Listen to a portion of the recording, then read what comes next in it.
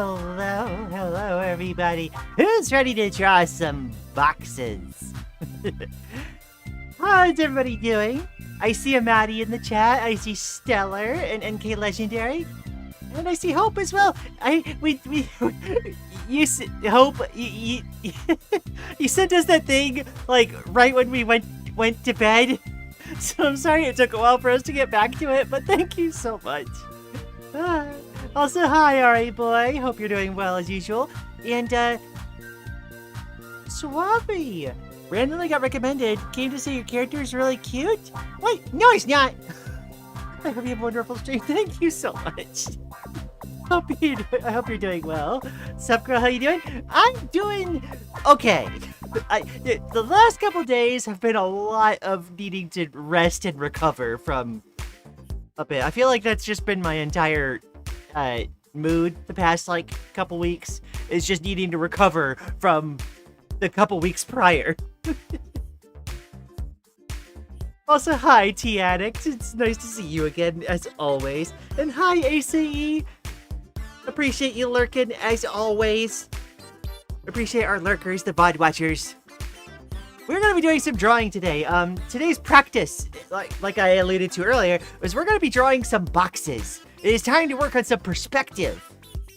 One of like the core fundamentals for drawing. Like, you know, whenever you do art, at first, the very first question you have to ask yourself is like, what is your actual goal, right? Because like that determines whether or not you want to even bother with like, you know, practicing fundamentals and junk, right? If your point with art is just to vibe and just draw the things you want, then like you can absolutely just go do that. But as soon as you decide like, you know, I would like to get, you know, better and like more knowledgeable about art, then you start talking about fundamentals. And perspective is one of the very important ones, at least to things like foreshadowing and whatnot. Hi, Lian, I hope you're doing good today. I am doing okay. Let's see, I hope you get to enjoy it. We definitely play it, for those that aren't aware, Hope is referring to Crypt of the Necrodancer, who she like very graciously gifted to us last night. And we definitely want to put that in the plans. I believe it's in our backlog somewhere, but like that definitely saves us having to grab it later. I don't know when we're gonna be able to get around to it, but it's definitely gonna be on the list. Let's see. I just kind of wish I could gift you the DLCs as well. No, that's absolutely fine, Hope. It was a very kind gesture, and like it does, you know, bridge the gap a little bit for us to get the DLCs ourselves later.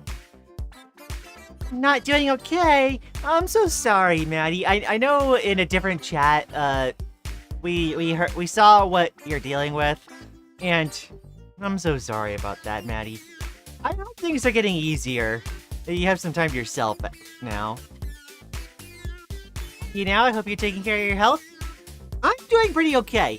Like, again, it's been a lot of recovery. Now it's both physical as well as mental, because, it hasn't been that bad, truly, but, like, on the job a few days ago, we accidentally got our finger caught in a car door. So that wasn't fun. So that's been recovering for the past little bit. It looks like it's gonna be fine. I just needed to give it a bunch of time. Actually, why we haven't really drawn the past couple days. So, but thankfully it seems to be healing up like pretty well. Let's see. We were thinking outside of the box, but sometimes we need the box too. Sometimes you need to know where the box is to know how to think outside of it, right? Art is also always intertwined with VTubing. VTubing communities are gonna say I? Yes. I'll be honest. At least my personal opinion. And I saw an example of this come through my feed. earlier this morning, but like, it doesn't make sense to me when you run into VTubers that like then use AI, because it's like, well, I don't know, you probably shouldn't be getting commissions then at that point if you're gonna do that. That's just me though. Hello, Manny! Oh my gosh, it's nice to see you as always. So many people joining us today. Bad and lazy? Yes. Like, even like the decent versions of AI that we had been using for a while are not even the ones that are being used anymore. Like the heckin' protein folding thing. It's all being swapped over to the generative nonsense, which is just inherently anti-human. IMHO. I was about to art today, but didn't even manage to get to the foundation line setup before I got interrupted. Oh my gosh. Speaking as someone with ADHD, the heckin' being interrupted when you're in that hyperfocus state, it totally throws off everything, because now you have to do a new, like, breaking over the threshold to heckin' initiate a new task again in order to get back to it. It's, like, we talk about it all the time here, but, like, it's why art pieces that take more than one drawing session for us are hard, because it's like, we do a whole drawing session, and if we don't finish the piece, it becomes so much harder to come back to it, to actually finish it. Ah. People say, like, now everyone can make music, and I'm like, you're skipping the most fun part, the learning and creating. And yeah, that's the thing. They aren't really making the art when they use generative AI. It feels like they are, but that is effectively not any different from, you know, commissioning somebody. You know, besides the fact that, you know, you aren't spending the money to do so. Like, there's not a fundamental difference between, like, having a generator, like, pop something out for you and giving a description to somebody to say, hey, make this for me, right? I don't know, it's weird, because we generally understand that if you pay somebody to draw something for you, then they are the ones credited with creating the art, right? That same line of thinking doesn't end up getting applied to AI though, because like it's the AI making it, not you. You aren't the artist for putting in a prompt. That's the same as giving, you know, a description to an artist to commission.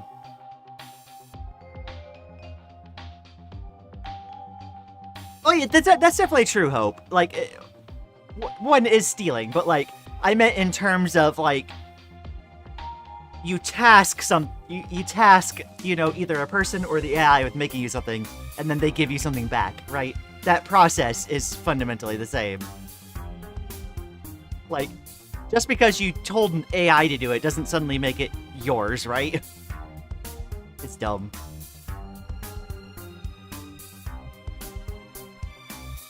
Let's see, I'm still babysitting the puppies right now. It's been 4 hours. The heckin' propensity for, like, you know, unplanned, suddenly so much of your day being taken up. I'm sorry, Maddie. I remember once an artist I used to follow, I genuinely forgot her name, started using AI and excusing it, not for her art, but for music, and I was like, you know, and that's the weird part too. Like, if you're say, like, you know, a digital artist, like, you know, you draw on Krita all the time, it feels so disingenuous to then be like, well, I want to use it to, like, put music in, you know? Like, yeah, I could probably go, like, generate, like, 3 hours of some, like, track to put at the back of my videos, but it's like, knowing the process that I do for, like, drawing, and knowing that, like, fundamentally, like, the same kind of work has to be done for other art, like, I don't know, it feels duplicitous.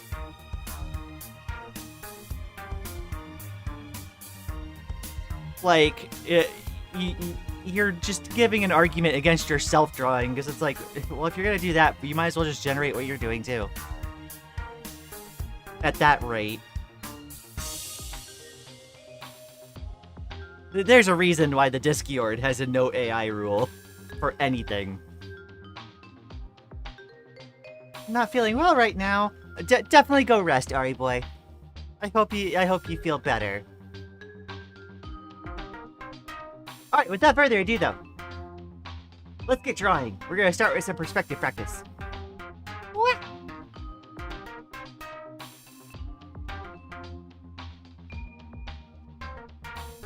Alrighty. So we're gonna be doing a few different types of like perspective. And perspective just being the very cute wily no. Nuh-uh. So yeah. Perspective being the like idea of your position in looking at something and how it recedes off into the distance. Perspective will often have a vanishing point. We're gonna use the line tool because like usually when you're drawing physically, you would be able to have like rulers and that's what you would use for this sort of thing. But we'll take the next best thing here. We're gonna have a perspective line. And I'm gonna want to draw a box. Just for the basic exercise.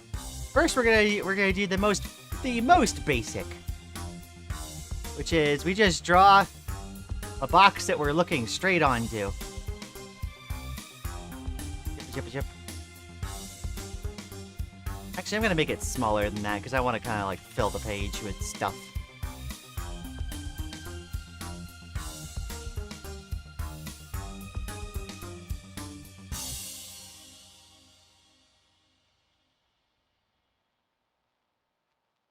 It's time to go into the box mines. Yep.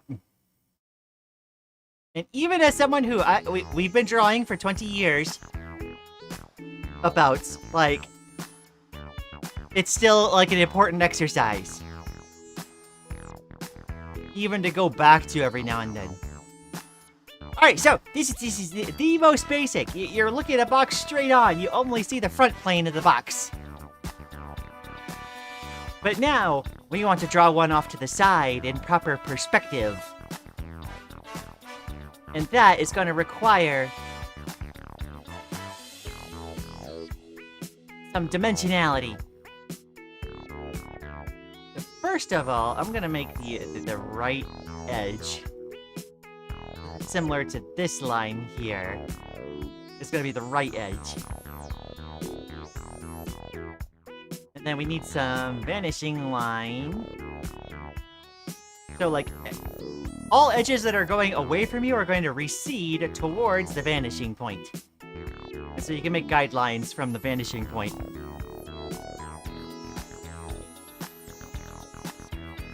In order to set this up.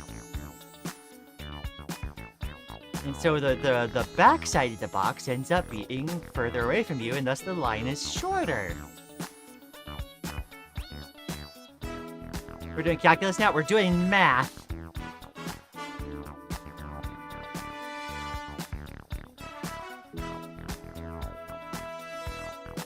And now we have a 3D box.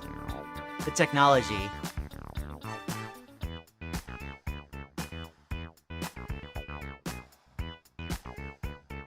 We have unlocked a new part of the tech tree. Huzzah!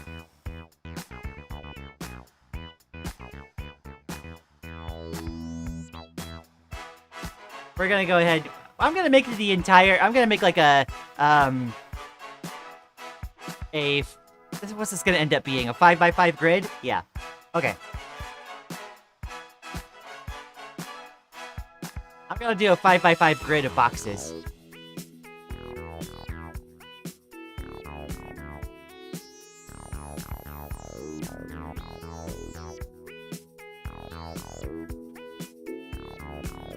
So great, sorry you admit you're cute to this information? Never.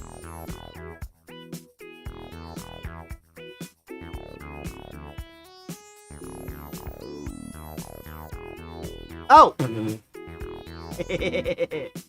I forgot about the content warning. Thank you.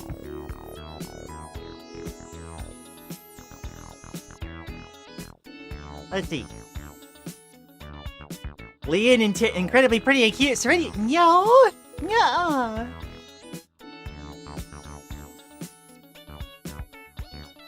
It's impossible.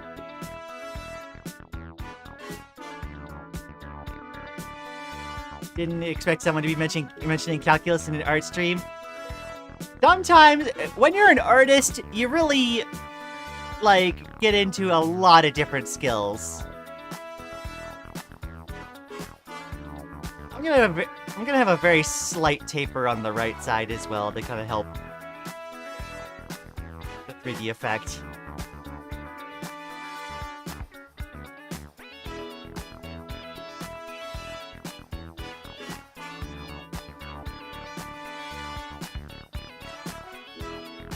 Let's see. Is the photosensitive warning a vestige of gaming streams? Yes, it is. It was for, heccin, vivid stasis. Let's see.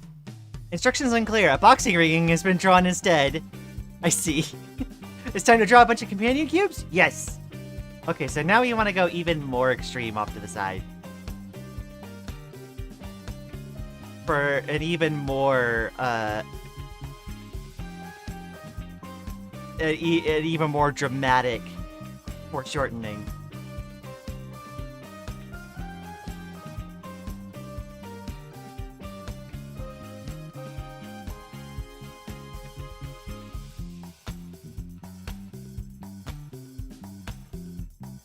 And as this, like, side plane of the box, like starts becoming more in view, the front plane that we have been seeing most prominently is going to start receding off to the side.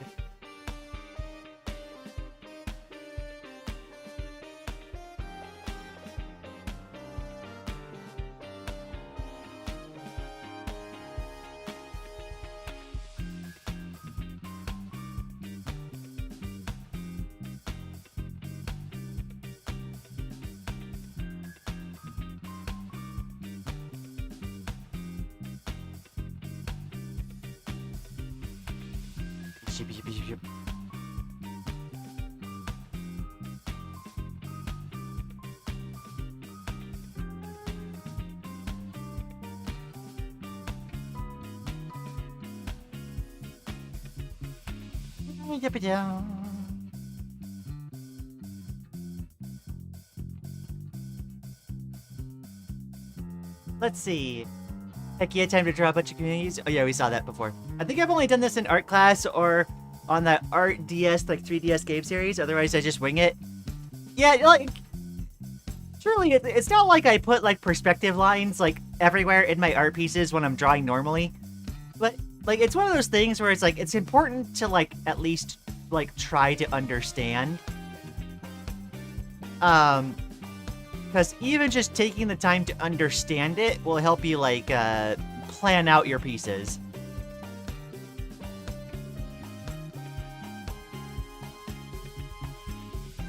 Because, like, the way that this, like, ends up, coming through on, say, like, actual art is, let's say you're drawing some, like, character. I'm just gonna put my construction lines, so the character is, like, facing down to the left. And they say they have their arm, like, reaching towards you. You start having this big, like, foreshortening where the arm starts getting bigger, and they're eventually the hand is gigantic close to you, while their face is smaller in the background, right? You get that foreshortening effect. Start cute. No, I'm not. Nuh-uh. Let's see. I just discovered my new favorite spider yesterday. Oh yeah, you were talking about the heck like catapult spider. Drawing 3D boxes is very satisfying to me. There's definitely a procedure to it that is very fun, for sure. Okay, I want to then start making perspective lines for me to use going up this way.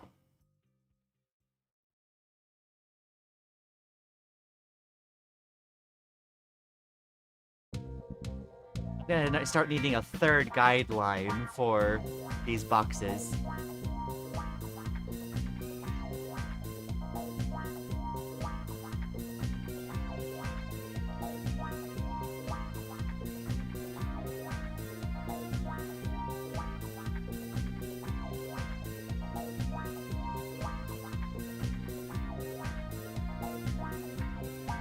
Let's see.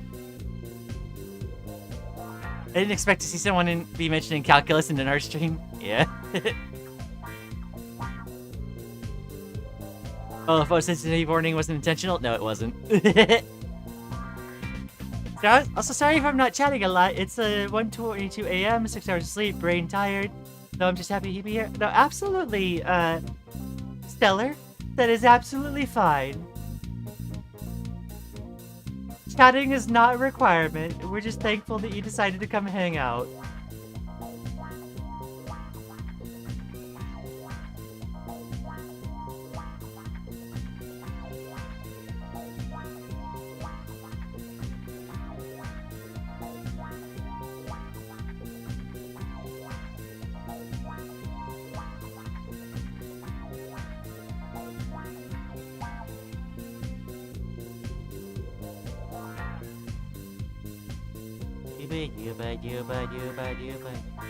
These boxes ended up pretty elongated.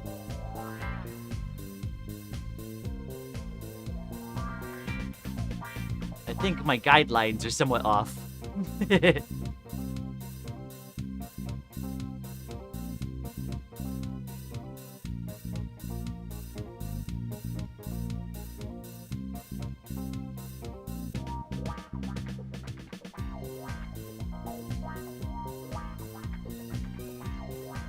The lizard understands perspective, but has not actually practiced it in a while.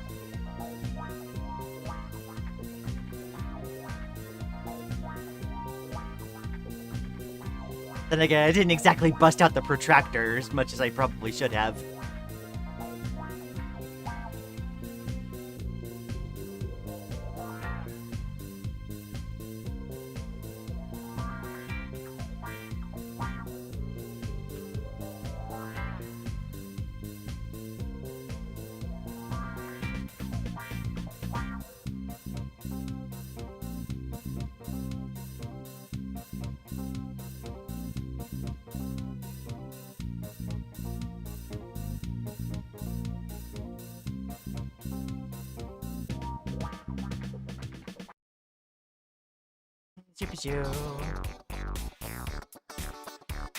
Oh, that's why. I'm not exactly landing on the center point, and that's throwing things off pretty quickly. What happens when you kind of wing it.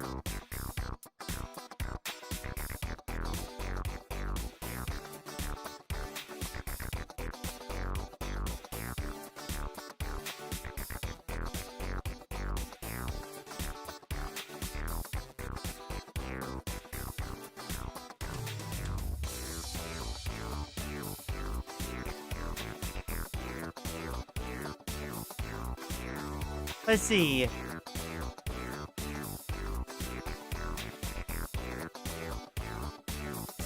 Thing close big, things far away small? Yes, that's heckin' foreshortening for you. Yep.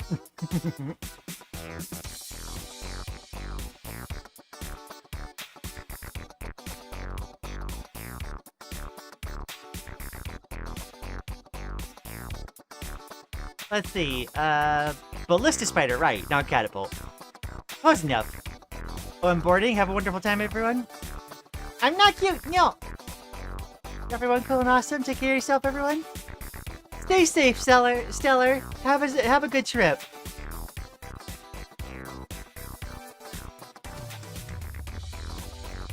Gosh.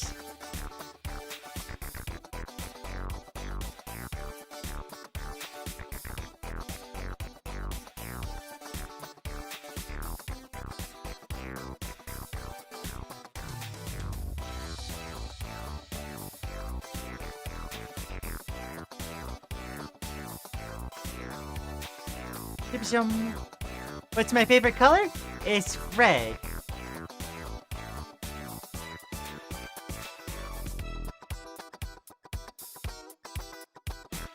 heckin' easily. That's why heckin' all of the... I just realized I need to be on a different screen, actually. Help people see a bit more clearly what I'm doing. There we go. But yeah, that's why, like, all my character designs use, like, a black and red color scheme. Because black is a good contrast for it.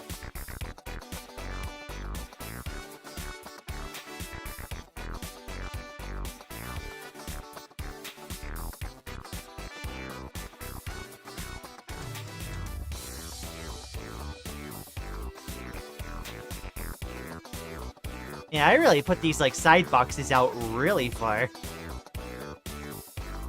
We'll keep at it, though, I guess.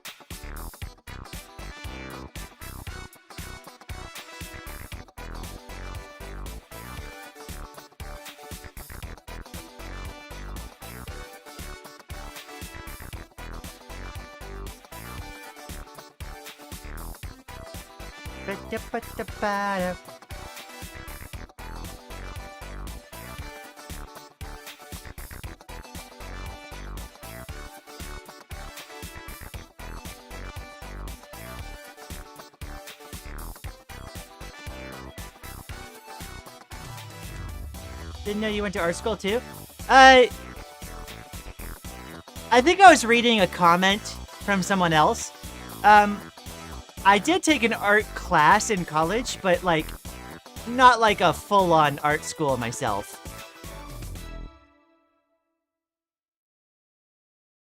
I did do a college level drawing course, though. Where we were practicing, like, exactly this type of thing, and I did, like, the value study, last time. That was on kind of the same thing. Although, it probably would have been better if I got, like, an actual, like, you know, 3D forms and, like, a lamp for, like, proper lighting and whatnot. Let's see. We have never practiced perspective. It is very good to, like... And here's the thing that I want to, like, get folks to get comfy with. Because, you know, a lot of times, like, it really feels like folks get it in their heads that, like, oh, I have to spend, like, heckin', you know, hundreds of hours drawing boxes all the time, and, like, it's so boring, and I don't want to do that, and blah, blah, blah. Like, really, you don't need to do much, like, in order to practice, like, the fundamentals, right? You really only need to, like, spend, like what I do with these streams. I spend, like, what is it, like, maybe, like, half an hour practicing something for a bit to try to make sure I understand a concept a little bit better. And then I move on to drawing things that I want, right? And, like, you'd be surprised how much, like, even just, like, a little bit of steady progress, day by day ends up, like, mattering a lot, actually.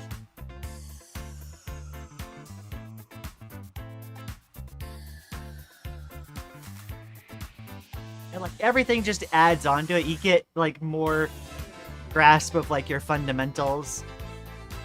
You get better with values. You get better with perspective. You get better with shading. All that good stuff. And it really does not have to take that long.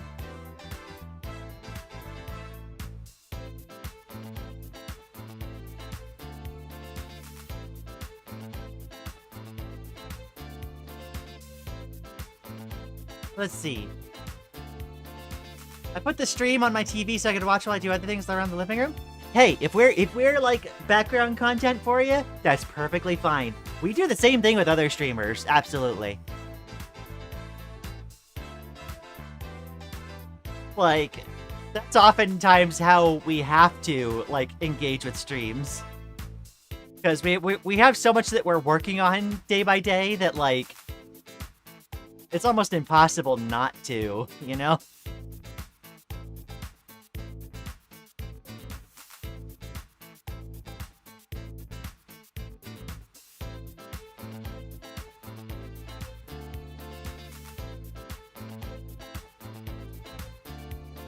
And, like, yeah, this part is, like, a little bit laborious. It's, like, to be expected, honestly. But it's a little bit of level grinding, so you can, like, get your concepts in order. And then you can apply it, in future art pieces.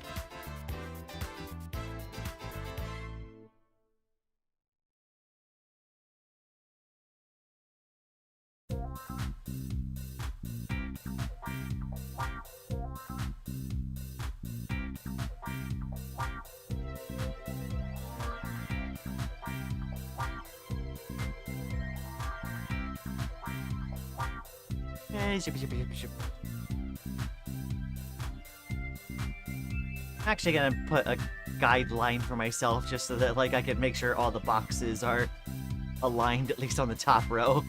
This is not the best perspective practice that I've done, but this is probably indicative of the fact that I did need to do this practice.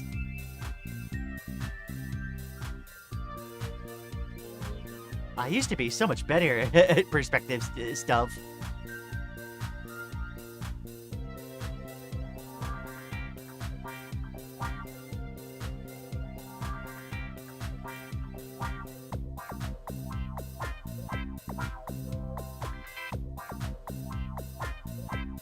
Yep.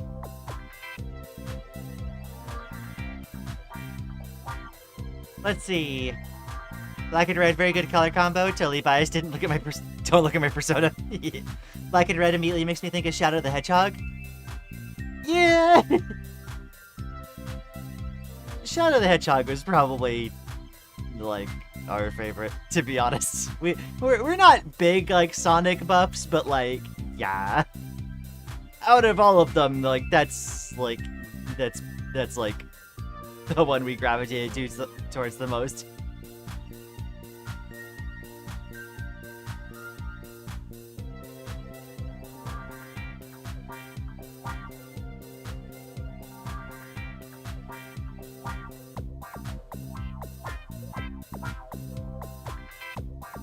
Let's see. It was me, and I also didn't go to art school. Like I said, it was just my high school minor. Yeah. Yeah, it was Manny's comment that I was reading earlier about art school.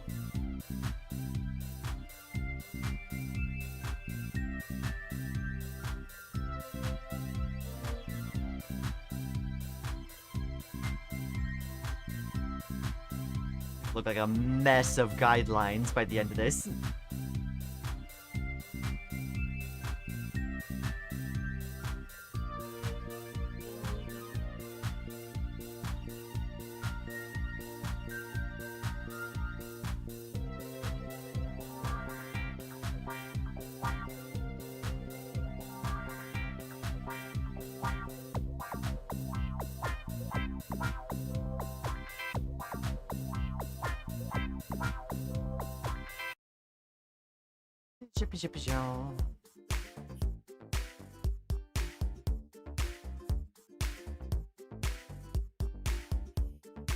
Let's see. The problem is... Let's see. Actually, hold on. I remember when I had art classes in high school, I completely ignored them since I wasn't interested nor good at art back then. Sometimes you just need the right, like, motivation, right? The problem is, if you're a complete noob like me, you'd need to do a ton of boring practice to make somewhat decent art. Personally, I couldn't go through it and gave up. I don't think that's necessarily true, T-Addict. Like, yeah, your personal standard of, like, what you want to output immediately might be pretty high. But, like, you can just, like... There is something to be said, I think, about, making art even, like, just for yourself, even if you know that your skills aren't quite there yet. Like, if everybody who is new to art, like, let that stop them, then nobody would be, like, starting, right? And, like, I don't want folks to feel like, you know, they have to have like a certain minimum level of skill in order to engage with art in the first place, right? Like, you can be level 1 artist and make art pieces just because making art pieces is fun. And yeah, like, the shapes will be wonky, the perspective will be off, like, but like, it's one of those points where you have to like sit there and ask, like, who cares? You know? You're just starting out, like, you made something. Making something is like the first and hardest part. Like, yeah, you'll probably get better at it later, but like, that's how you do a little bit of practice, and then you make something you like, and then, like, you know, you go and you practice a little bit more, a little bit later, when you feel like it.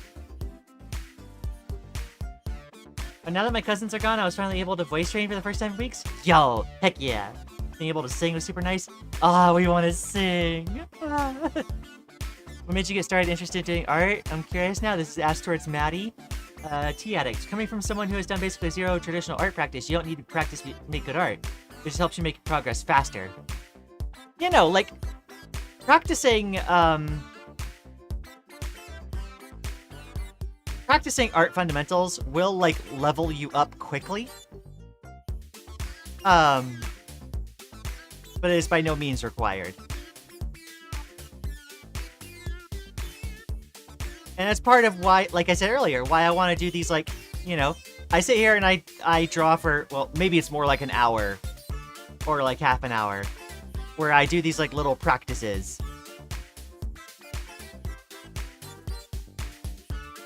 And then I let that be and I like move on, you know?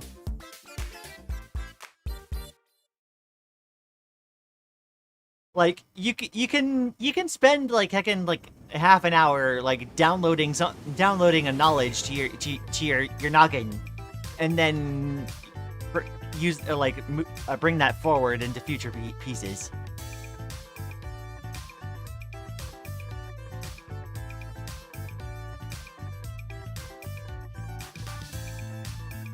Like, yeah, even the perspective that I'm doing here, like, I'm trying to make sure I, like, at least understand, like, keep the concept practiced, but, like, a lot of my boxes here are pretty sloppy, like, being completely real. Like, yeah, I could probably break out the protractor and do a lot better, but, like, that's not the point, so to speak. It's making sure I understand what I need to be doing.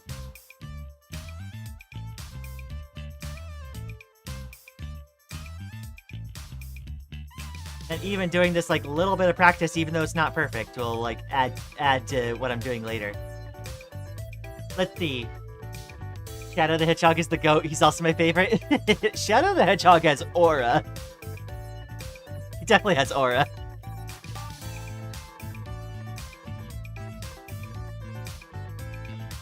Oh, those cubes remind me of cheese cubes. I'm hungry now. Oh no, the cognito hazard.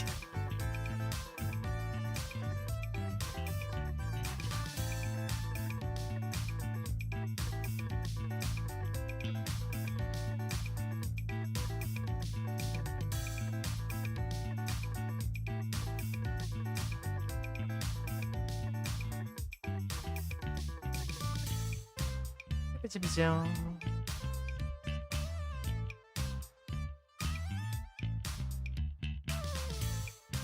pretty sure my bottom row boxes are going to be going off the page, but that's okay.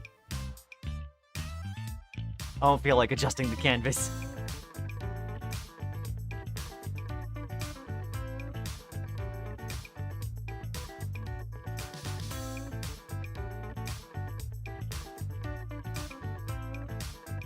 Let's see.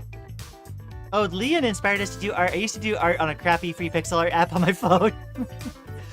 You know, and like, you don't, that's the other thing, is like, you don't need like the best and most fancy programs that like everyone's paying out the nose for in order to do art. You don't need the, like, you know, Adobe suite in order to do anything. Like, I think I've shown in the drawings I did for myself, you can get a lot done with just like ballpoint pens and notebook paper, you know? A lot of our early drawing was heckin' like just notebooks.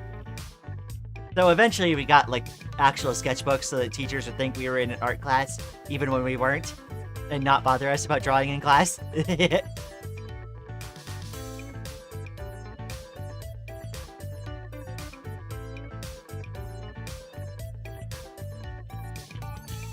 We used to have like a kinda like study hall like makeup for a like missing class like thing in my high school, and we went to it every once in a while because we preferred that over actually being in class.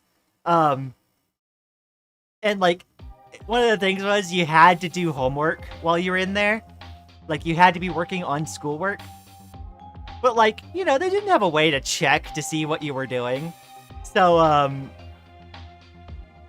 I would bring my sketchbook and draw in that like study hall, and all of like the assistants that were trying to like monitor everybody would think that I was like doing like an art class.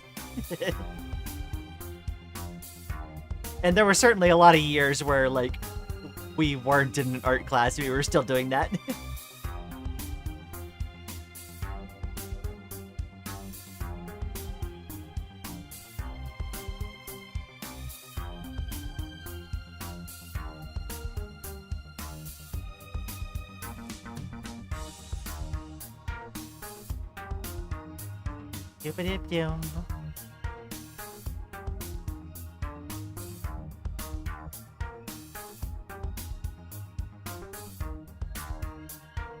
Let's see.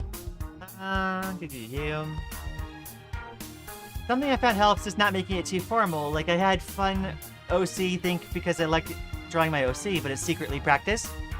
Yeah, no, like drawing anything, like a lot of that skill transfers over. Like, I'm gonna be real, I think our own, like, drawing, like, ability has, like, improved, like, immensely, even though we already have 20 years of experience.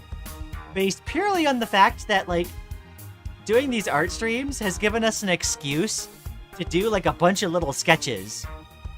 And that's giving us, like, you know, a lot more practice time. And, like, a lot of our drawing is, like, heckin' much more loose and relaxed and stuff. Like, it's like, it's the practicing what we preach kind of thing coming through.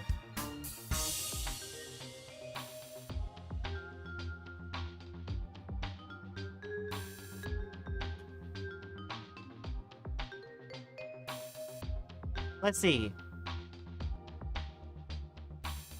Art is all about observing like a scientist and creating in a fantasy and snacking in the middle of it. Yeah, no, one of the things that we thought of earlier as, like, folks were talking was, like, a lot of folks get hung up on, like, oh, I want to be able to draw without a reference. And, like, on the surface, what people mean by that is they don't want to just copy things, right? They want to, like, create stuff. And it creates this negative stigma around using reference, but, like, one of the things that you have to, like, also learn, and it's something that does take a long time to really learn, is you have to draw what you see, not what you think you see. And so, like, there's a lot of developing, observational skills. Because there'll be times when you try to go, like, you know, copy a reference, and you'll realize that there's curves and, like, tangent points and, you know, values and gradients that were there the whole time, but just were not obvious until you actually went to actually, like, copy the reference. Observational skills are huge.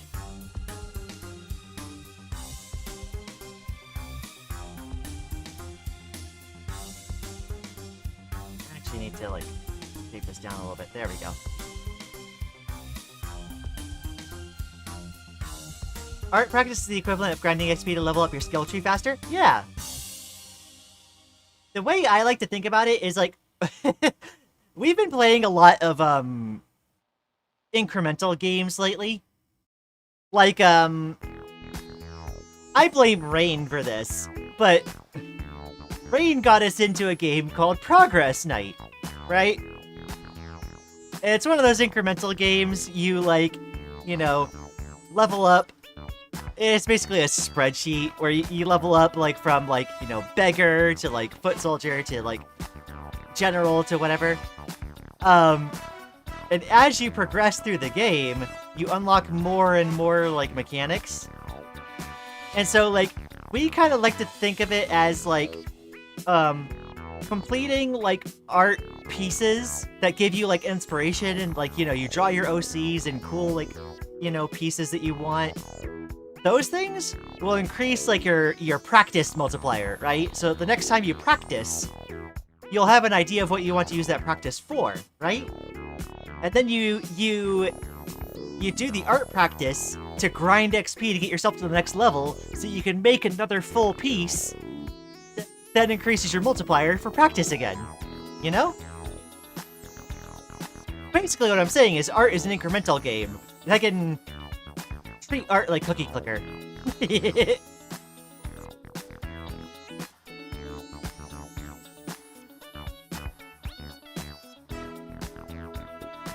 Yeah, I missed 19 hours straight on Cookie Clicker.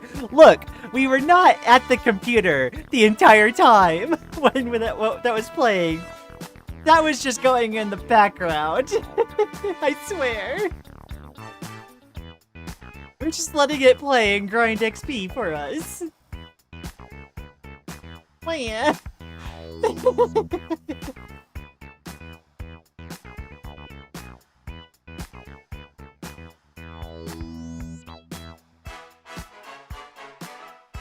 So you can make progress in art by sleeping with Krita on. Noted.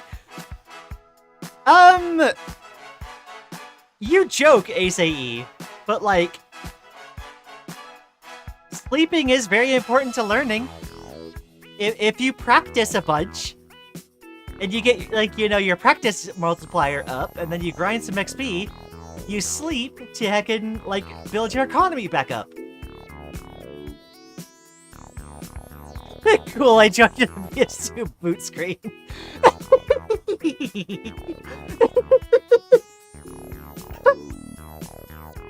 You're the best, darling. Oh. Oh my gosh.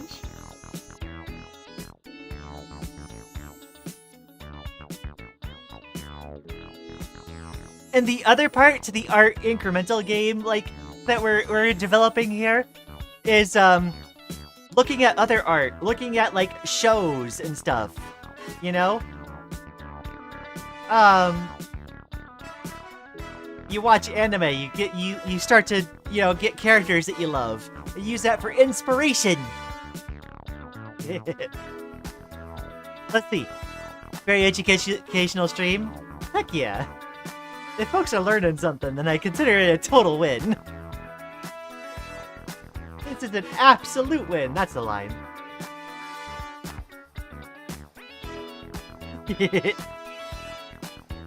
Let's see,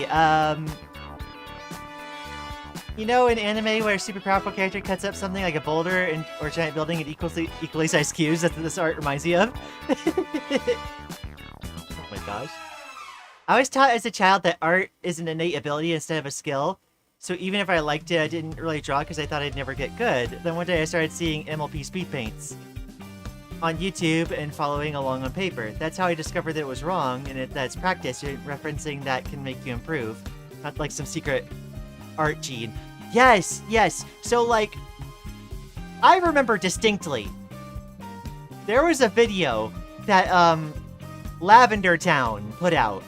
Love Lavender Town. Lavender Town is one of my inspirations, right? And this is an inspiration I obtained, like, far after the fact of being able to draw. But, like, Lavender Town made this video where somebody was commenting and being like, oh, you're lucky because you got, like, the blue blood gene to be able to do art. And, like, that's just a fundamental misunderstanding of A, the purpose of art, and B, the mechanics of how that, like, getting better at art actually works. You know?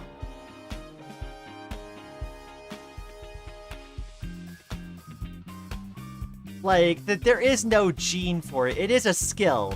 And, like, I was thinking of this, like, earlier, right before stream started, but, like, I'm sure that every artist...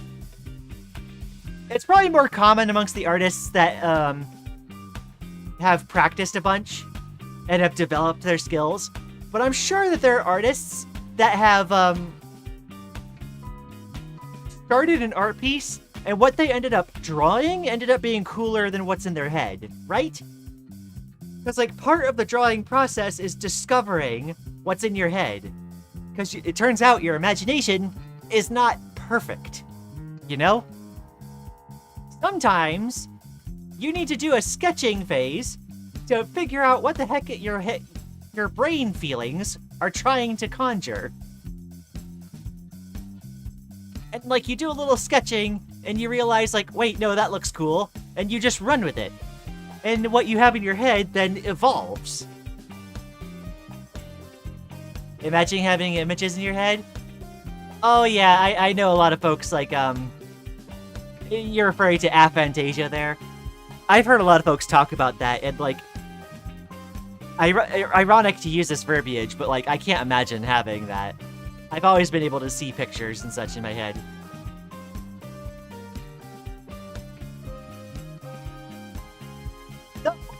I feel like that's not, I feel like, you know, the process of drawing has taught me that, like, you know, you still have to discover that process, like, physically, like, actually drawing it out.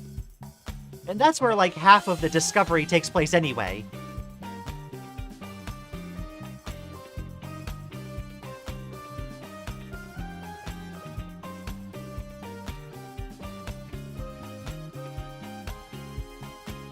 Let's see. For me, the art magazines are quite helpful with those free online art museums. Quite helpful in learning. Yeah, no,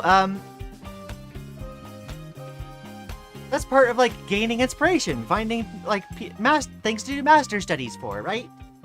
Yeah. I remember that video, the Lavender Town one? Yeah. Imagine having images. Oh, wait. No, I talked about that one. I guess passion and time are the general things, and good practicing. There are so many factors about, like, practicing art that play into it. It's hard. It's one of those things where it's hard to go wrong as long as you're practicing something about art that, like, you're interested in, right? As long as you're practicing something, it's gonna be worthwhile. It's gonna, you know, be valuable to you.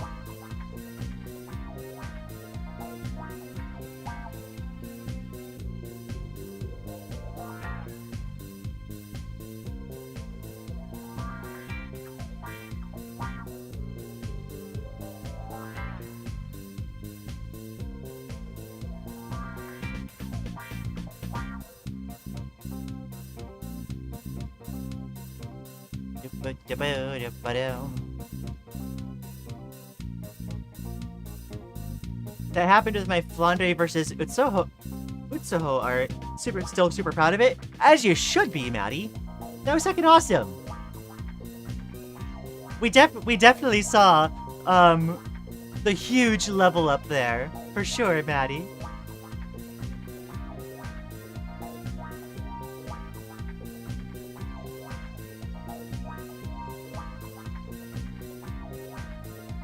That level up was palpable. Along with Baddie's, like, Nico piece. Y'all have been, like, improving by leaps and bounds, especially recently.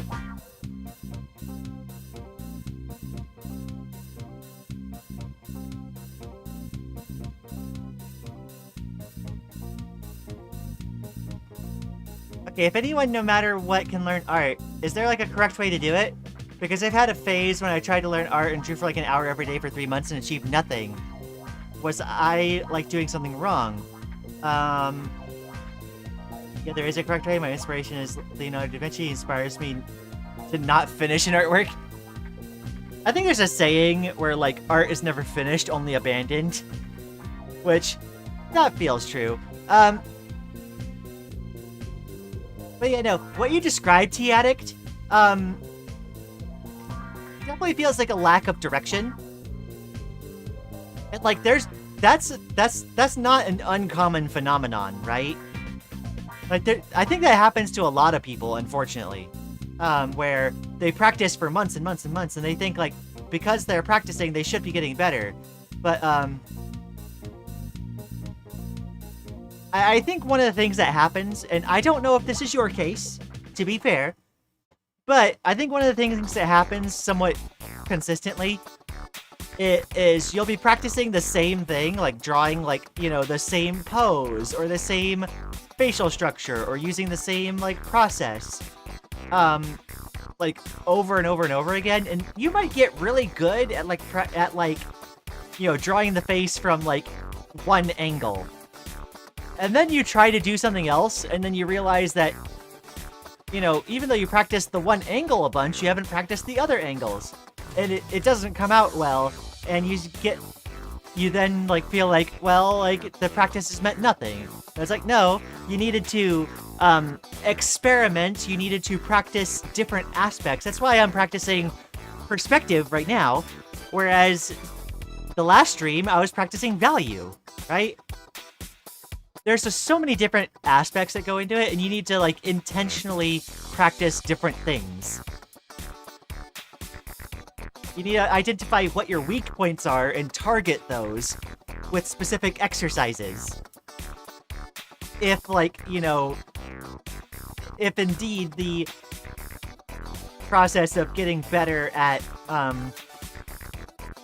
what people consider to be, like, you know, art skill is your goal. And sometimes you might need to have people, like, look at your art and be like, well, it seems like what you could work on is perhaps perspective or proportion or shading or what have you.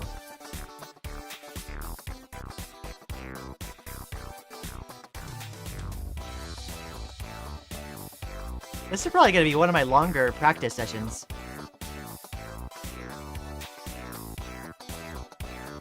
I was going to also do 2-point perspective, but I don't know if I have necessarily the time. Although the 2-point perspective one is pretty quick.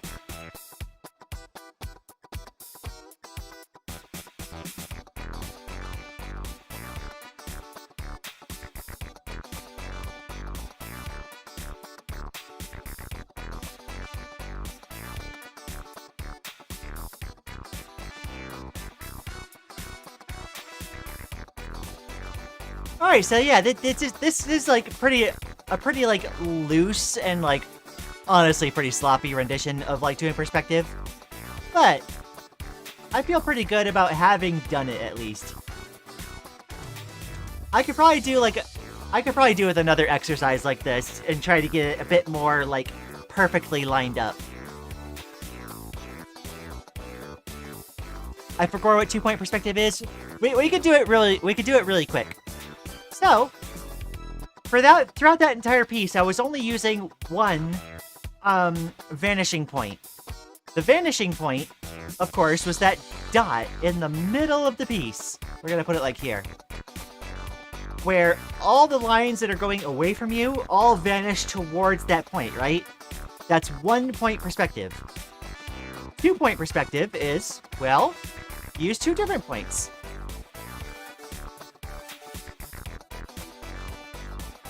And so the 2 different points will do like 2 different sides of the box. So let's say I want to put a box roughly here-ish, right? And I want to make the box super 3-dimensional. Well, we're going to use the 2 vanishing points to determine the edges of the box. We're gonna do it roughly like this, so we can have guidelines for the 2 different planes. And then I'll draw the box out. Using those guidelines. So we have the one face of the box vanishing towards the one vanishing point here. And then you have the other plane of the box going off in the other direction. It's vanishing towards this point.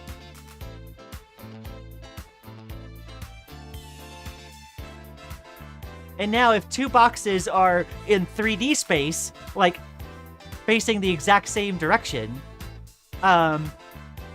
you can determine where a different box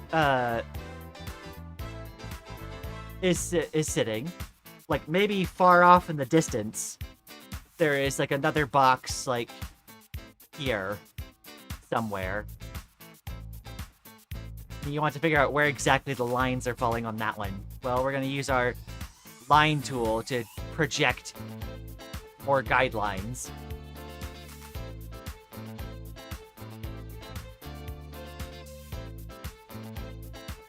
And then we could discover where the lines of that box are, and then draw it out properly. The concept is pretty simple to understand, like, once you get it.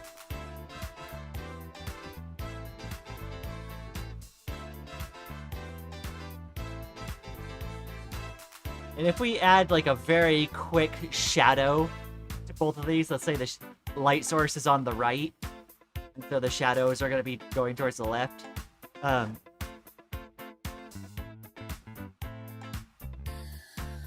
You can immediately get, like, a forced perspective thing going on.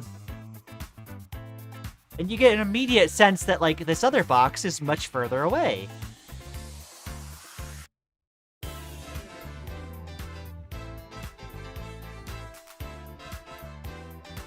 And then let's say there's this, like, giant box, like, in the foreground on the right, say.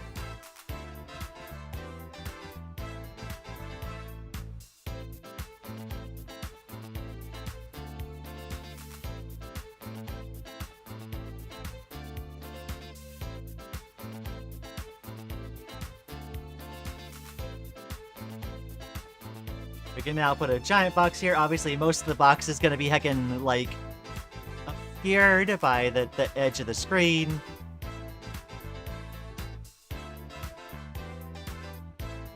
And then you have a shadow going off the side.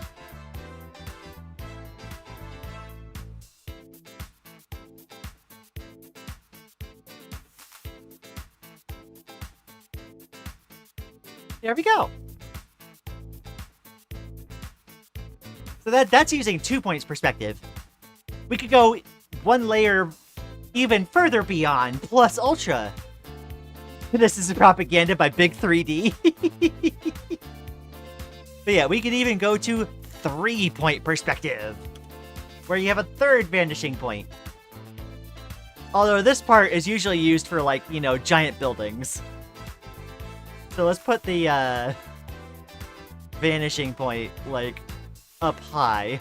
Or the horizon line up high, rather. So we want a giant box.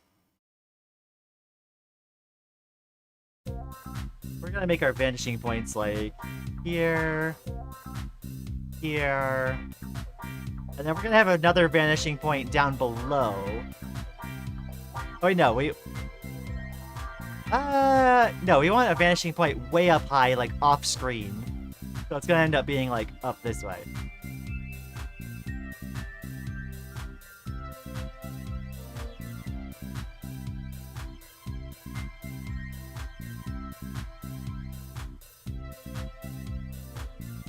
So we want all the lines that are facing upward now to go towards that upper vanishing point.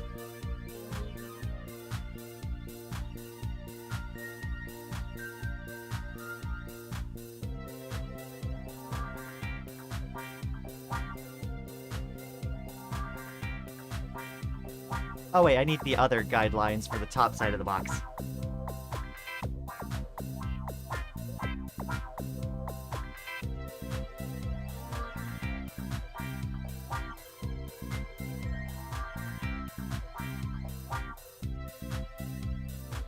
I could actually get that, there we go.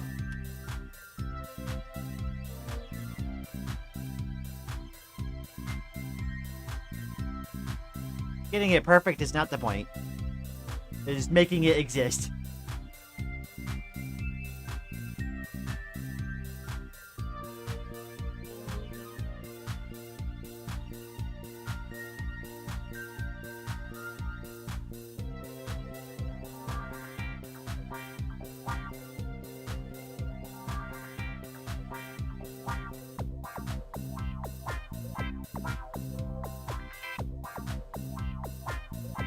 Now we have this, like, big, like, fisheye lens thing going on.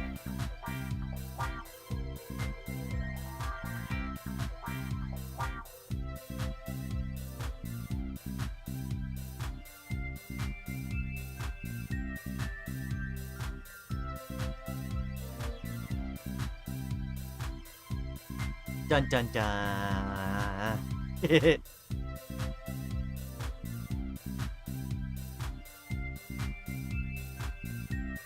Yeah, you get the box, like, tapering off in different directions. I'll probably need to do, like, this again. Is that how you do, like, a fisheye lens drawing? That's how you could, like, manipulating these vanishing points can give you that effect, for sure.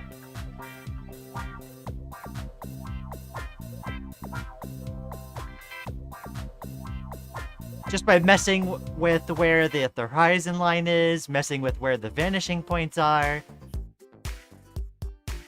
You can construct things. And then, like, once you understand this with boxes, and more specifically other shapes as well, like spheres, cones, pyramids, etc., you start being able to build out, like, things like anatomy and foreshortening and whatnot.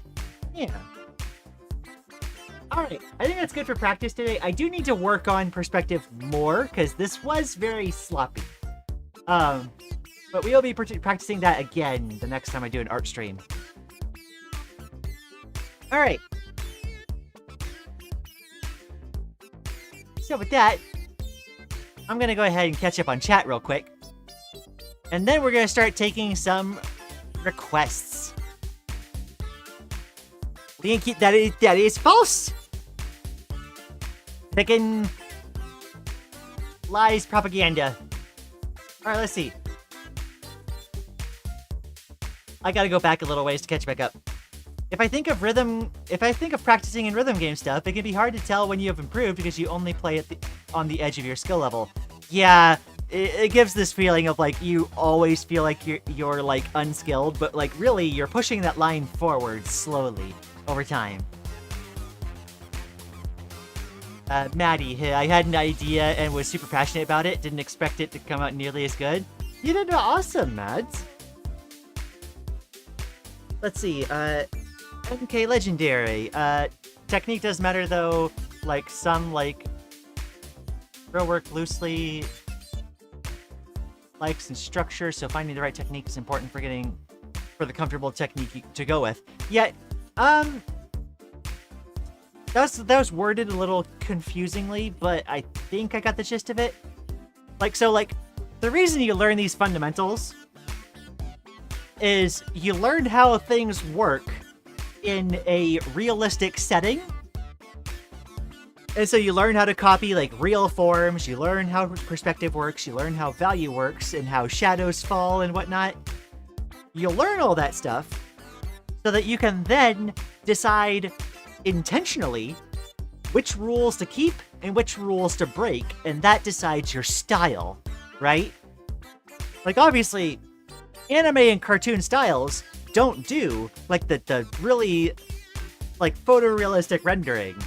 They do shorthands that imply, often, these concepts in a very, like, truncated shorthand. And that's what creates, like, a lot of, like, the look, so to speak. And so, like, if you're wanting to be proficient at art, it is very valuable to learn these, like, fundamental techniques so that you can understand why people make the decisions that they do when stylizing their work. Maddie, I remember when I first started arting, I was super bad with the limbs. You know, proportions are hard. Anatomy is huge. One of these days, I'm gonna have to start doing anatomy studies. And, like, that's something I have not intentionally practiced yet. And so I feel like as soon as I, like, do that for a while, I'm gonna level up, like, a ton. Because that's not that's an area I have neglected, to be honest. Let's see. Vanishing point can also be thought of as the horizon as well. Yes. 2-point perspective is perspective at 2 points. Already noted. Yeah. Let's see. This looks like something I'd see at a math exam. Yeah. Don't speak of math exams in my presence, Maddie. I'll spontaneously combust. math, trigonometry, math, Pythagoras theorem, math, algebra. Thinking intensifies.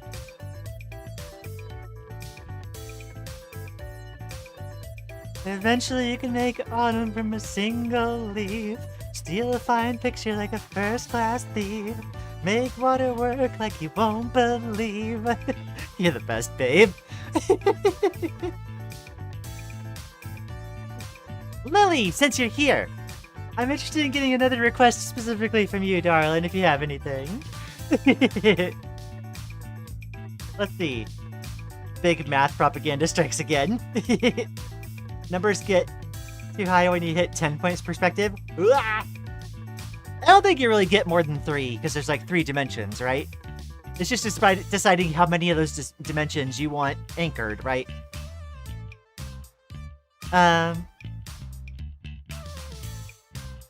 Let's see. While thinking about it, how's the progress on the game thumbnails? It has been slow. I mentioned earlier, I had a little bit of an injury at work the other day. I got my finger caught in a car door. It has mostly healed. It's still not perfect yet, but like, I did have to go easy on it for a while.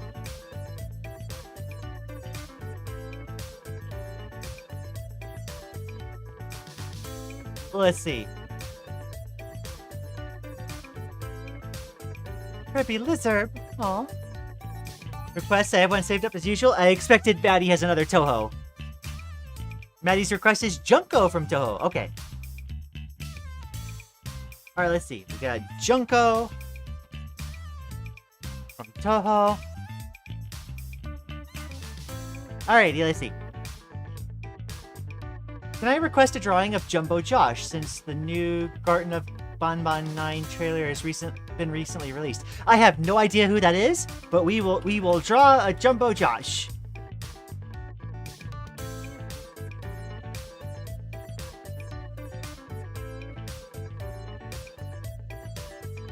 We will figure out who that is and then go draw. Oh yeah, did Cute Liab end up getting another commission from that person? I don't believe so. Let me check again. I wouldn't be surprised if I did, but doesn't look like it, actually. So, things have been, like, relaxed on that front. Alright, let's see. How's your finger doing, though, Miss Lian? Are you comfortable drawing further? Yeah, no, it's the reason why we weren't drawing the last couple days. Like, I was keeping an eye on it to see if I perhaps needed to, cancel today's stream. Thankfully, I feel pretty good today.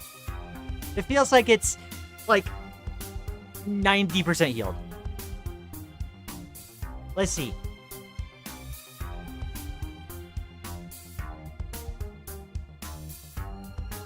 Happy singing voice?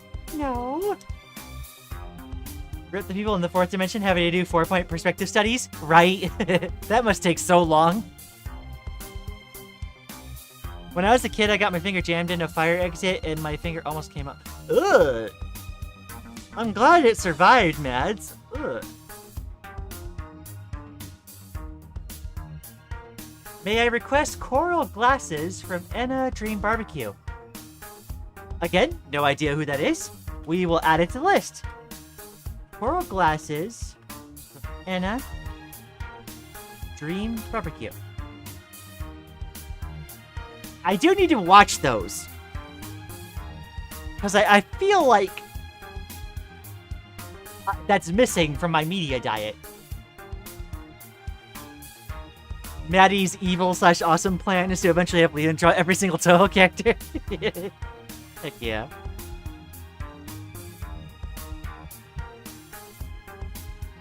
We're gonna commission Lian when she least expects it. Oh no!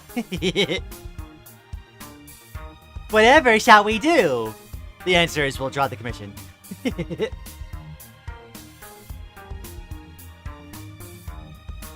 Alrighty, while we wait for Lily to think of her request, I'm gonna take a quick little break to rest up a tiny bit, hit the restroom, and refill my drink. I will burb. Wah. Yeah.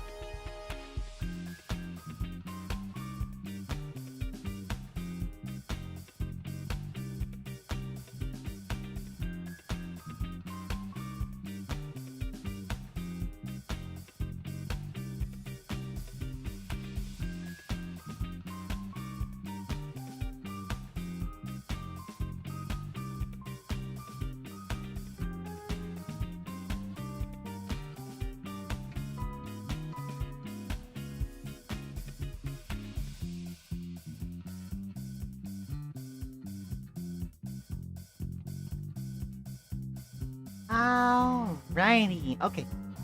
We have these, yesterday we went to a Japanese marketplace. And we picked up these like sweet and sour haichus, and we've been obsessively snacking on them. And we couldn't help but grab a couple, like, during the break. We also needed to put our hair up in a bun because, oh boy, we're sweating. Alrighty, well, let's catch back up on chat again, and then we will get to the requests. Let's see, it's time for Fun Facts with Maddie! Hello ladies and gentlemen and MPs, welcome to episode 75 of Fun Facts with Maddie! Fun fact number 1, if the solar system's planets' positions were in line with the body of the sun, being at the head, and Pluto being at your toes, Jupiter would be at your chin, and Uranus would be... Oh, yep, I remember that one from Vsauce. Fun fact number 2, water is an amazing radiation shield. For every 7 centimeters of water, it cuts the amount of radiation penetration in half. So 2 meters away, there's a billionth as much radiation. Wow. Fun fact number 3, let's see, that's 1,000 million billion trillion, what's it, quadrillion? 105 quadrillion, 263 trillion, 157 billion, 894 million, 736,842 is the smallest number where if you move its final number to the front, it doubles. This is called the headbutt doubler? What? Huh? Huh? Post? Well, that's a wild one, actually, Maddie. What the heck? Let's see. Hope you all enjoyed today's fun episode of Fun Facts with Maddie. Thank you, Mads. All right. Let's see. Join next time if you're cute. I can't come to the next Fun Facts with Maddie. Lian. Everyone's cute just by existing, even the butter and the leaves. No. Nuh-uh. Cute snacking, Liam. No. I miss the Japanese convenience store at the city I used to go to for university. Yeah, no. It takes like, we have to drive like 40 minutes away to get to the Japanese marketplace here. But like, it was fun.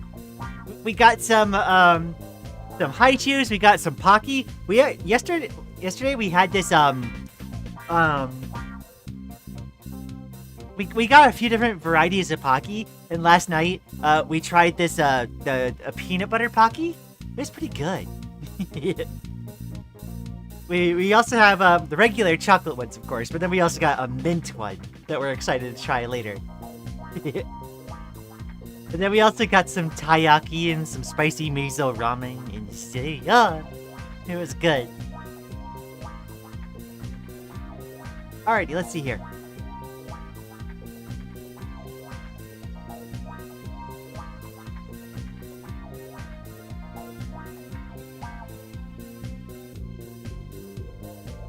Oh, okay. Are we still taking suggestions? I believe I have my 4 for today. Definitely bring it in a suggestion next time, though. Ooh, okay.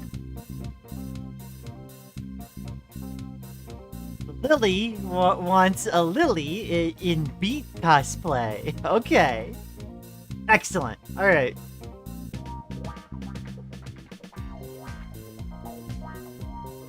Heckin' awesome.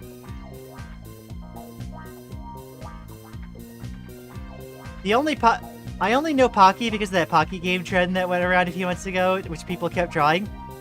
Yeah, no, there's an international, like, Pocky Day, where people, are often, sending art, or drawing art of, characters, eating Pocky. There was little watermelon gummies I bought every time I tried other stuff and I missed them. Oh, I'm sorry, Manny. Alright, so let's go ahead and get back to the drawing screen. Did I hear a beat from a beetle? You did! You did!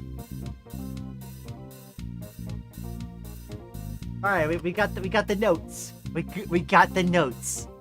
First, we have the obligatory Maddie Toho request. So, where is Junko?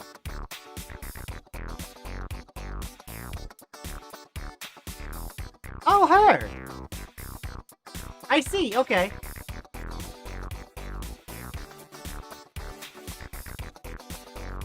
What other references can I perchance pull from?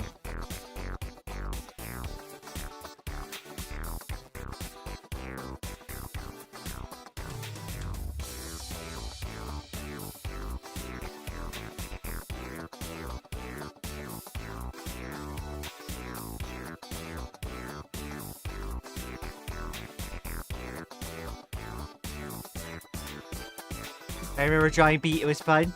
I think Beat is such a good character.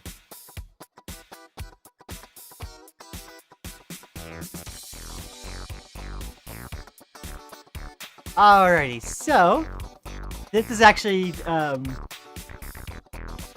interesting because it kind of plays into the perspective practice we were just doing.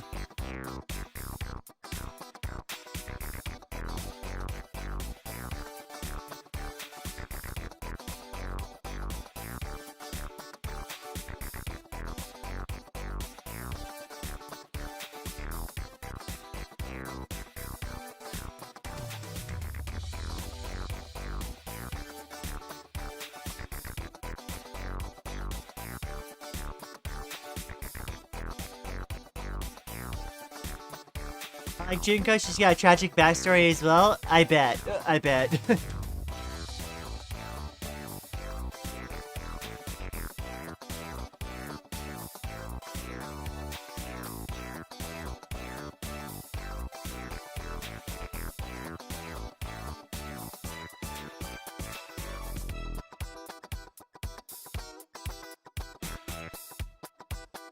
Also, one thing I realized when, a little bit ago was, we realized that, like, for Chomp Sibley, our specific triangle method of, like, quickly drawing out, like, faces and whatnot might only, like, be useful to folks that already, like, have a good understanding of how, like, say the, like, anatomy, like how the nose will sit in front of one of the eyes, depending on the angle and whatnot.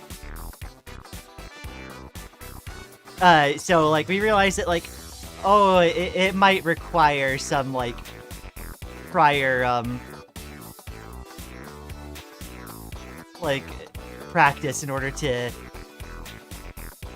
actually be able to pull off properly.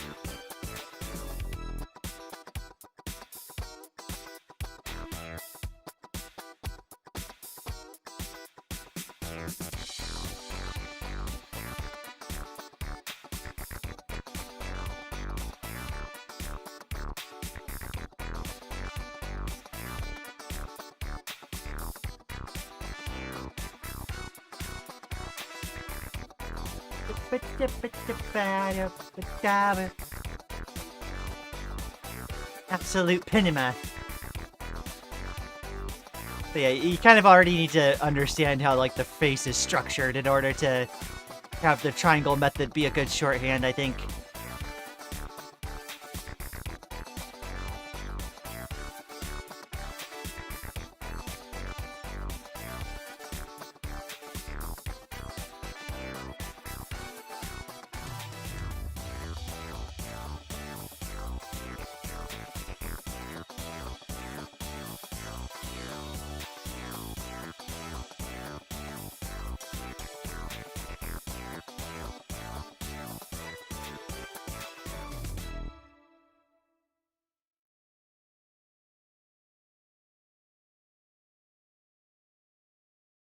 And for Chomps need to integrate, like, hair ribbons into things more often. When I think of Unbeatable, I immediately think of Jamie Page and the joke, the P in Jamie P stands for unbeatable. The P in Jamie P stands for playable. Oh my gosh.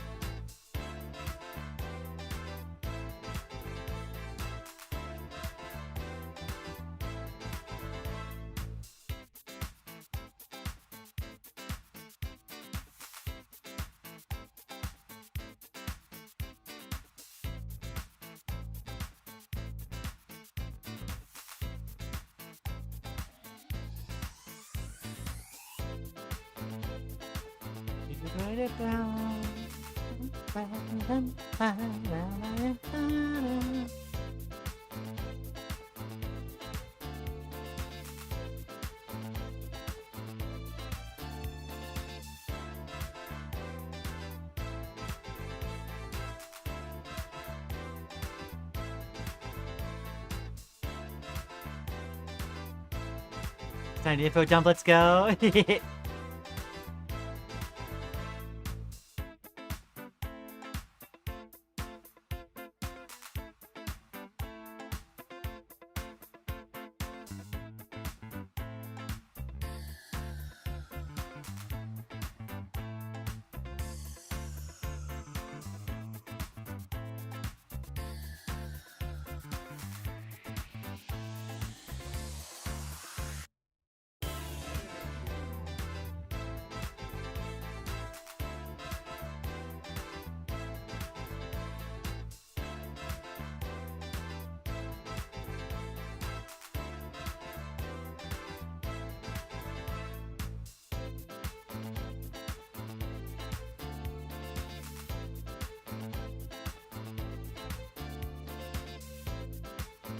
Let's see, I want to construct the... Oh, we're immediately getting, like, foreshortening. It's a good thing I did perspective practice earlier.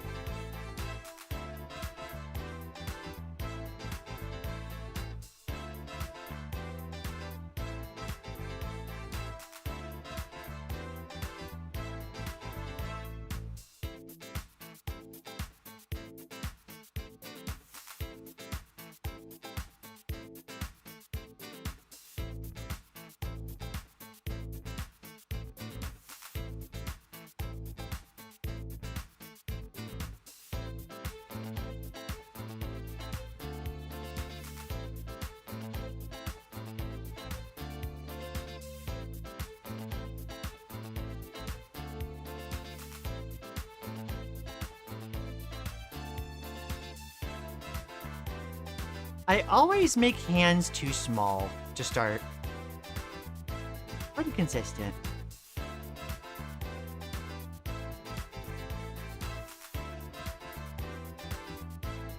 Cute singing. No. Nuh-uh.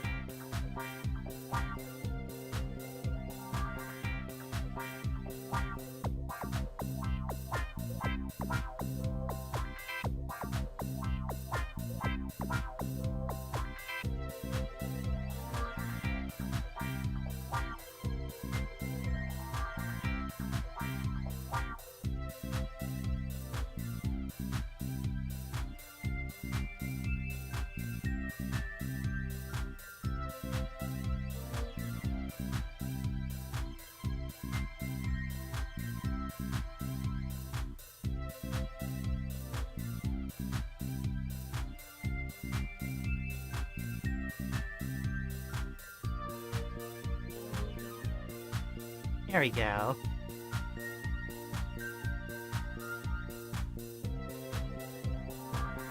Did Liam miss me joining? I think I might have been, that might have been during our break. I'm sorry. Hey, Extreme! Thanks for dropping by! I'm sorry I didn't catch it earlier. We heckin' zoned in for a second there. Let's see here. Absolute Pinema. Let's see. Junko is a divine / spacious spirit, which is essentially a human who became a god. She has the ability to purify anything, which has many meanings, but simply she can remove imperfections. Don't worry about it. Hi. Again, hi.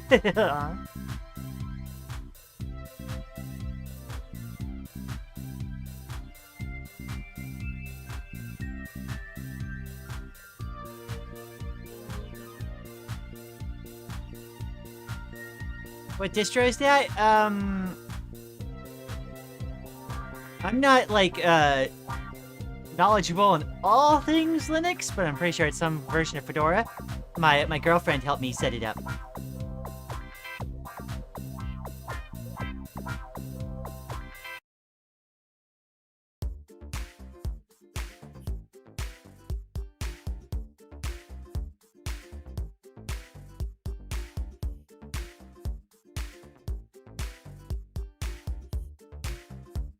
Junko was married to Hoyi, who was a Lunarian, remember those guys? Until the day Hoyi shot Junko's son and killed him. Junko was, for lack of a better term, not happy about this? Yeah. Yeah, Ultramarine.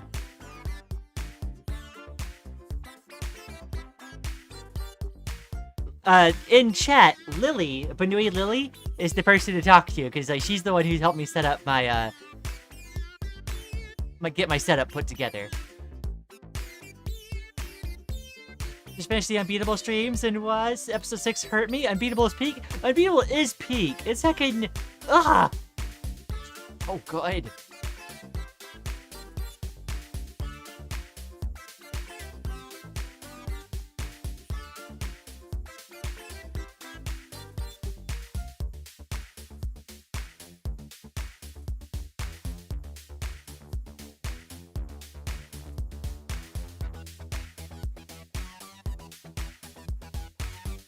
Came back to Unbeatable fangirling? Yes! Unbeatable deserves all the fangirling.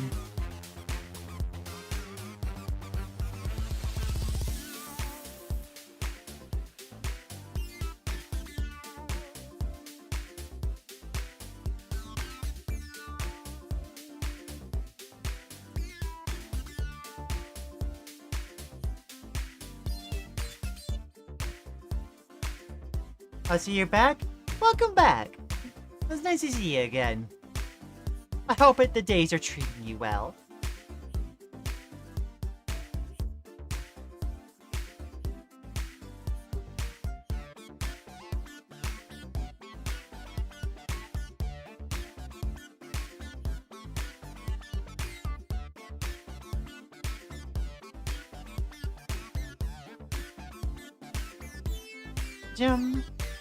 I do need to play Unbeatable. Wait, Limbo demo is a masterpiece. Unbeatable is so good.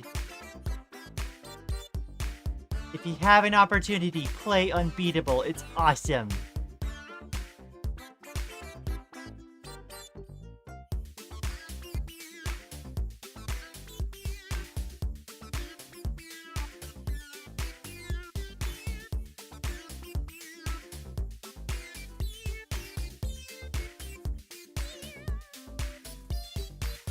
Back to the States from Greece, and I got the most gender-affirming clothing haul ever. Yo! Looking forward to see Lian play Chicory, because it'll be peak gameplay.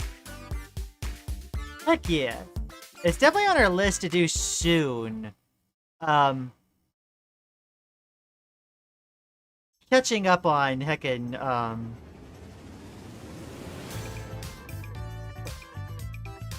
all the art stuff necessary. It's gonna take a while, but I feel like it's gonna be worth it.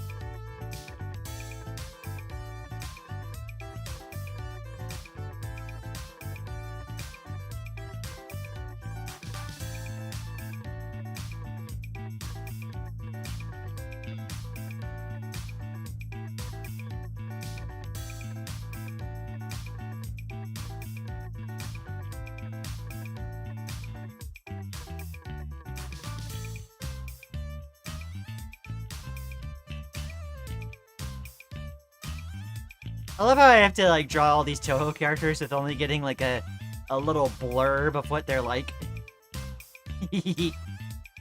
Heckin' awesome, though.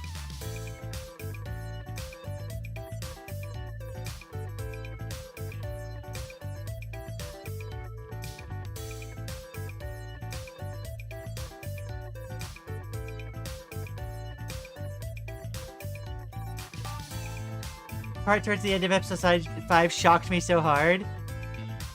Before the song. Yeah, the heck it got us too, to be honest. Again, a wild turn of events.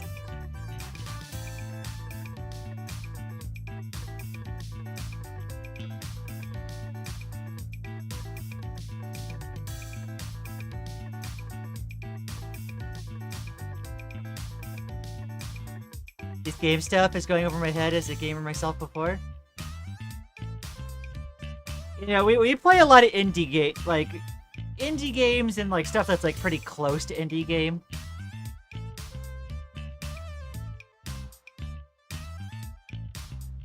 So it's like there's some stuff that we play that is what everyone is talking about these days, but not everything.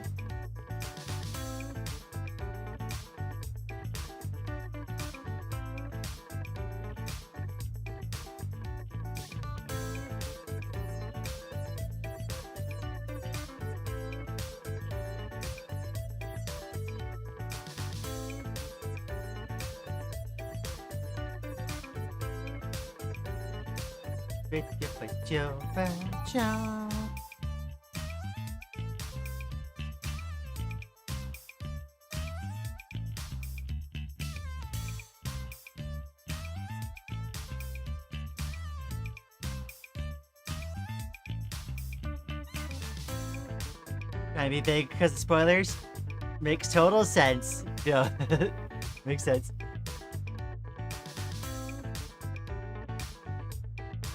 Tomorrow is my birthday, by the way. What should I get Lian as a gift? Getting someone else a gift on your birthday? What the heck? Aww.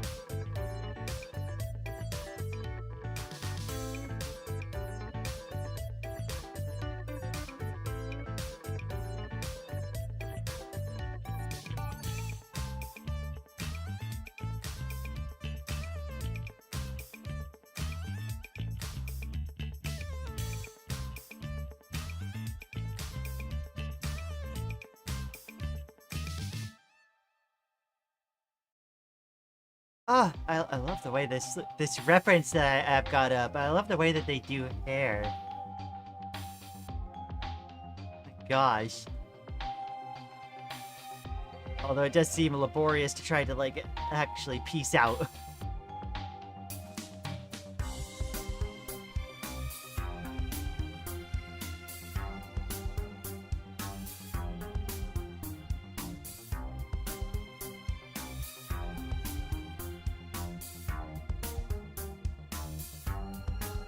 I just want to say the character limit is a pain for these info dumps.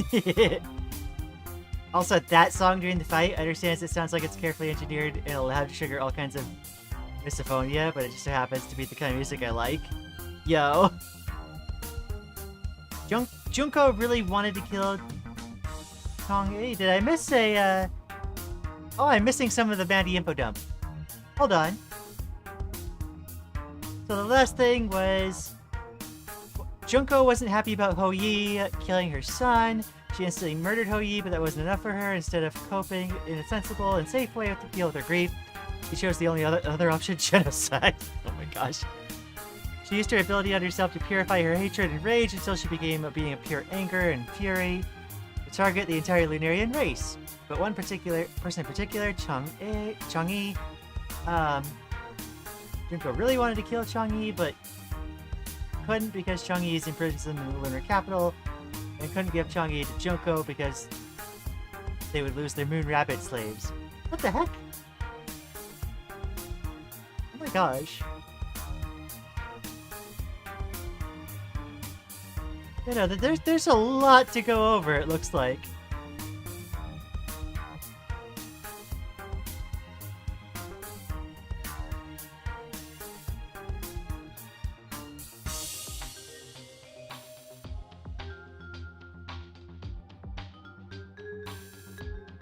Muse Dash and Undertale have Muse Dash have Undertale and Deltarune tracks now, yo. Also, yes, happy birthday tomorrow, Hope. I hope, for lack of a better term, that you have a wonderful day.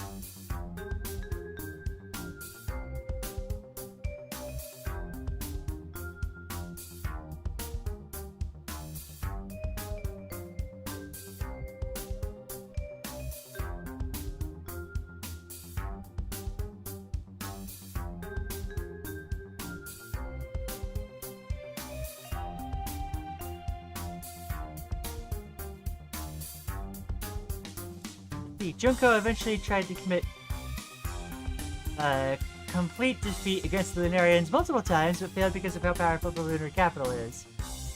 This changed when she hired Acacia, the goddess of Heck. Ah.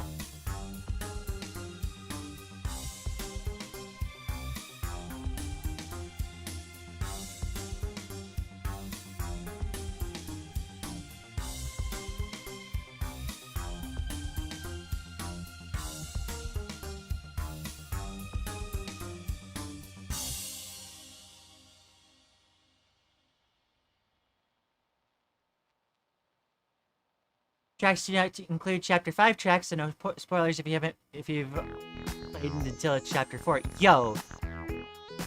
Heck yeah.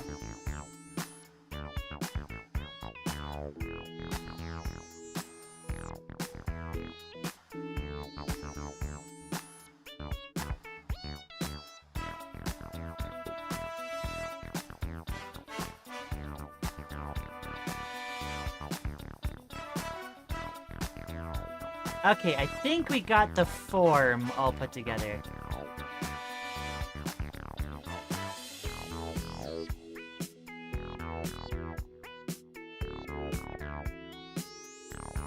Now we just gotta do this heckin' insano stuff in the background.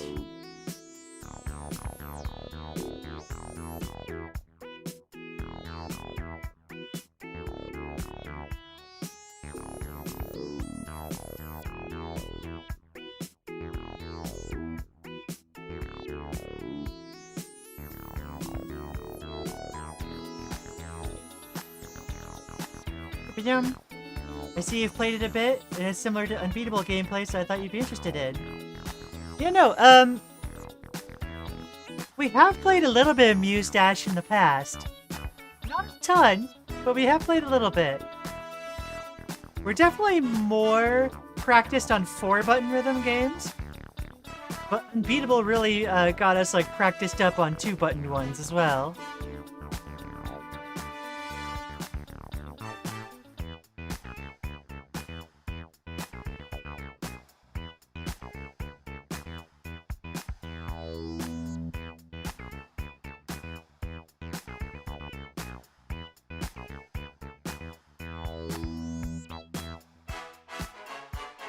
Acacia let Junko borrow an army of heck fairies, which Junko then purified into beings of pure life force. Since Lunarians hate impurity, since life force is impure, the fairies were pure poison.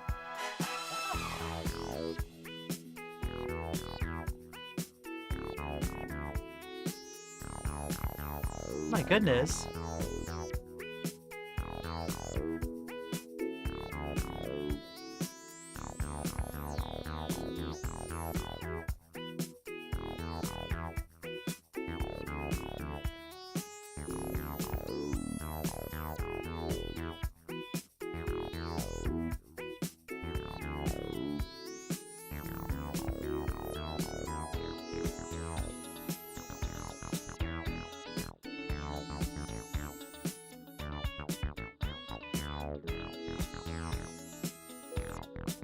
There we go.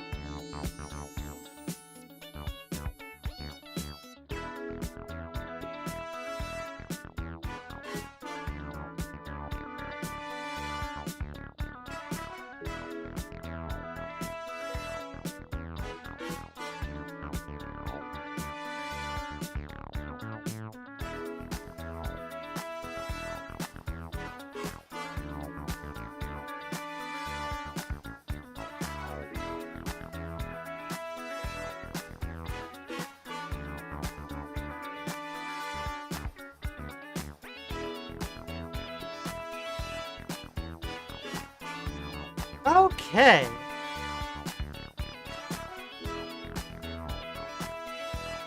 Oh, Nelly. This is a lot.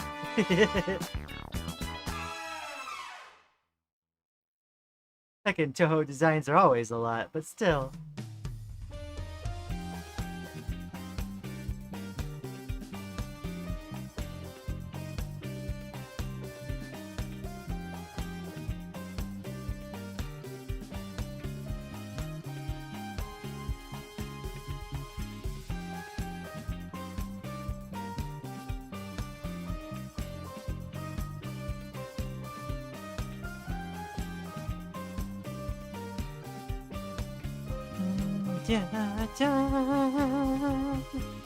The Lunarians couldn't fight back against Junko due to the Heck Fairies, which caused them to abandon the capital and flee into the dream world. However, Junko planned for this.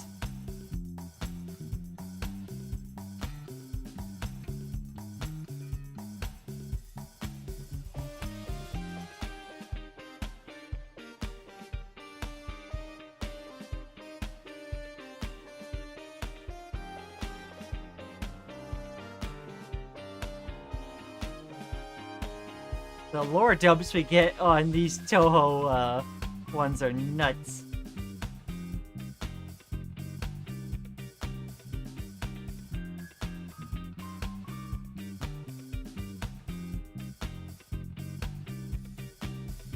Junko sent Acacius, an assassin, to trap the Lunarians in the dream world, so basically the entire lunar capital was imprisoned inside the dream world, which would have allowed Junko to reach Chang'e.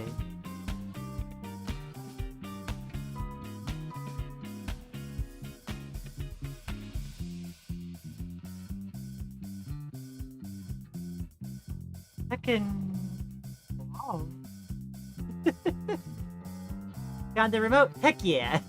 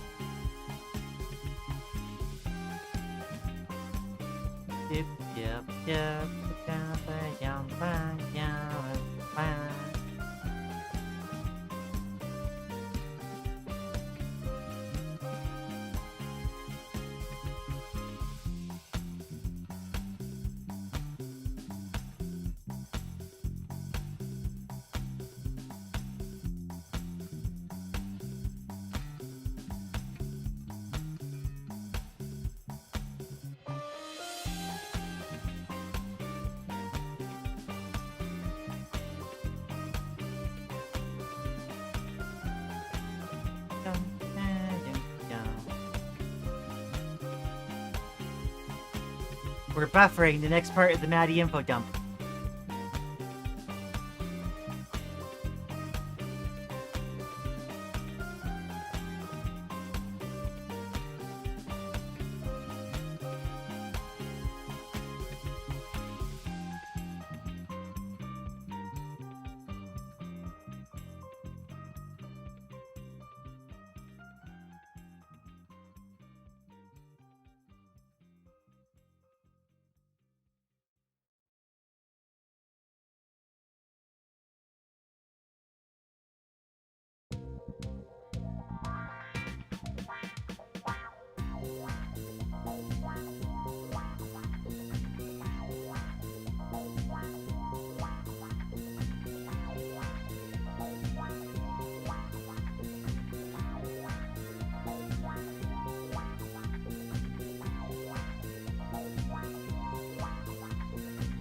Found the remote? Heck yeah.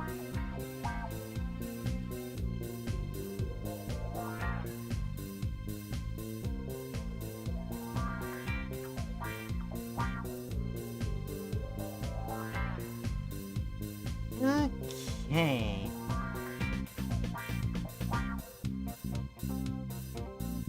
So many tiny little details.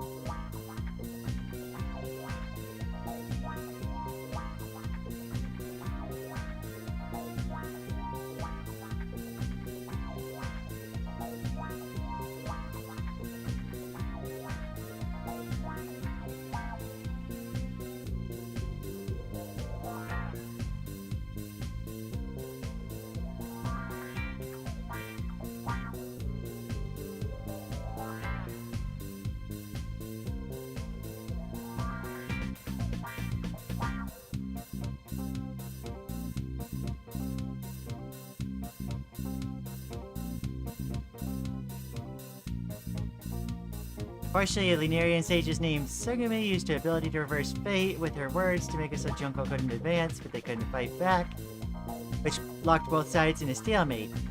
This continued for an entire year until the events of Toho 15, where the stuff in that game happened, with the end result being Junko was defeated and everything went back to normal. Oh, okay.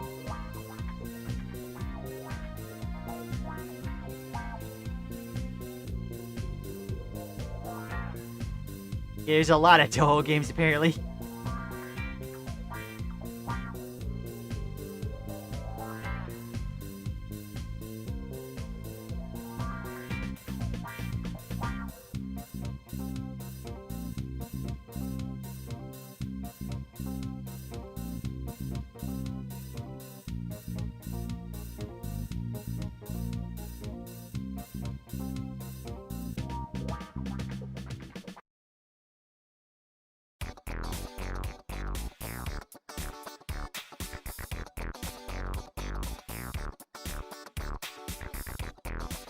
"20 mainline games and a few spin-offs." Oh boy.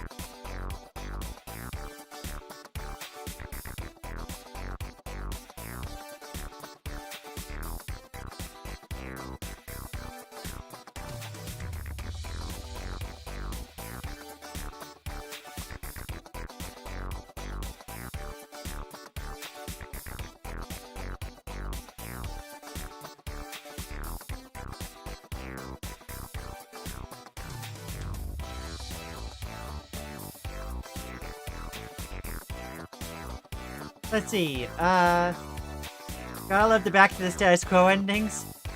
Aw. Wait, I'm not doing that, Butter. Gosh.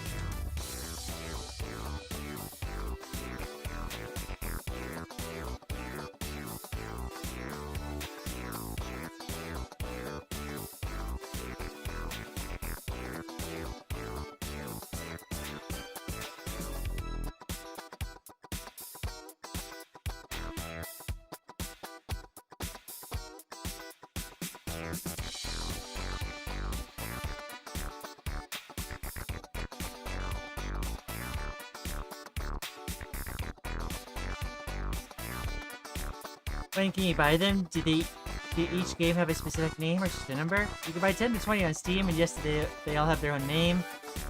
15 is Legacy of the United Kingdom, 12 is Undefined Specific Fantastic Object, and so on.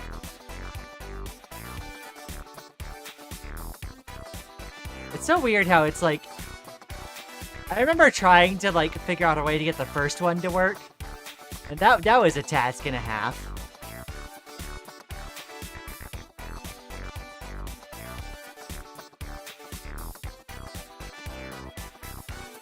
You know, I usually only hear about Toho in relation to Toby Foxworks due to the bullet pattern system.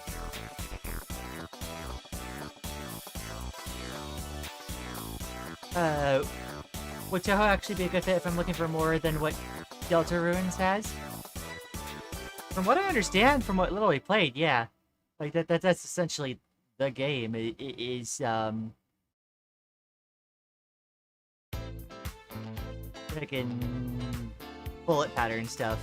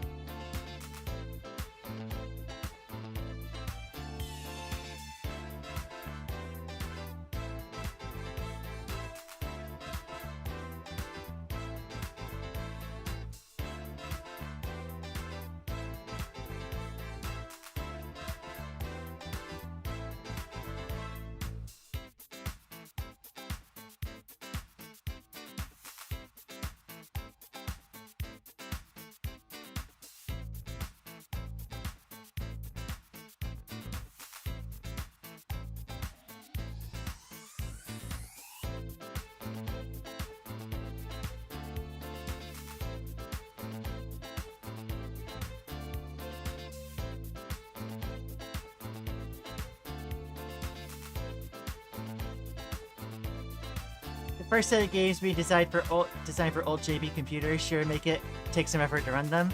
Yeah.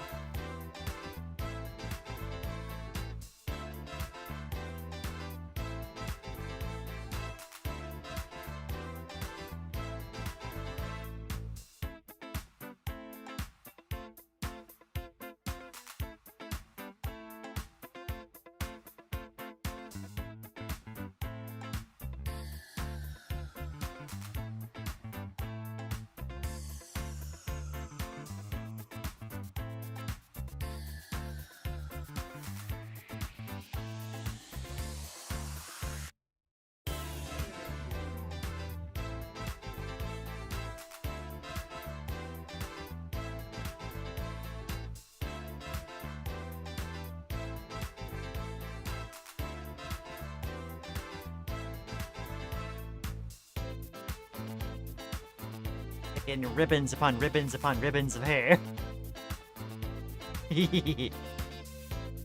Also, I was playing Celeste earlier, got halfway through level 5, and I've got to ask, what the heck happened to Silly Mountain Game? You reach new heights of the mountain! As you do!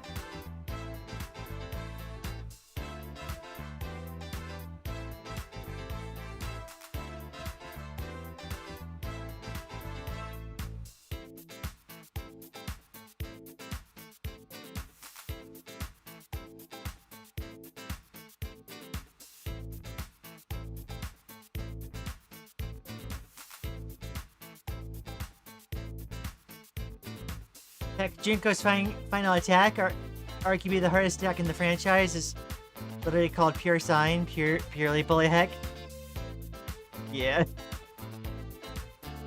Sounds appropriate.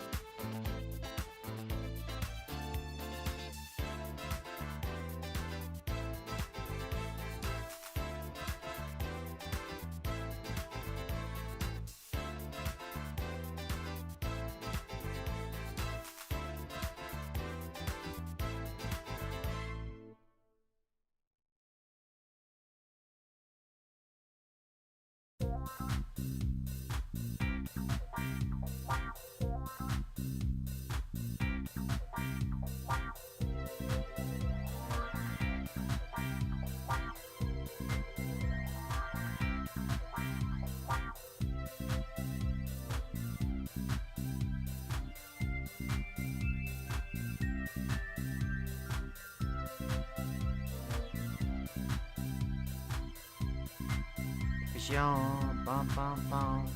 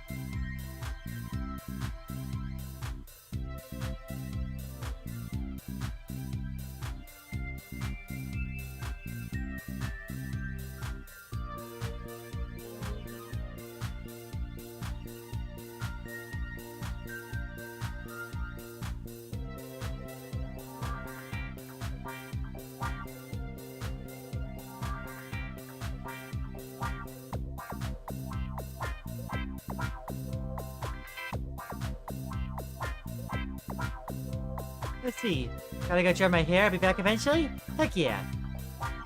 Junko is also the only character in the series who tries to outright kill the player. Her attacks aren't fancy or beautiful. They're super simple, but so simple they're insanely difficult. Oh.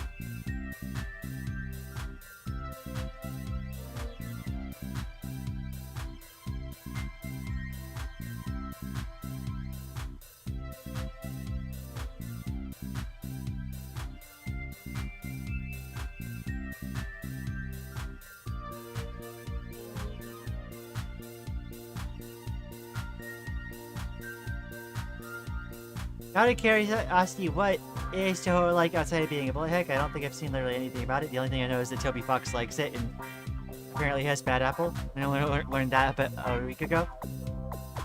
Yeah. I've only played through one Toho game myself. Maddie is the resident Toho expert, but like, yeah, like everything you might associate with bullet hecks, it is Toho.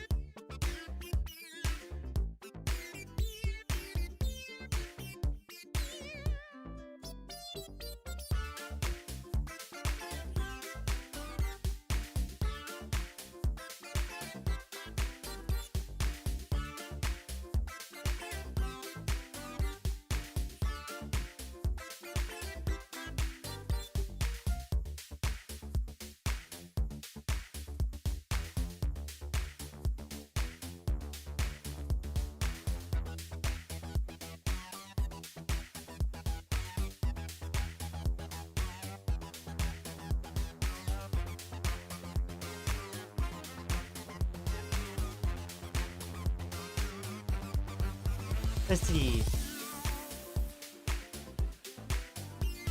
You know, I haven't really played much in the bullet variety myself either.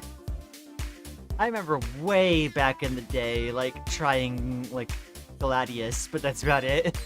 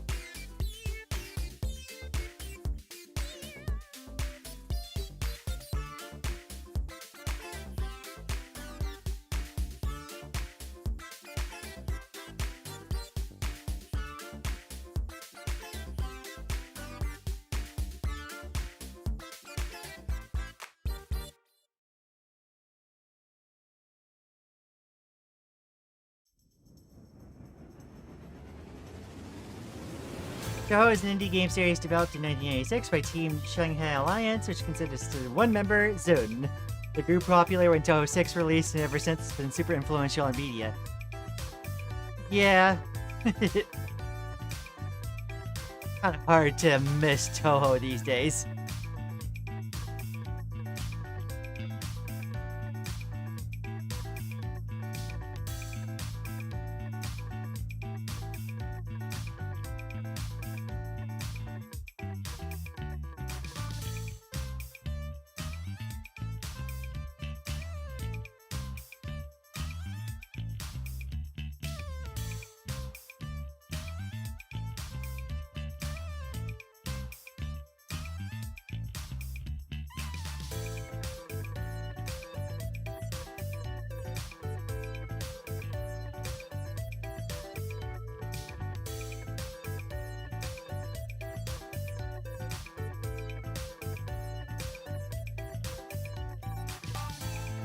Games usually are top-down shoot-'em-up style games with 6 stages, each stage having waves of smaller enemies to shoot projectiles in at you, followed by a stage boss who also shoots at you. If you imagine, at least from what I understand, like the Star Fox like structure, like Star Fox 64, and then just apply that to a bullet heck, like that's like essentially it. Go through some stages of like going through bullet heck gameplay and then conclude it with a boss.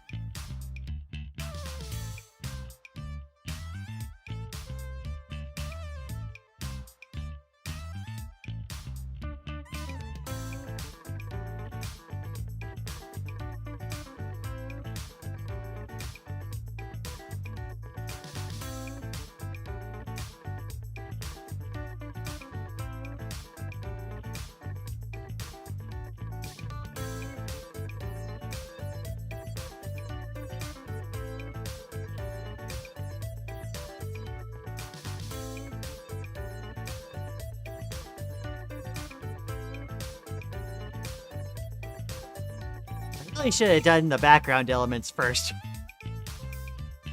Oh well.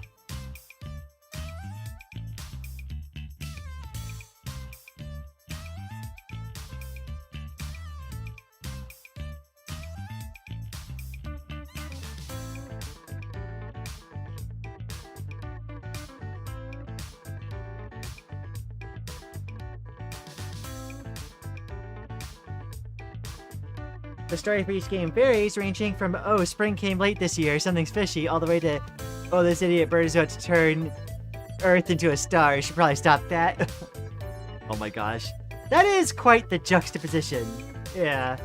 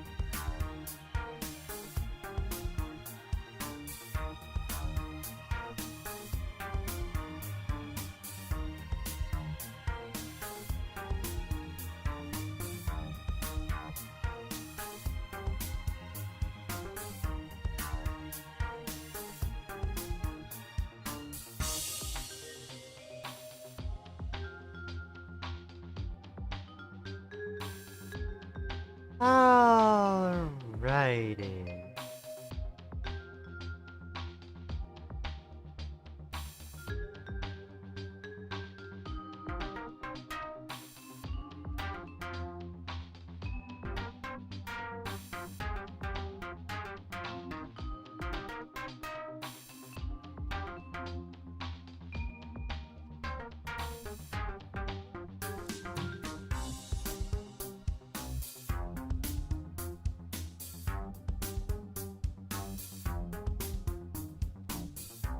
Oh, like one little piece up here that we need to figure out how to do real quick.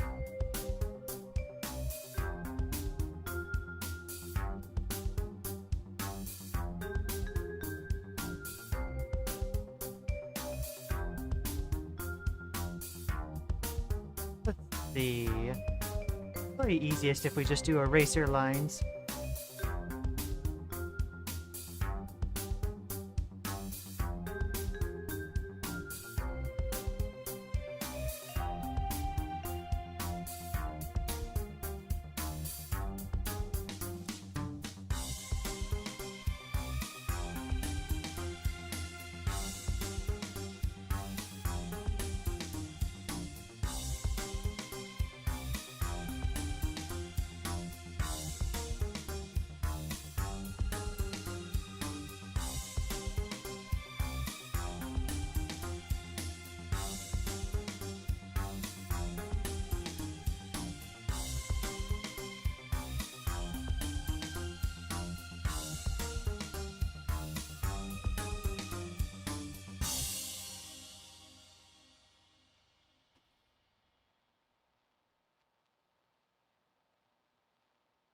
There we go.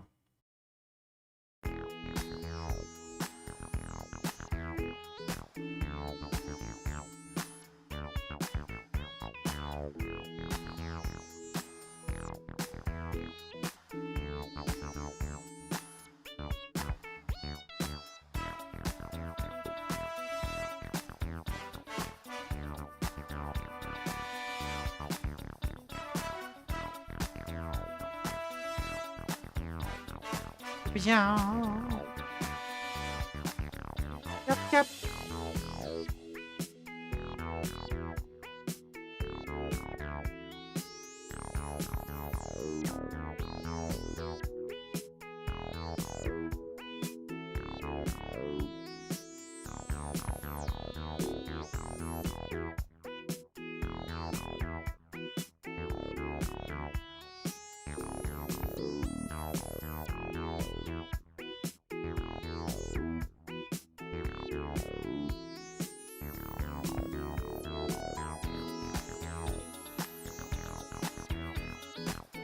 Okay. I think there is a Junko.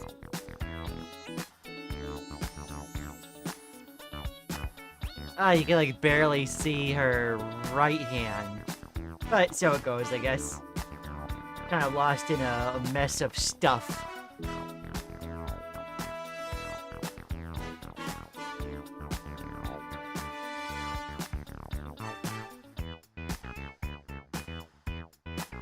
That's great. Aww. Well, thank you. I wasn't completely sure how it was turning out, but I think I like it in the end.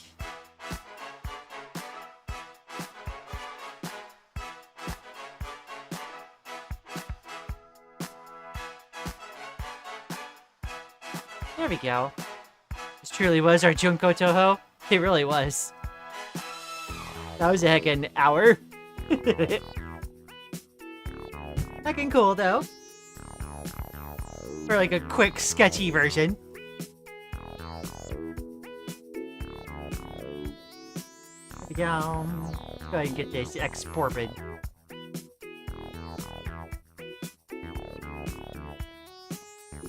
I feel like, although I feel like the details blend in too much, it's really hard because like Toho is really like detail dense.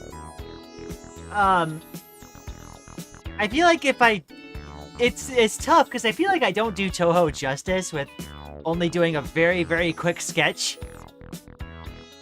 Because there is so much there. I feel like if I could, like, sit down for, like, 4 hours and do, like, a ton of little, like, tiny details, it would come out better. But that's, like, not really within the scope of a quick sketch stream, I feel like.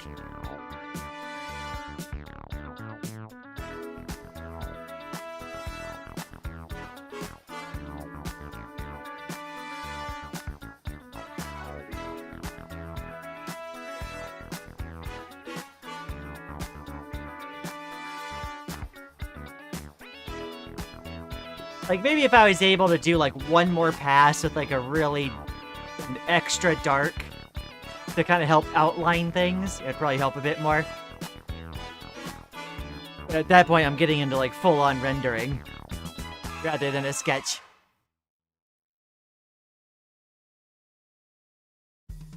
Art must have been made by a cute person. No, it wasn't. Oh! Heccin. Mayday Parker jump scare. Alrighty. I'm gonna bring up the next reference. Whomstative, the hectative is Jumbo Josh.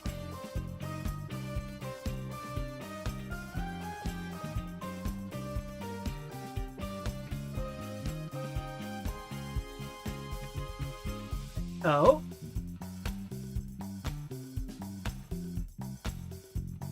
What is this thing?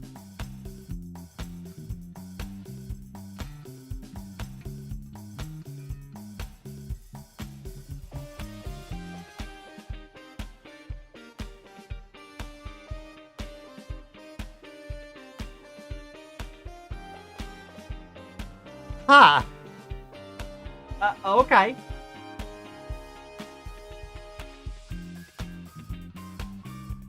In terms of pure backstory, Junko is my favorite character.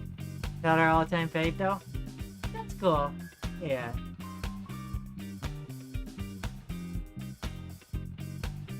I have to admit, this feels a bit odd.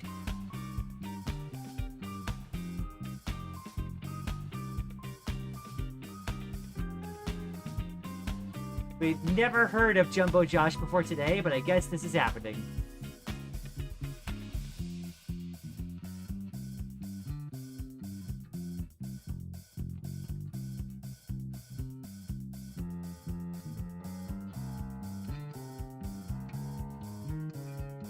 Oh, alright.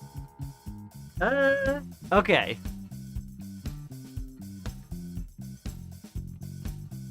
Again. Alright.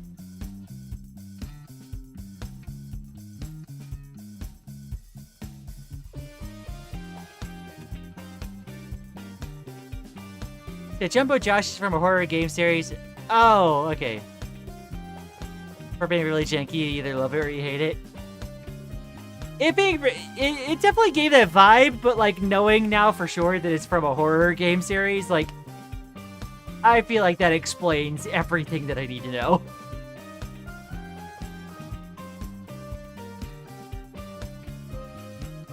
I don't even really know what to do with this character. I guess I'm just gonna draw it from reference.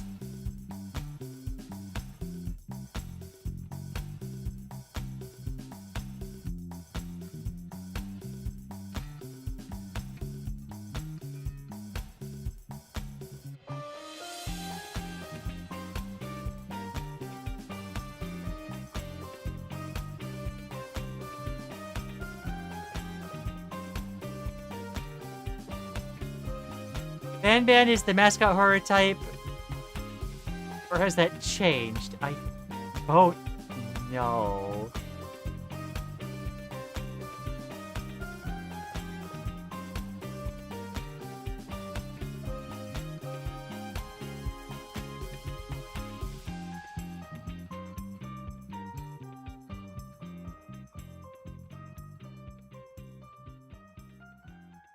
Being completely real, I'm not usually into I don't usually frequent, rather, the particular horror tropes of kind of web series and such.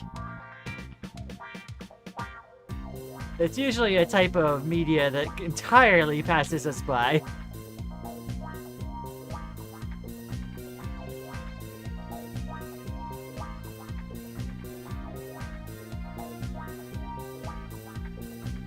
Let's see, one of the most fun things about Garten of Banban is watching how the developers are slowly improving their game dev skills. The latter games are much better than their earlier ones. Ah.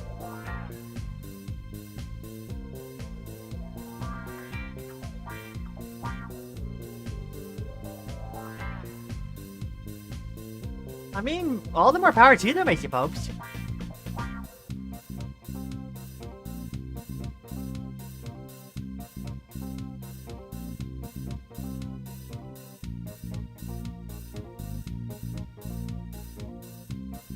my knowledge, Garden of Banban was when Poppy Playtime reignited people's love for mascot horror. I see. Like, we obviously heard of, like FNAF. Like, it was impossible not to have heard about it at some point, but we didn't really follow down the rabbit hole towards, like, all the other properties coming out at that time, really.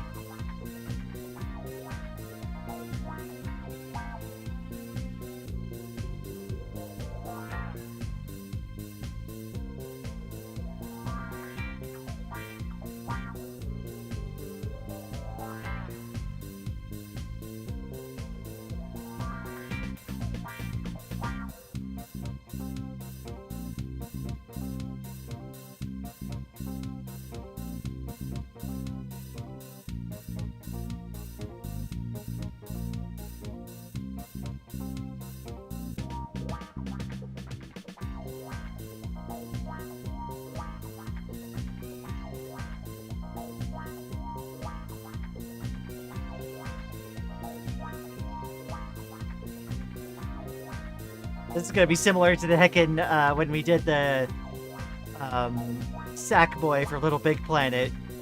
It's gonna be done pretty quick because there's not much to this.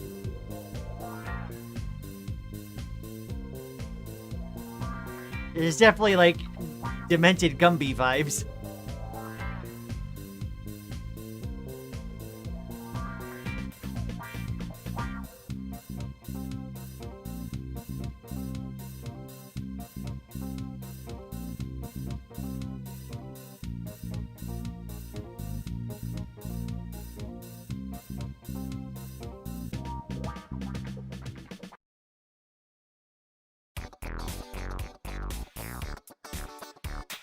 I'm back. Hello, welcome back. We're doing a creature.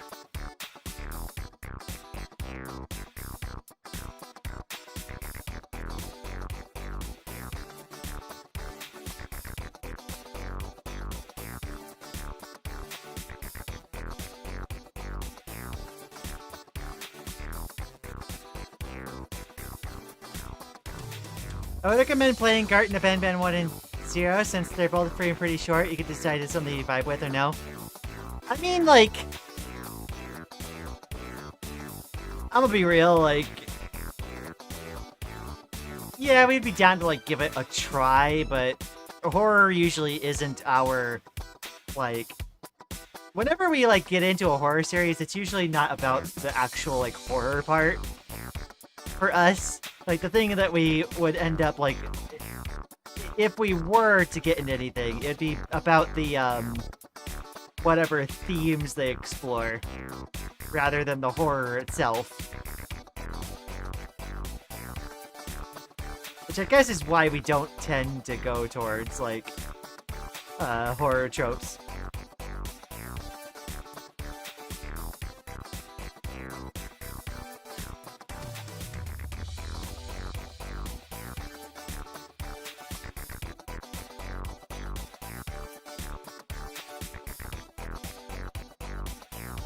So yeah, I can't promise that the likelihood would be high.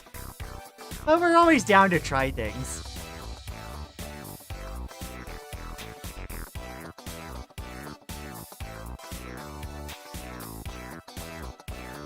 I mean, one of the cool things about Banban is the absurdity of it all. Though it does have a few cool horror moments, it's not the focus of the series.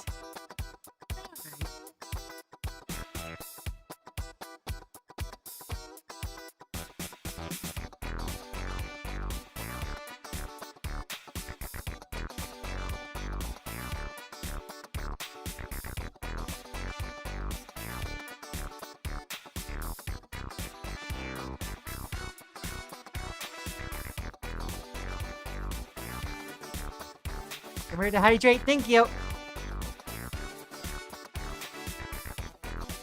Have you ever played a game and some random aspect of it completely ruins some random aspect of your life that's relevant? Maybe once a month? I can't say I have.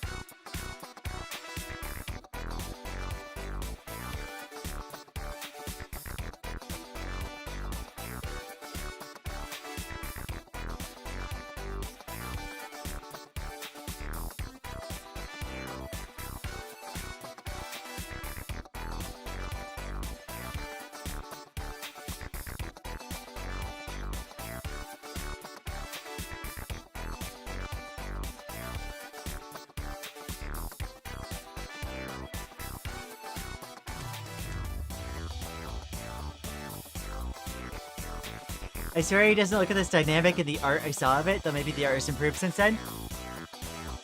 The reference I got has like a 3D model. Maybe that's the difference? I don't know.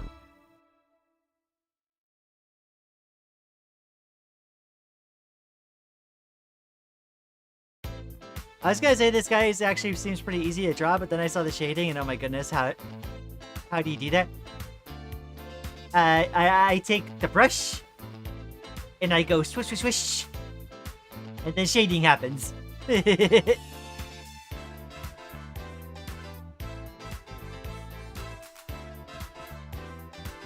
In reality, though, I'm just kind of following the values of the reference I'm like drawing from. Wise words, yeah. You go to swish, swish, swish.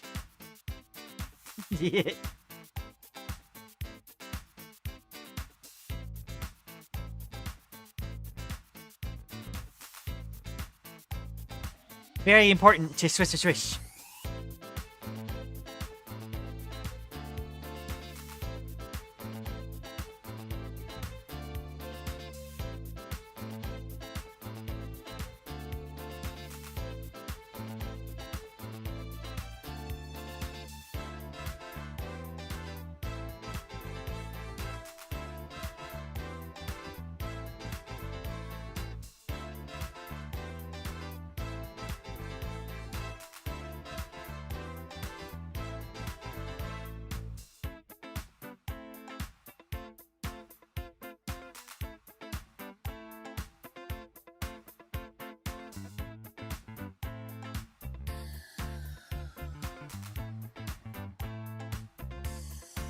Tab food was yums? Heck yeah.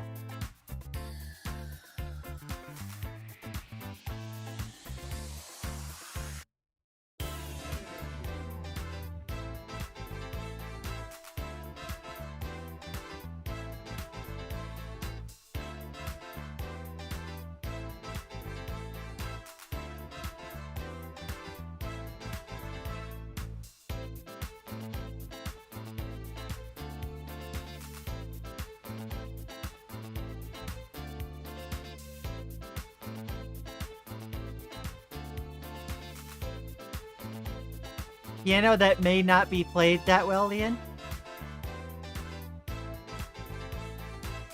What do you mean, piano?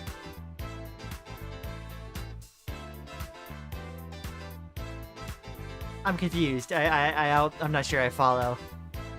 Hiya! Hi, Sar!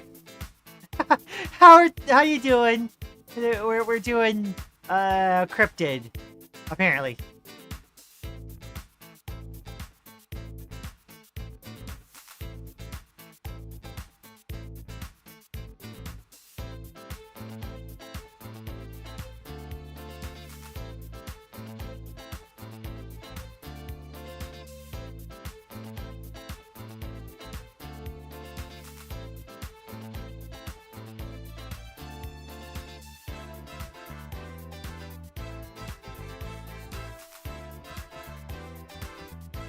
My brain reminding me of Pianosaurus from Poppy Playtime because of this? Oh, I see.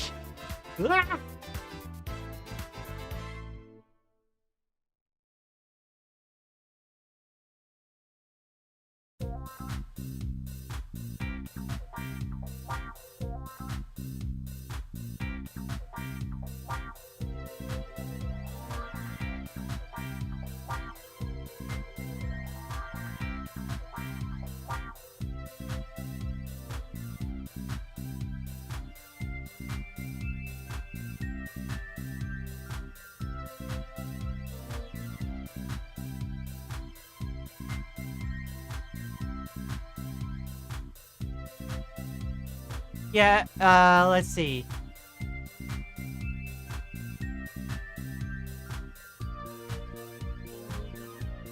Yeah, I'm not sure what you were referencing, Stokes? Or Stokes?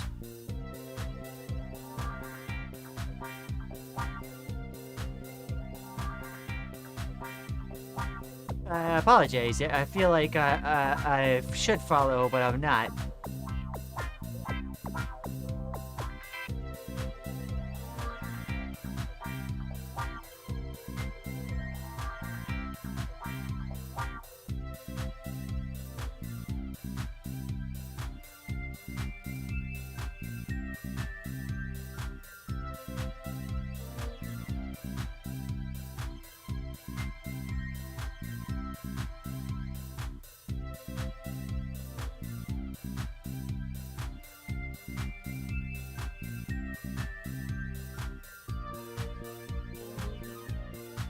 The eyes weirdly unnerve me. I'm not sure why. Like, it's the heckin', like, googly eye, like, lack of eyelid, like, blank stare thing.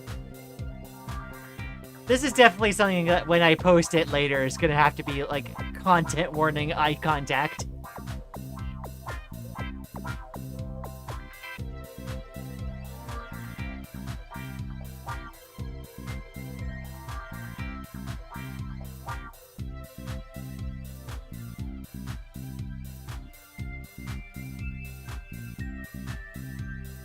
Uncanny Valley stare for real? Yeah.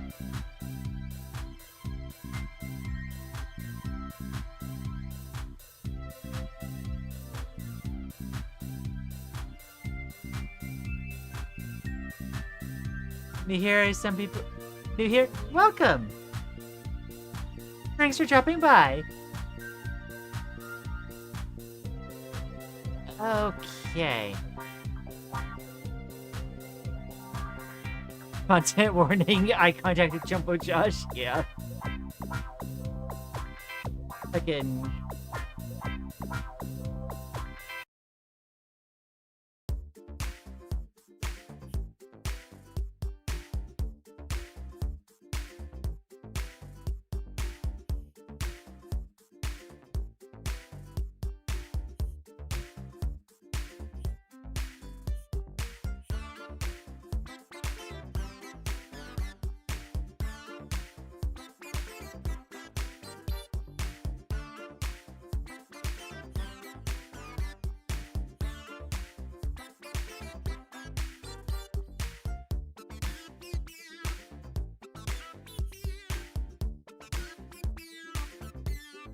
Content warning, mutant gummy bear.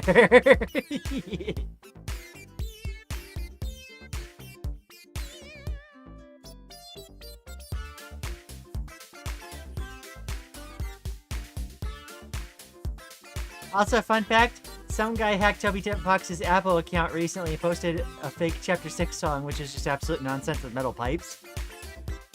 What the heck?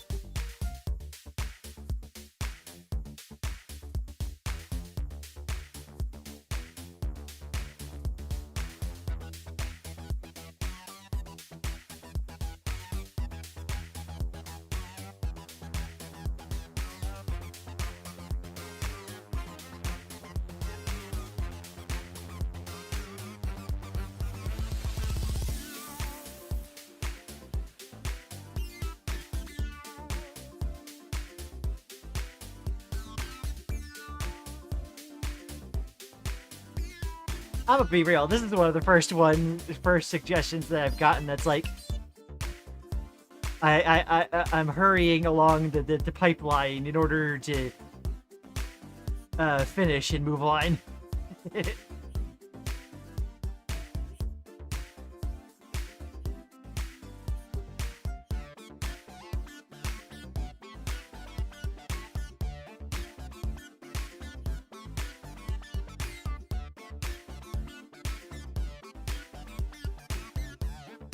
Yep.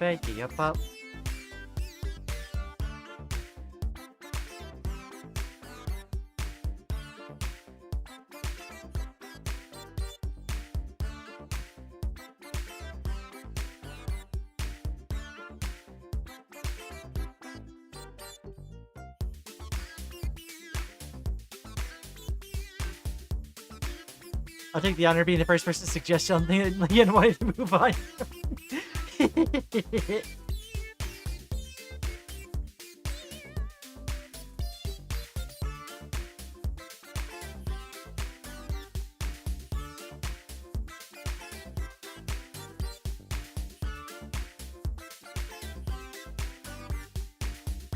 Yeah, I think you definitely won that one.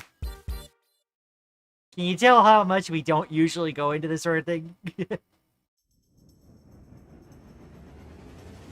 You jumbo Josh too close to the sun.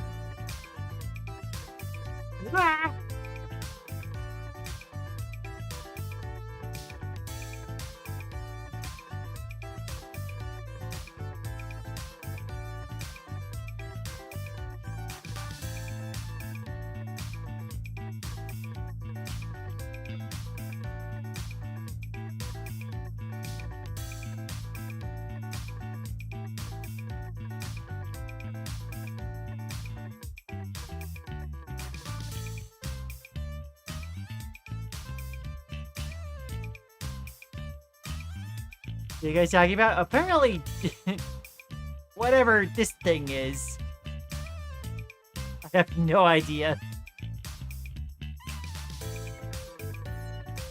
Yes, let's talk about Yuri instead.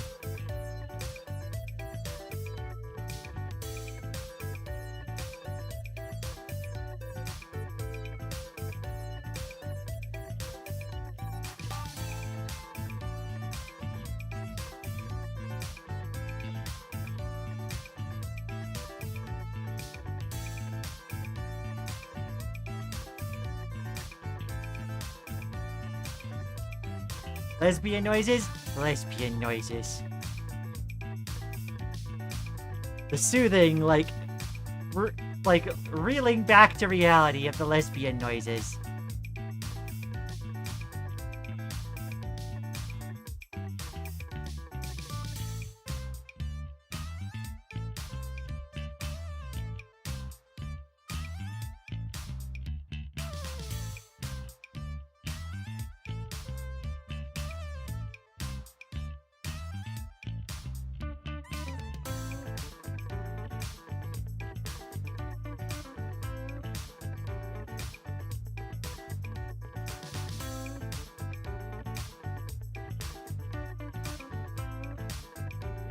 Since I'm new, what else do you guys normally do? Yeah, usually where we're playing games, like, though it's usually stuff like Deltarune, which we're going to be doing Chapter 5 soon-ish. And we have Subnautica on the list, although we have done like some rhythm games more recently as well. That's our usual wheelhouse. Like, this is honestly a wild point, for, I feel like, to enter stream on and feel like, this is totally representative of the usual state of affairs here. Yep. This is totally normal. Okay. I think I'm about done with this. With this gentleman. Alright.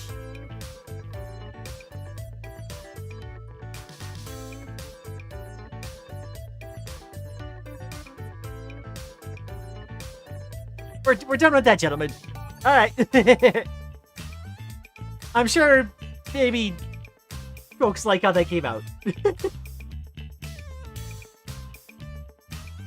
we're gonna move on to the next request, which we got coral glasses. Oh.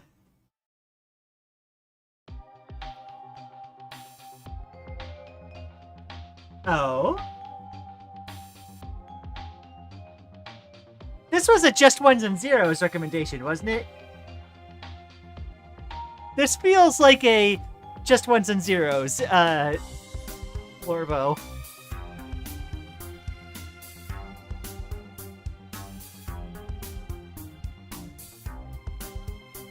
Oh, hey, Lian, I think your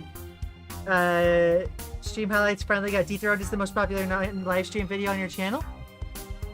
Oh, yeah! Did something else overtake it? I actually haven't looked at that much.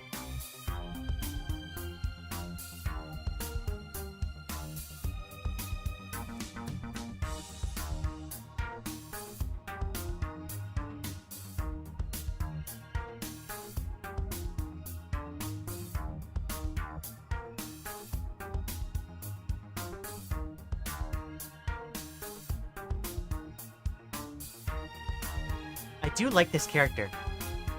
Bye guys, see you later. Thanks for dropping by. Hope you have a good one.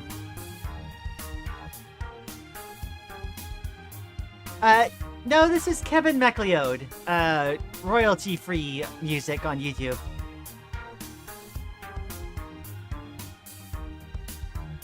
All part of my evil plan to begin indoctrinating Lian into the Enna series. I'm definitely interested. Definitely interested.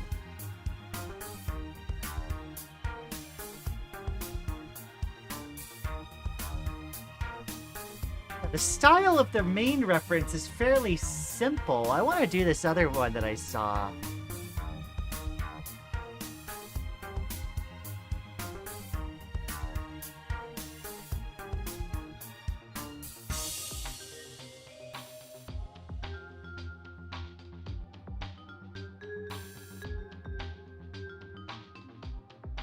It is time for Enna.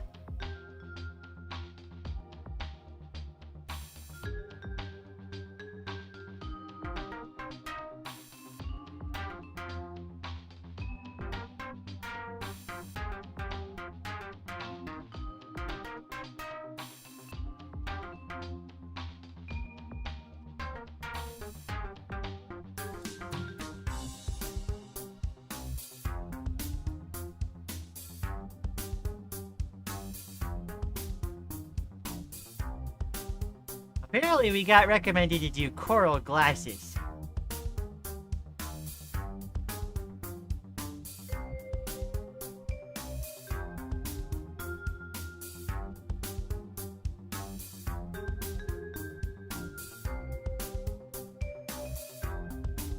Let's see, the face isn't really as angular in this style.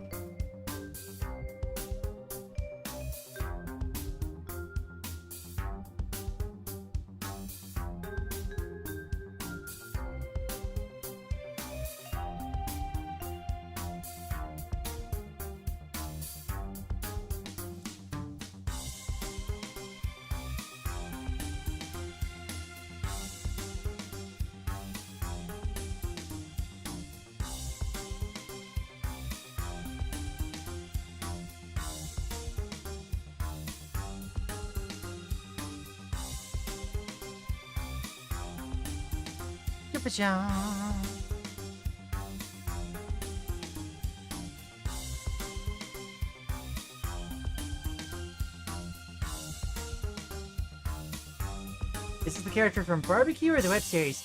Coral glasses from Dream Barbecue, apparently.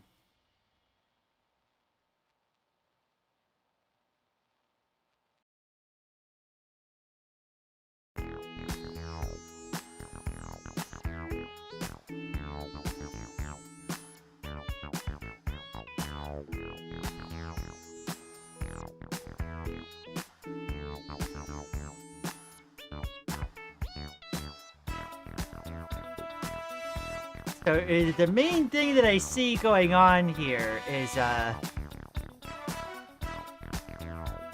we got this whole like thing going on.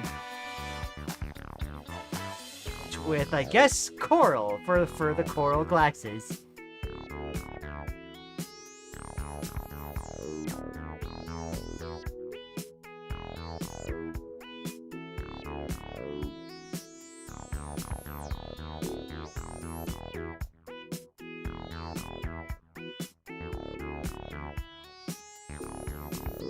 I happen to accidentally make a good, like, hand shape.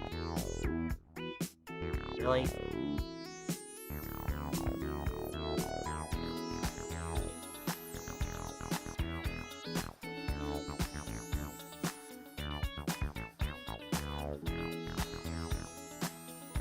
Yeah, I have no idea what's going on here. And I get the distinct impression that I wouldn't have much idea regardless if I knew the series or not.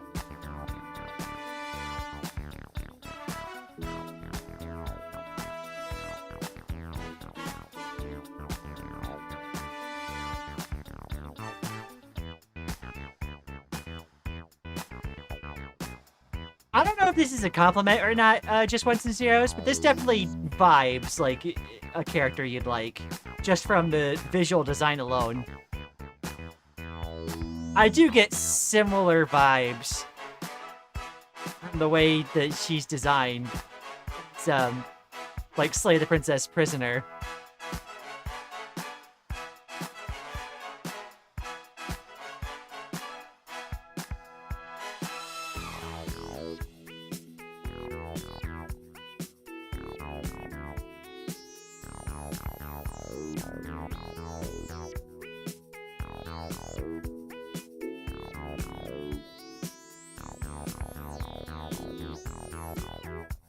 It's actually one of the more normal character designs from Enna. I could give you something way more mind-bending if I wanted.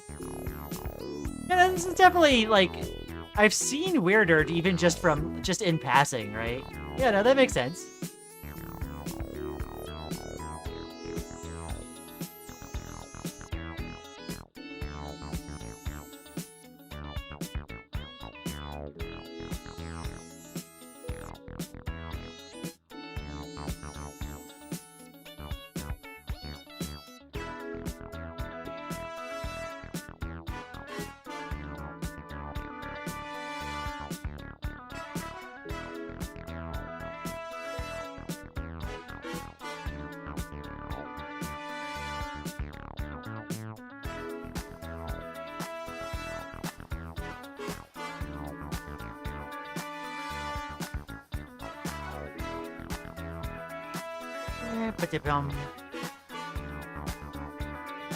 Have you ever been, like, massively spoiled in your internet feed on something you've never heard of in your life before?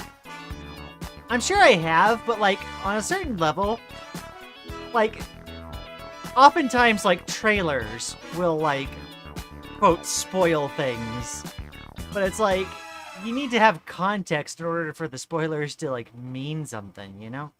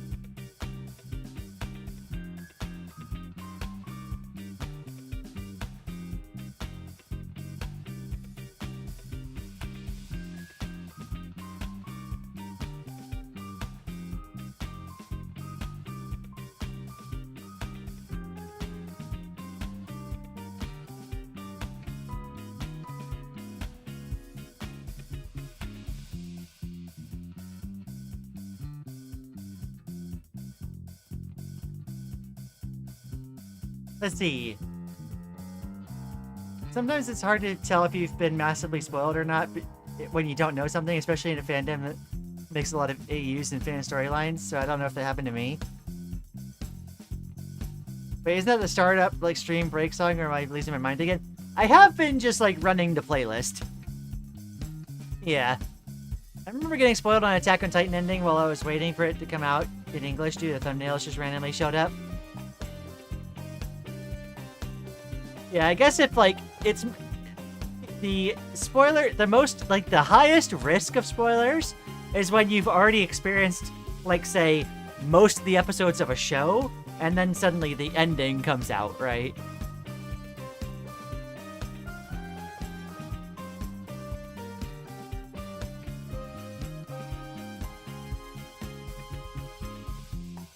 Because, like, you have the most context for which to possibly get spoiled from.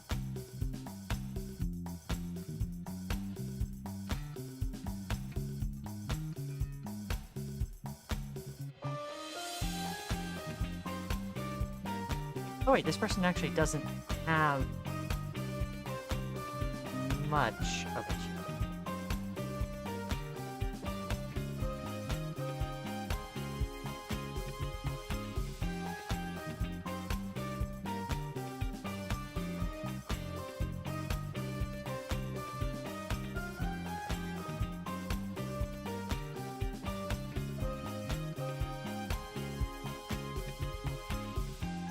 There we go. I think I accidentally got spoiled on the design of some Steven Universe characters that, after watching it, didn't appear until, like, the last 5 episodes. Yeah, that part is interesting. It's one of those things where it's like... And, like, I've talked about this several times before. But, like, there are times where sometimes being spoiled, in quotes, on a certain, like, property ends up being the thing that finally convinces me to actually, like, pick up and watch that property.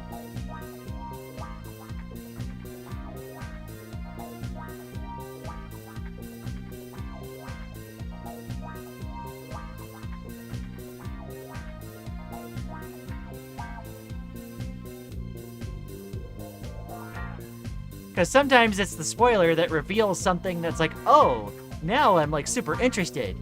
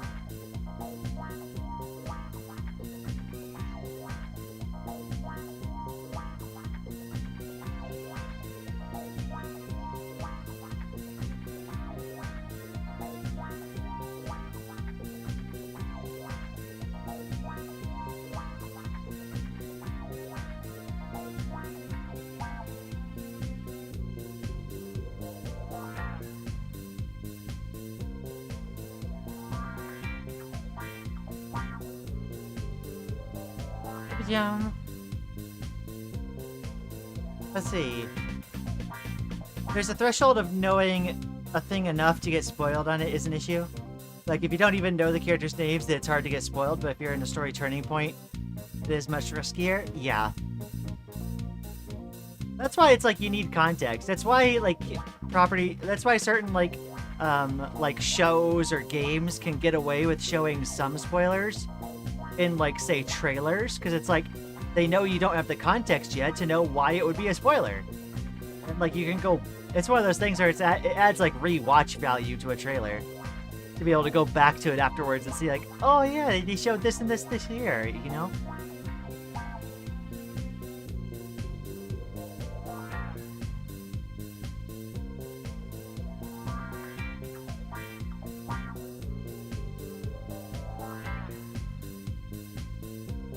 Same, when I'm on the fence, I spoil myself to see how I feel about them.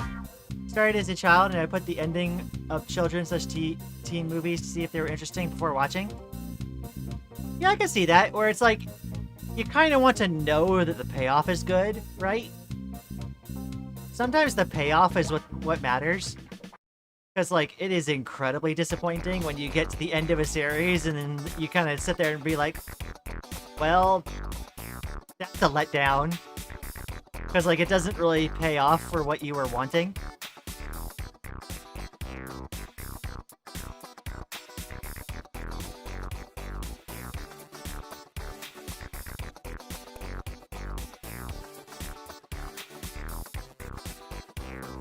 I want to do this in a slightly different way than I had been.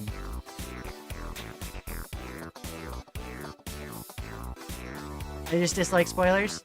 Yeah, that's fair. Sometimes I believe spoilers can be used for good. But I will also freely admit that those situations are few and far between. I just keep bringing it up because there's certain situations where spoilers have definitely gotten me interested in the past.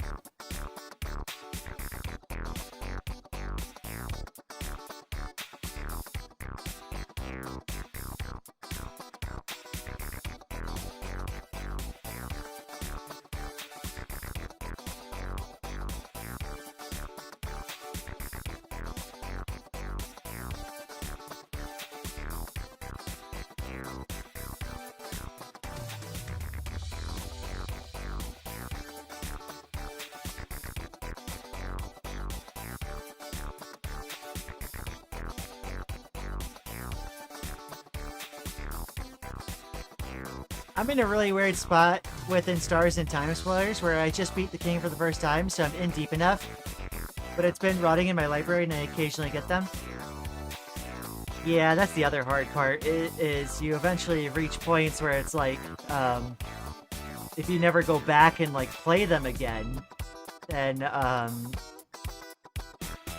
you increase the risk of being spoiled.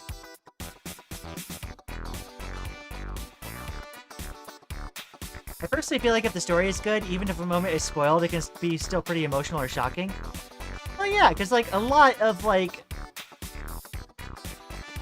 how good a moment is how well it's built up to, right? I've had times where something was spoiled for me, and the spoiler ended up making it seem better than it actually was, right? I've definitely run into that before. Where the spoiler gives me this big idea, and then, like, you finally see it in context, and it's like, oh, that was it? Okay.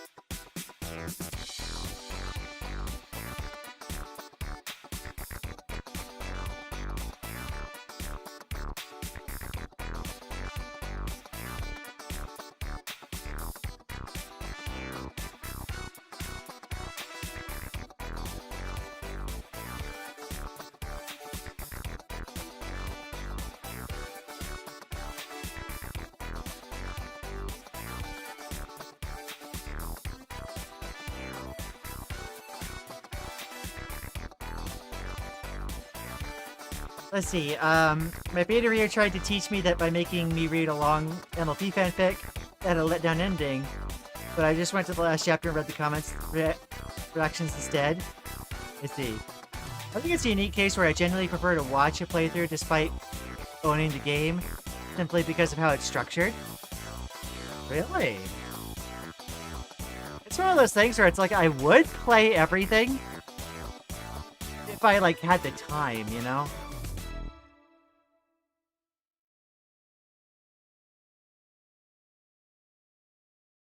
The kicker is usually just not having the time.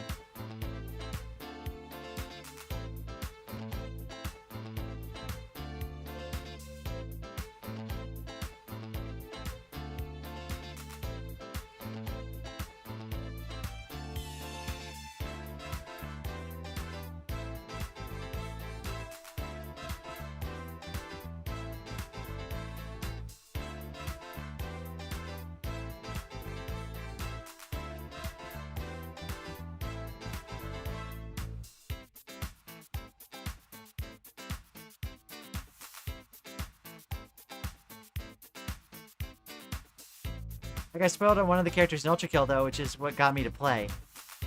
Yeah, sometimes it's like... It's a double-edged sword in every case.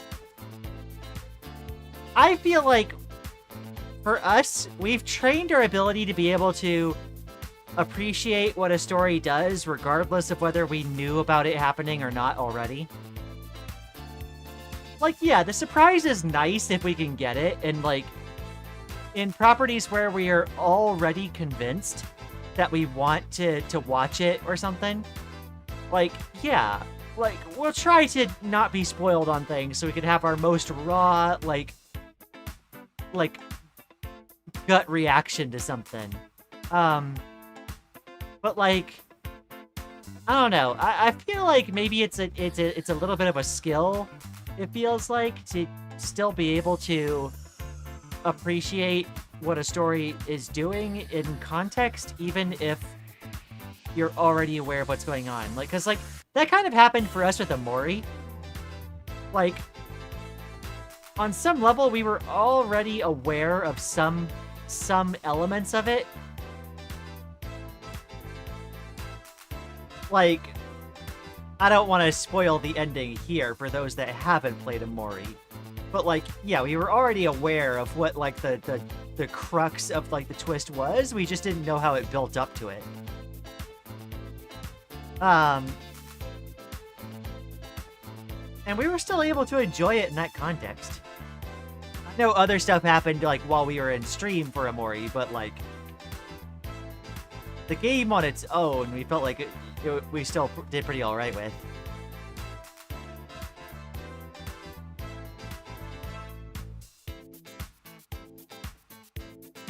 But yeah, stories are not just something that just happened to you, you know? Like, half of the impact, so to speak, is what that story, like, causes you to think about. Your like, I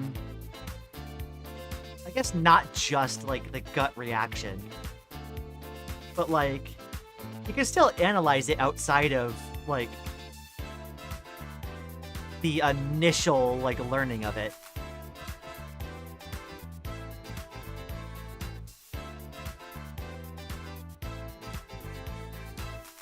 Let's see.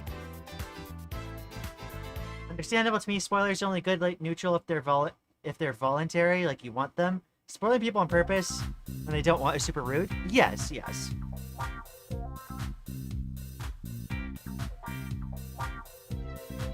For sure. Unfortunately, that made me feel less impact when the scene I got spoiled on actually happens. Still was super hype. Yeah. One of the strongest things is mid-game speculation. As often it's the start game or end game of speculation. Yeah, and I guess, like, that part is interesting, because, like, for us, the point in the story where we are the least comfortable, we are the least likely to enjoy a story is when we don't understand much about it. You know? There are certain times where, like, particularly, like, some, like, stories will try to be, like, oh, they're being intentionally vague, right? They're not offering up any information. And, like, you're supposed to be in this state of, you know, not knowing anything. And oftentimes, like, there's not even enough clues to be able to piece together for yourself, like, what's going on. So it's like, and that's fine. But for us, that leads to a lot of just, like, well, we can't even work with the story here because there's no information to go off of. And it keeps sitting there being like, oh, we're vague. Oh, we're vague. We're being vague. Blah. And I don't know, that part of stories is kind of annoying for us. And we don't really get a buy-in until we finally get told some of what the information we're going to be working on. And maybe that's part of the reason why we haven't really gotten into, like, a lot of what are the common not starter, the more prevalent like horror games in recent years. Is because they really sit in that initial like you don't know anything phase.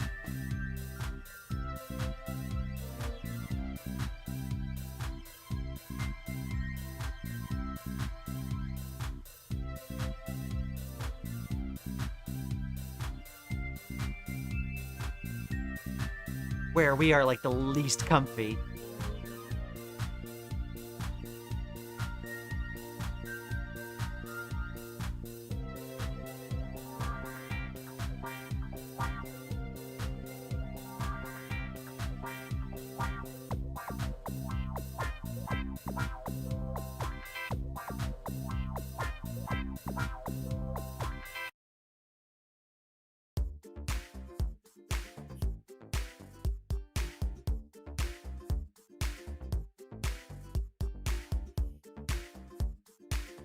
Let's see.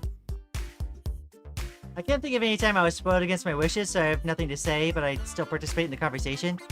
You know, I guess, like, that's another part of it for us, is, like, the conversation about the property afterwards is almost, like, more fun than the initial reaction itself. In a lot of cases.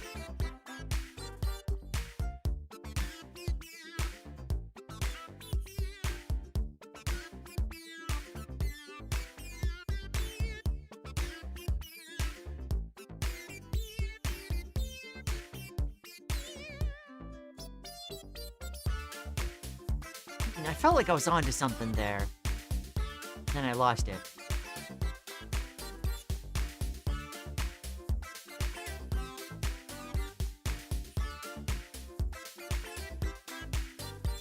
Line. I need to put it down further.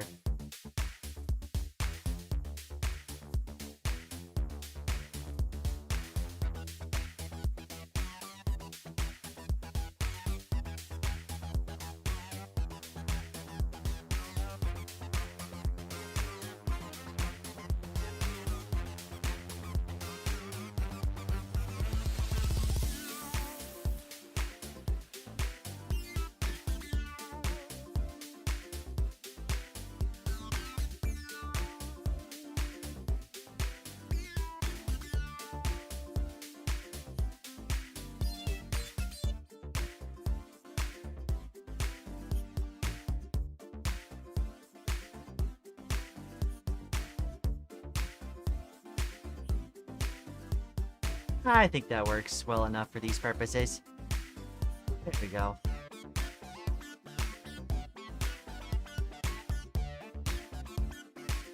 I got a weird thing with bananas where I've gotten quite a few spoilers on some of the big plot twists, but I don't really care about it because I don't have a Switch 2. Bonanza. Cassian spoilers, the banana team teams up with the apple by the end of level 15. I'm not sure where this left turn came from, to be honest.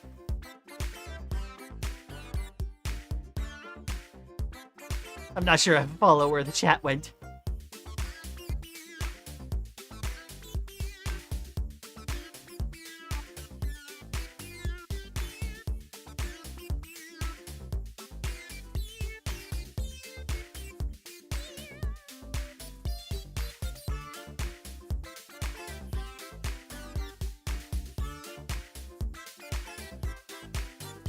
Hi? Hi, Elzer! I hope the day is treating you well.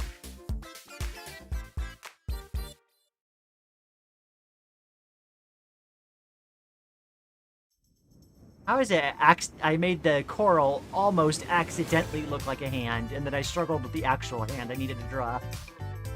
Gosh.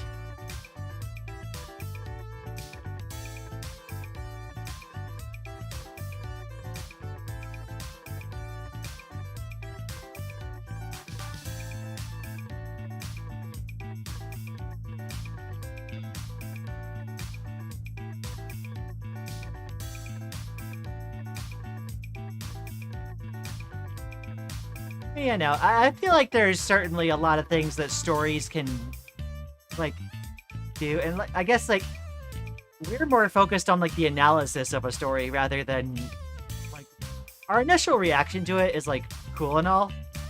But, like, we're more interested in what the story says afterwards. That's a discussion. The chat went bananas.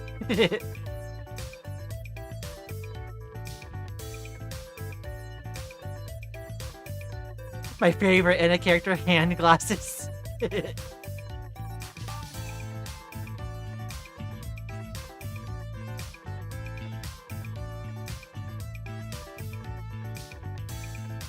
I have no idea what's going on with the fruit. I'm gonna be honest.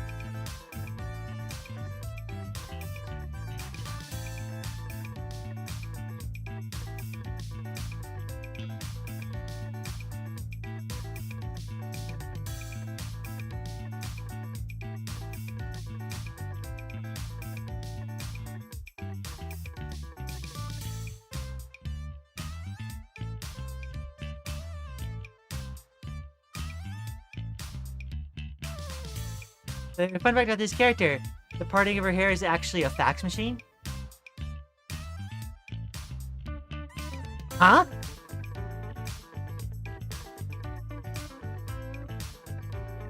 Wait, how? In what way? Huh? I'm not sure. Care to explain that one?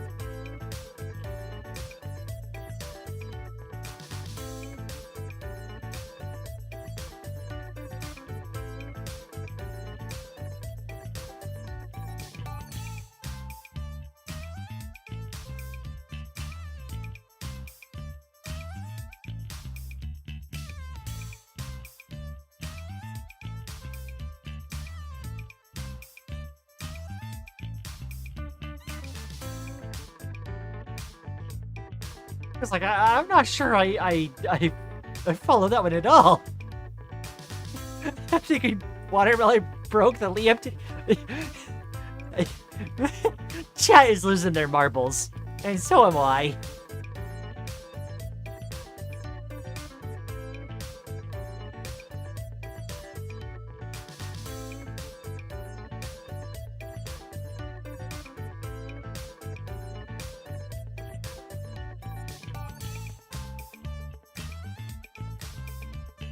What the world is going on?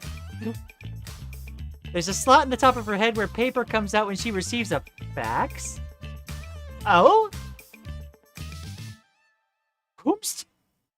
Okay.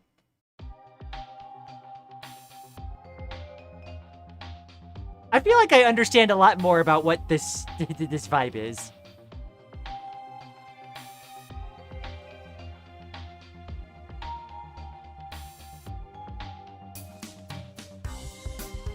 Normal and character stuff, don't worry about it? Okay. Gotcha. Alright, I will not worry about it. That's fine.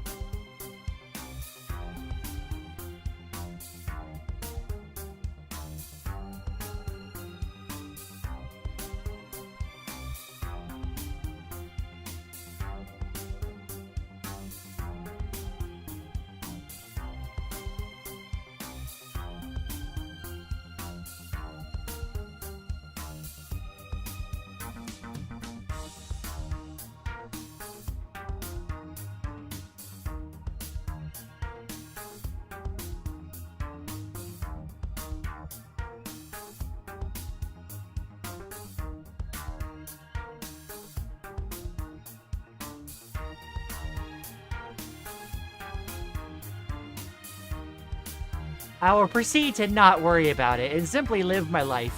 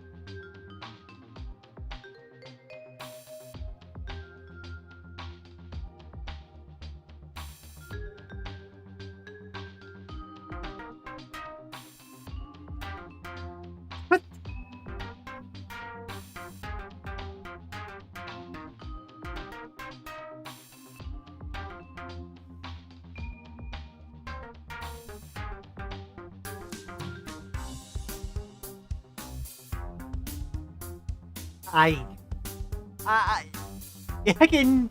I need my darling to give me a translation in emoji.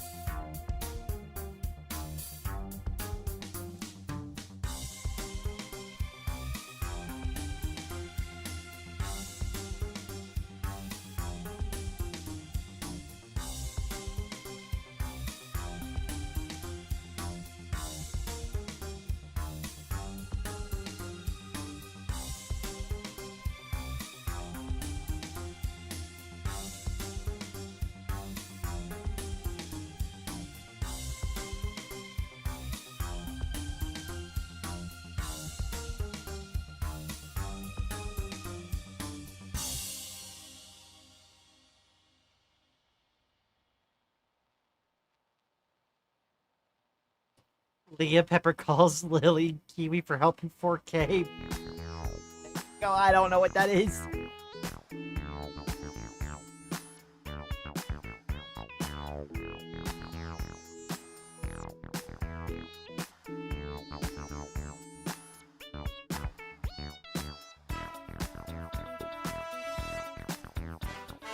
Did anyone put anything in the water supply? Chat is acting funny.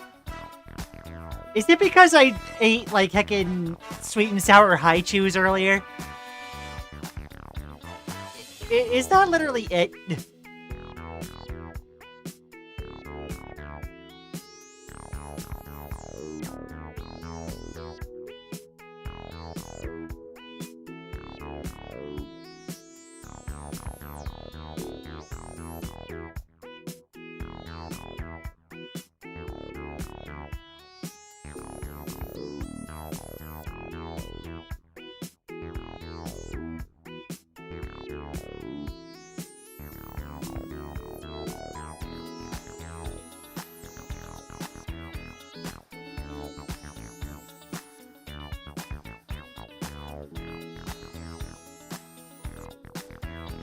The chat is whimsical in the background and you get a vibe. And someone, thank you. Heckin', I hope you enjoy your stay. We haven't run into this kind of, this particular chat bit, so I'm not sure where this all came from. To be honest.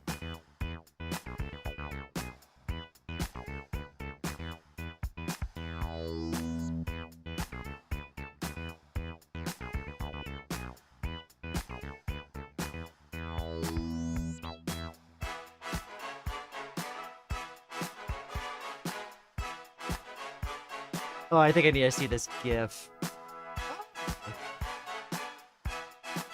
That's the fax machine? What?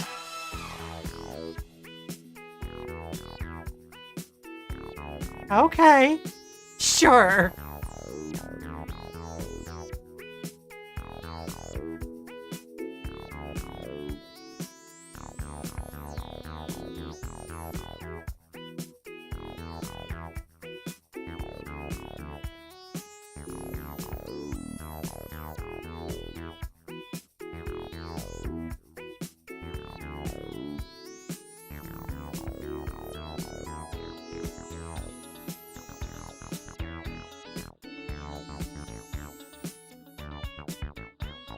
You know where this bit came from? I don't know.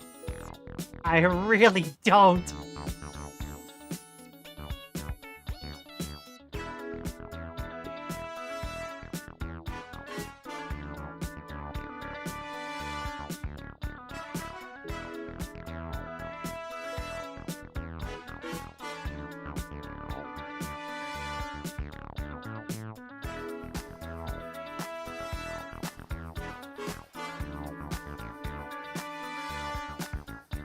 Live, laugh, love potatoes. This is one of the first times I've had to kind of just, like, give up on trying to understand chat. I'm losing my marbles.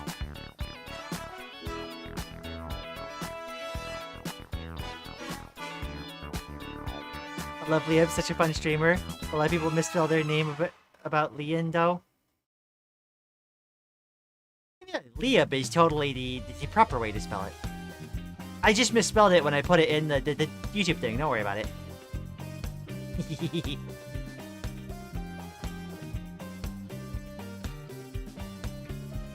Liam.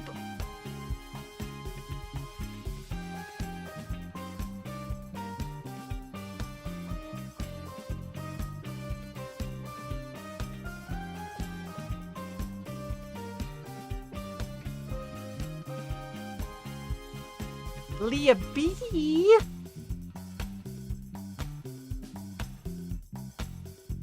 Y'all are reminding me of the one point in heckin' SpongeBob when SpongeBob heckin' like goes down to where the advanced darkness is and everyone speaks with the raspberry accent. Oh my goodness, thank goodness Lily is here to save me.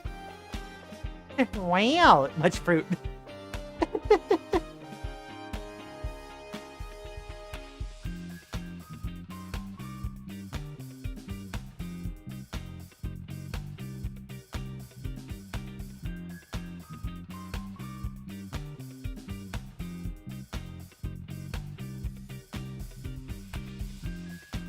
This is the chat gremlin era.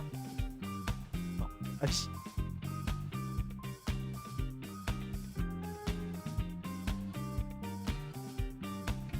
Alrighty, while all that was going on, I kind of went into a fugue state, and we have a coral glasses, I think. I hope you like it, just ones and zeros.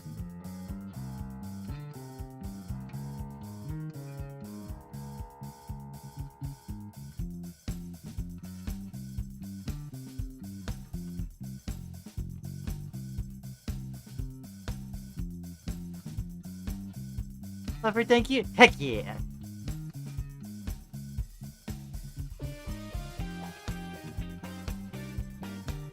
Alrighty.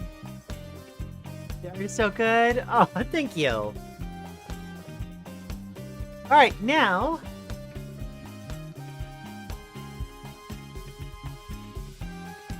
I need to bring up, feet.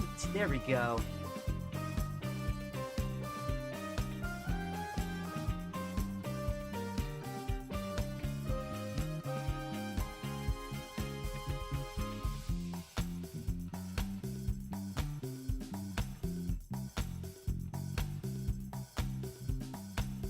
My darling in beat cosplay.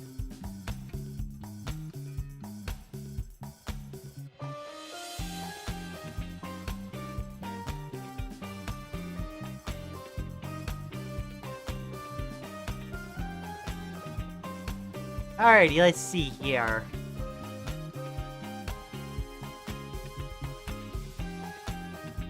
I want to replicate this style, so...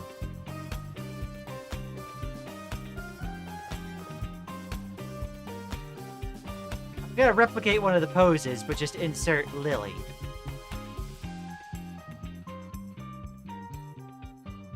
Coral looks edible. I guess.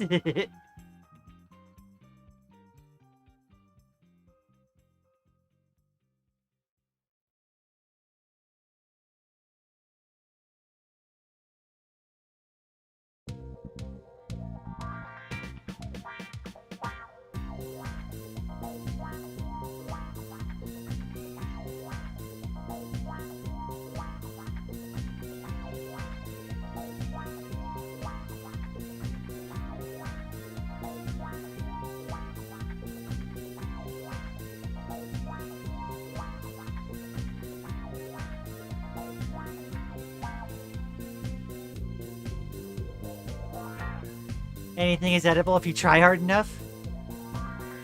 Although you might not want to try that hard.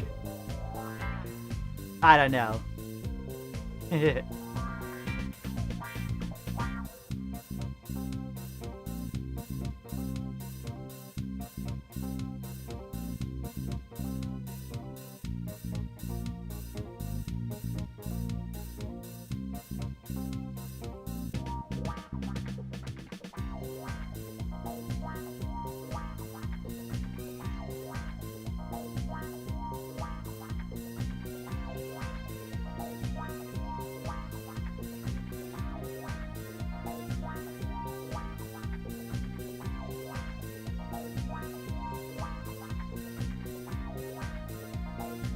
Drawing feet was fun? Heck yeah.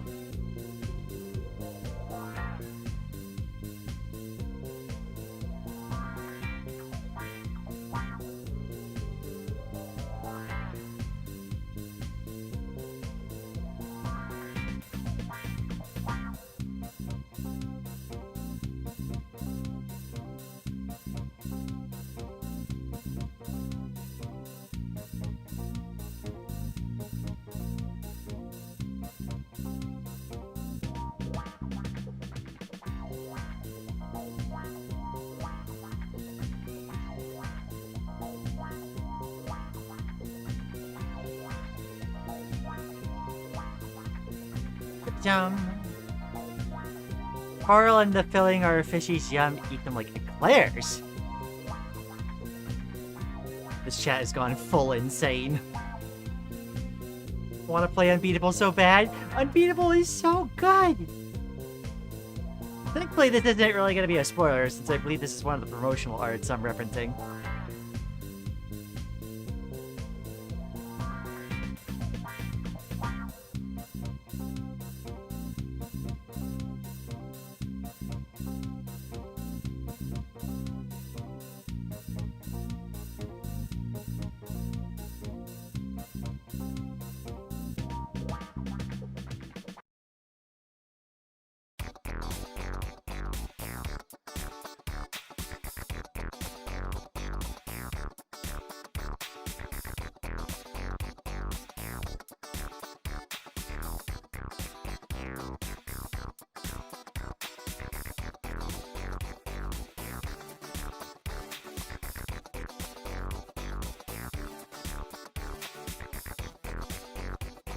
There we go.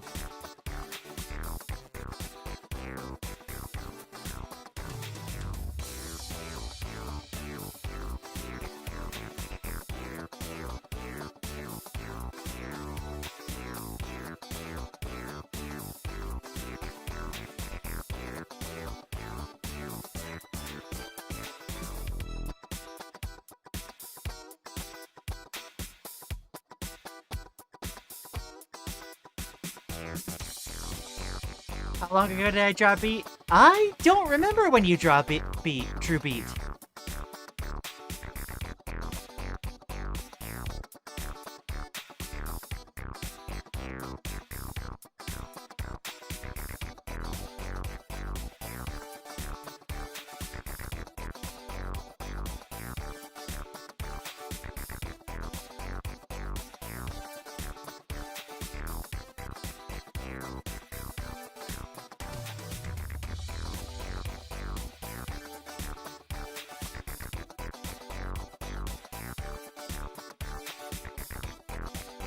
Free me from my unbeatable list prison. Aww.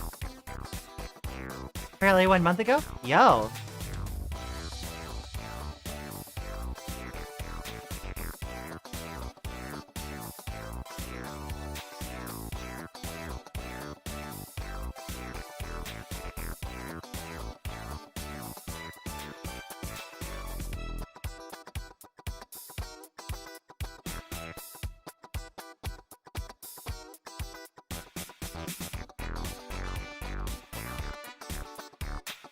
I just realized it's been officially a year since you started arting.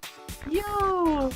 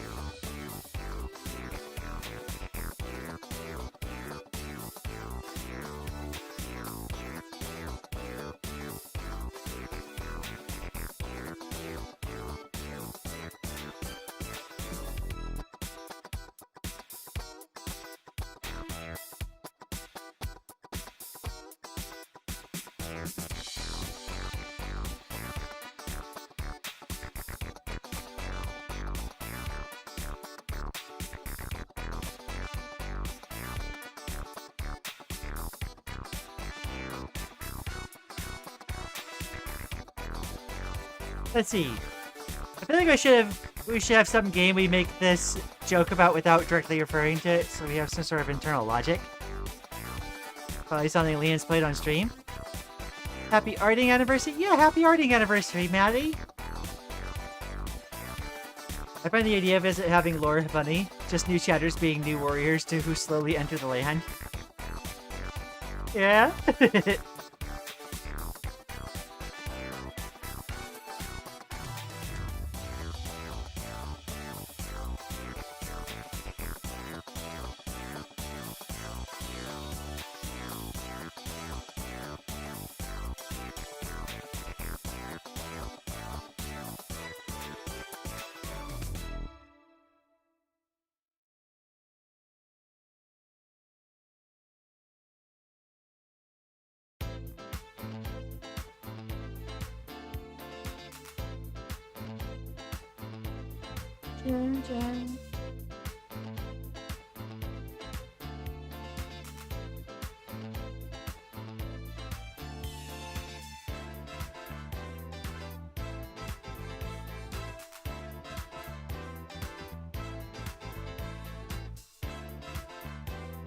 Oh, by the way, Lian, the joke started as me spelling bonanza. I feel like it was more than that, though.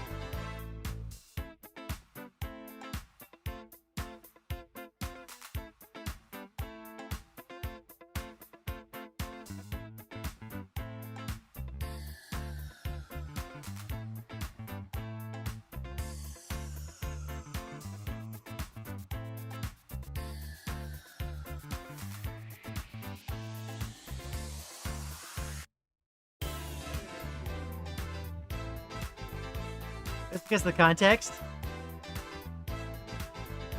Misspelling made me call Banana a game for Switch 2.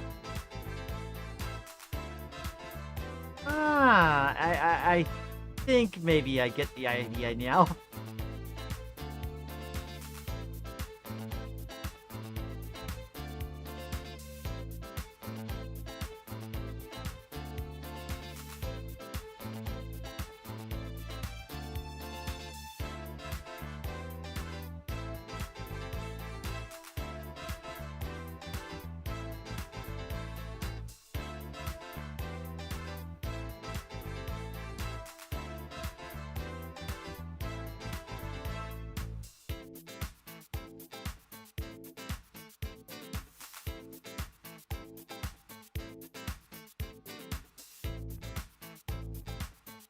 Drawing Beach shirt was nice. Took a few attempts though. Beach shirt is really good. I really like the top.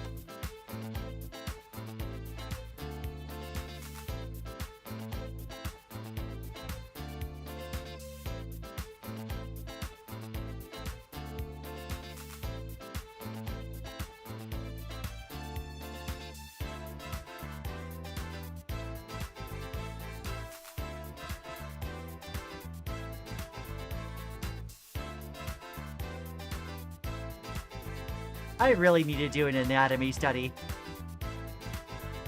Include pizza if possible? No, it's part of the plan, darling. That's definitely part of the plan.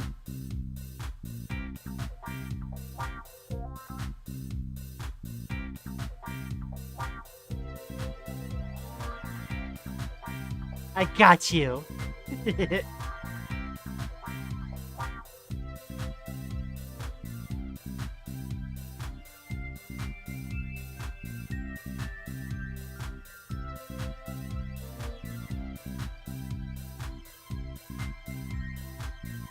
rest of the joke context was the friends he made along the way.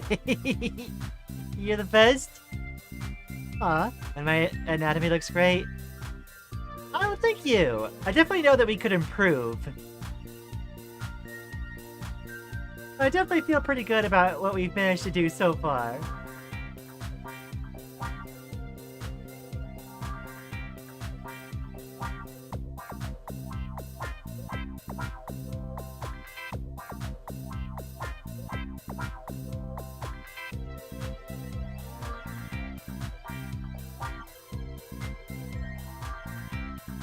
I definitely love the shape design behind the fucking Beats outfit. Oh, it's so good.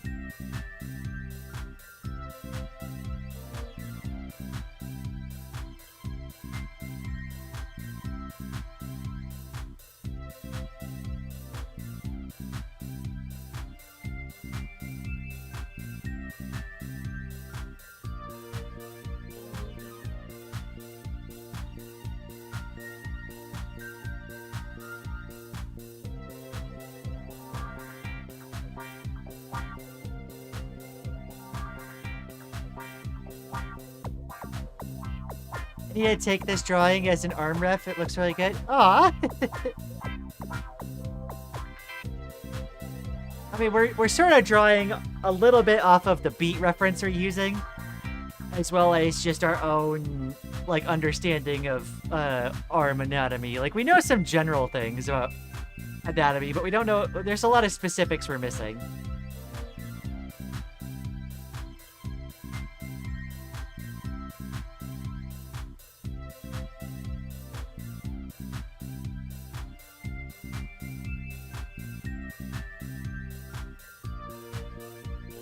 I definitely need to make the the coat that she has tied around her waist, my darling's, like, usual flannel.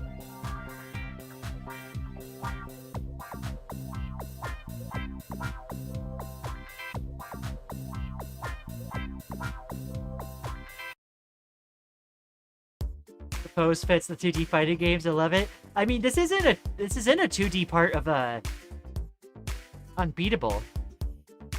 This is how, like, the gameplay is often structured.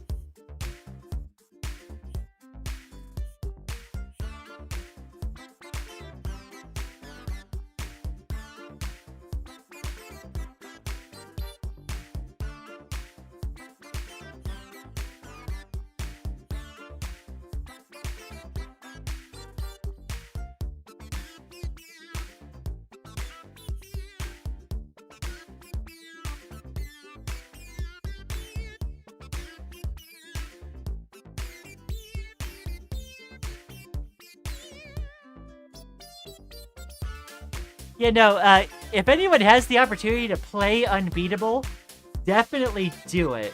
Unbeatable is heckin' peak.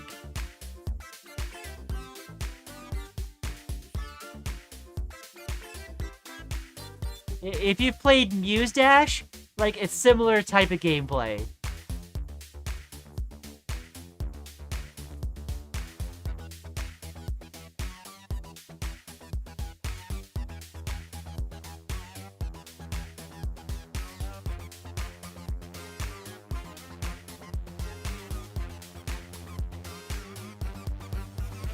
I draw my arms a little too cartoony compared to how the rest of my art style is, to me anyway, so I'm trying to improve on adding more definition / 3D-ness.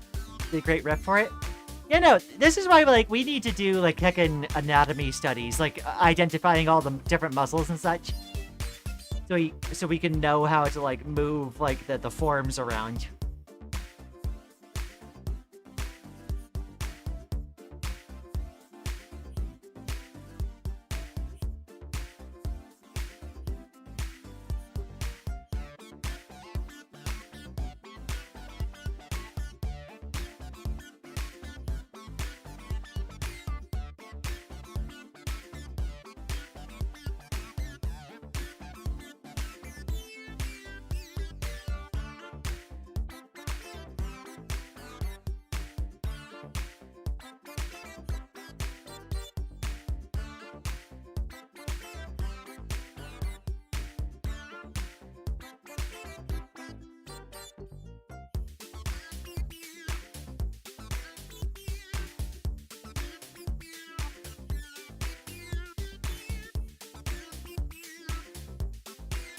The super cool Banui?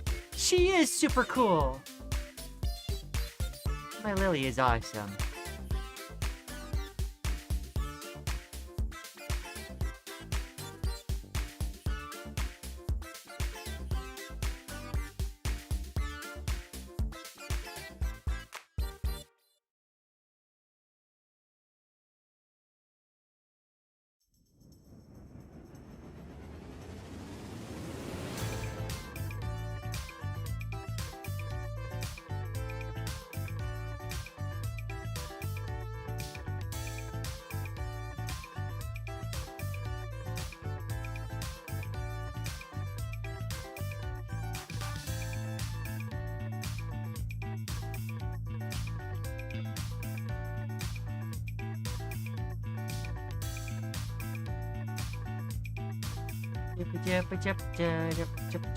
Jump.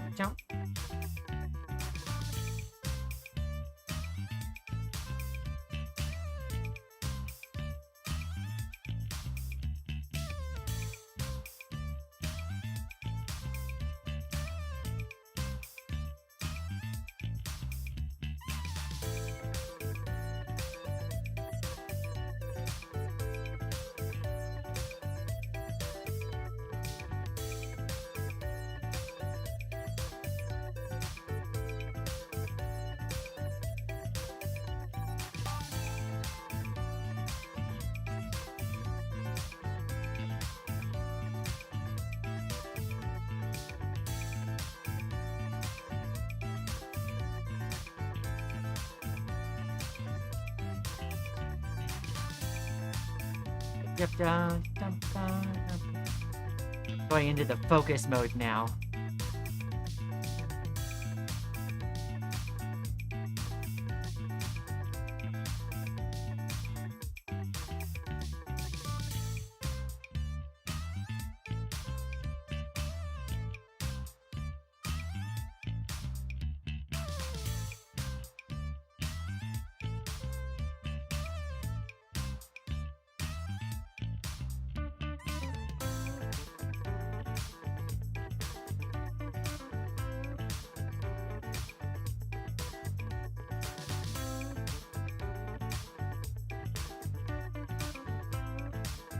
Go.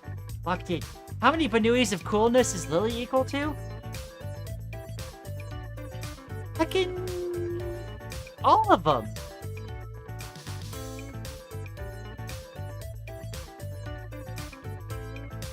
There's two things that can make Lian lock in: monster and Banui. I don't know. Maybe I'm biased, but like, I think my darling rocks this outfit.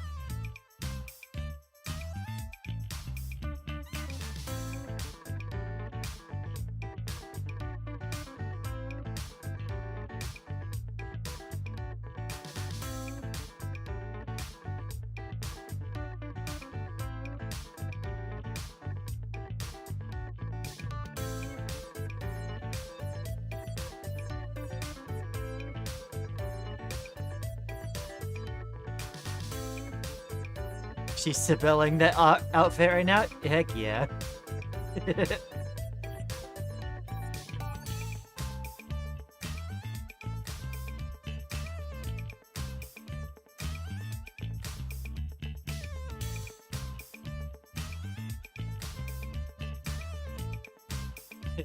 Rocks, get it? Cause like, rock is a kind of music. A+, Maddie.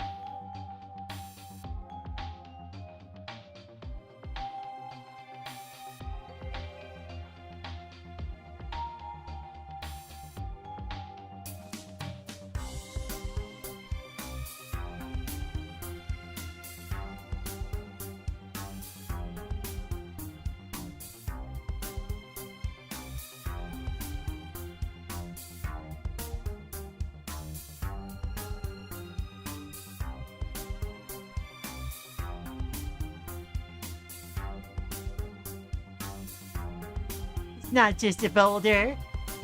It's a rock.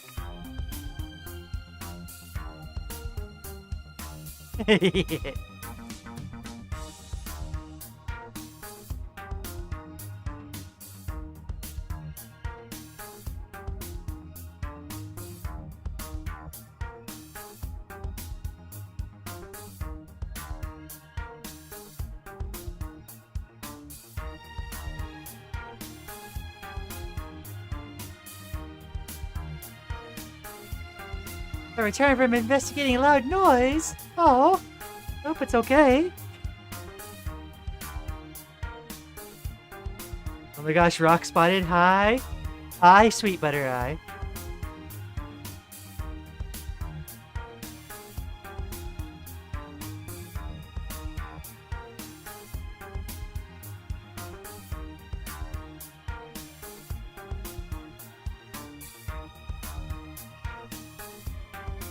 Also gender? Heck yeah! Darling seal of approval.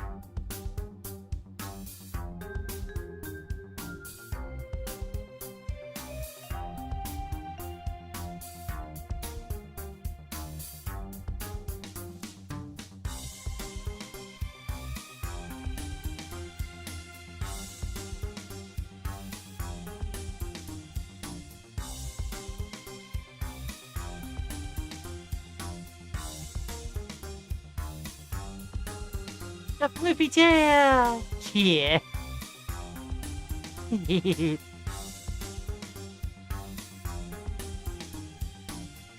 There's gotta be at least 6 to 7 genders.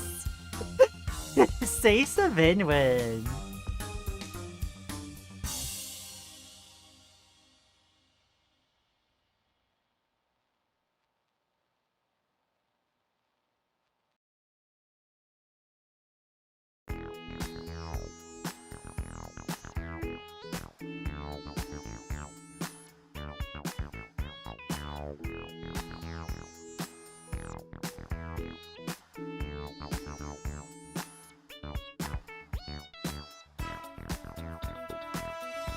The heckin' unbeatable style definitely has a bit more blockiness to it. So trying to make things look like a bit of floof is still kind of hard, but we're making it work. Let's see. I've been trying to figure out what this is for like 4 minutes now. Is this Banui is Beat from Unbeatable? Yeah, no, it's my darling Banui Lily in chat in Beat cosplay from Unbeatable. That's specifically what she asked for.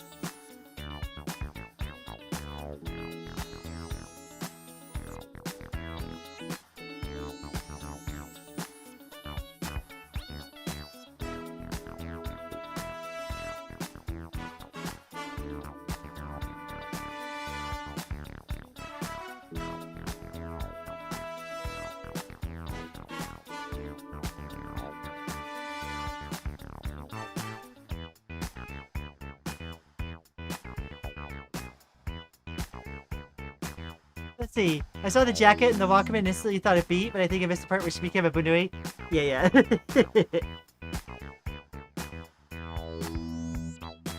You know, this is a mashup. This is a mashup for sure. We're combining elements.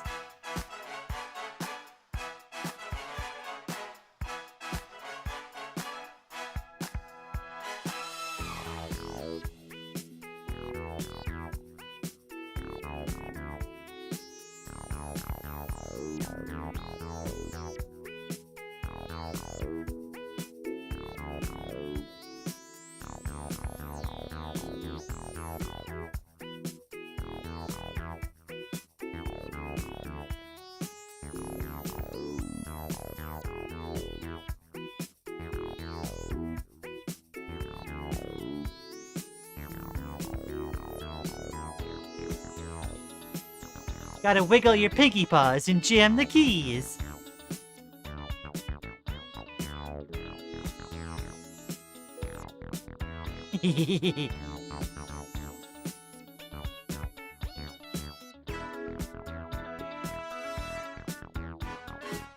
To what you're sending us in chat, darling.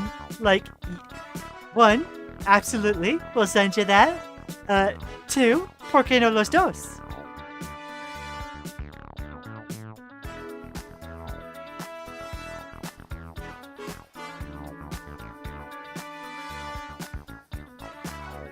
Floopy tail, now with 100%, 10% extra floof.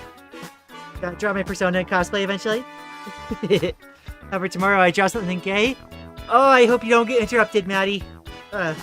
Tail looks like it's got 50 different fur care products in it for that maximum fluff. Heck yeah, no. 100% it does. We would be helping our darling with, like, maximum fur care.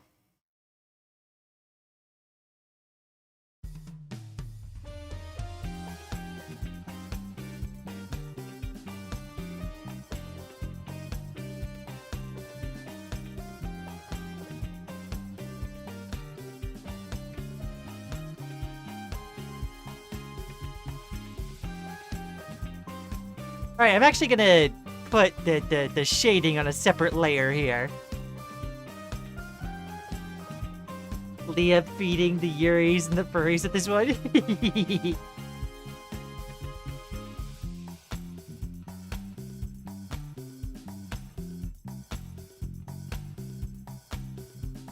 So I want to save the line art part of this.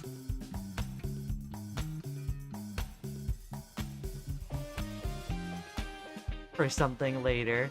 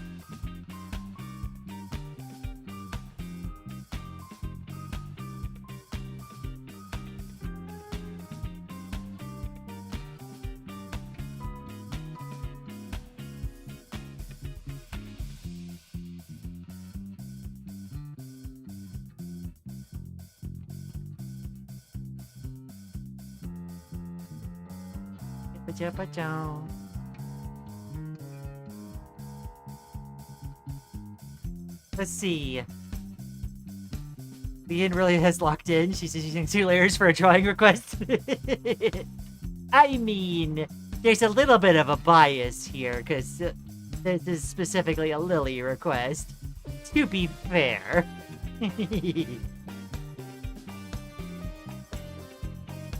I do apologize to everyone else, but Lily does get special treatment in here.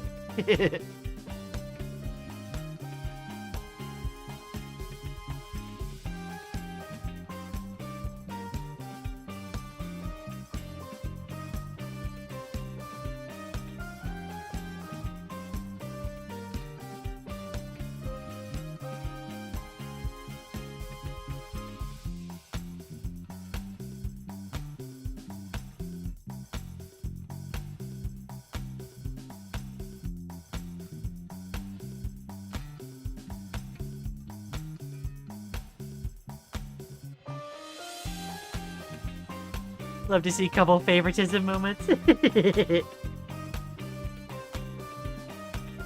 Yeah.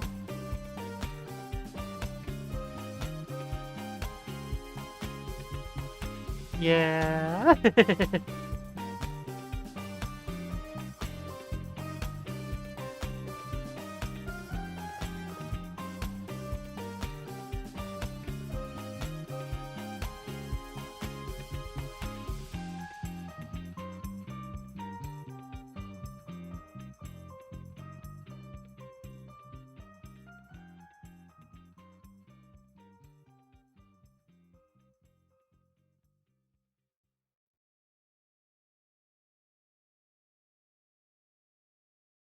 I need to put a little bit more lineage on here.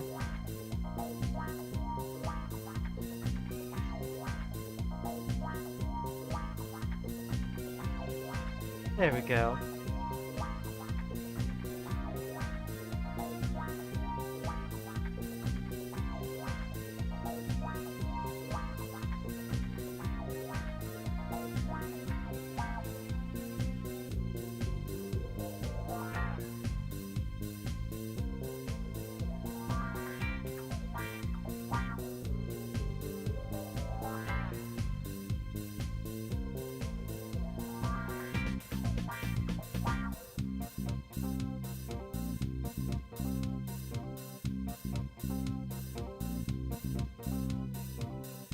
Yep, da yep, da da.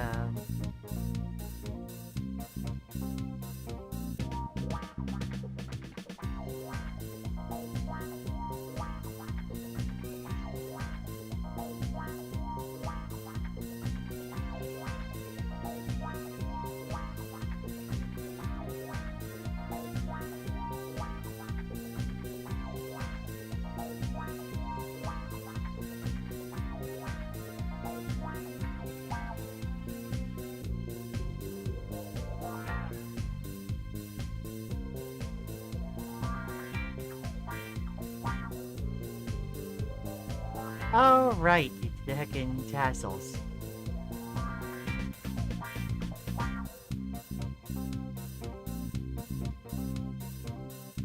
Yep, da-do.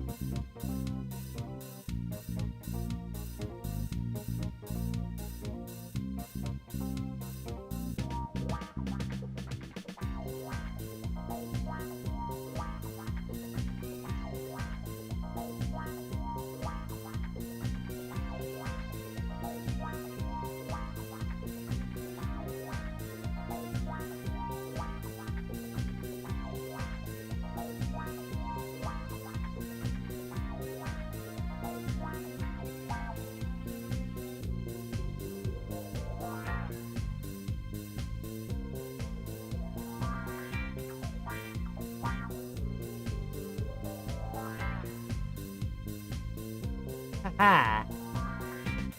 Here we go. Renewing with Mike. Yep.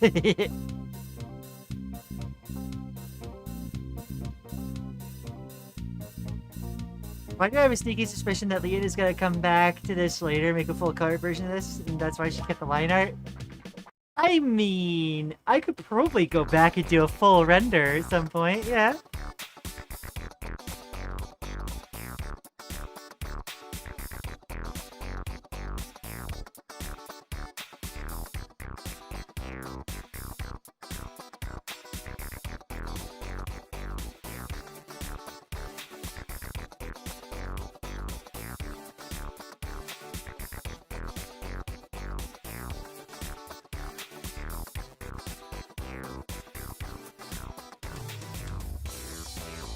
Love it! Heck yeah! Okay, last touch that needs to happen. Let's see. Gotta use the hard round brush at an lower opacity. There we go.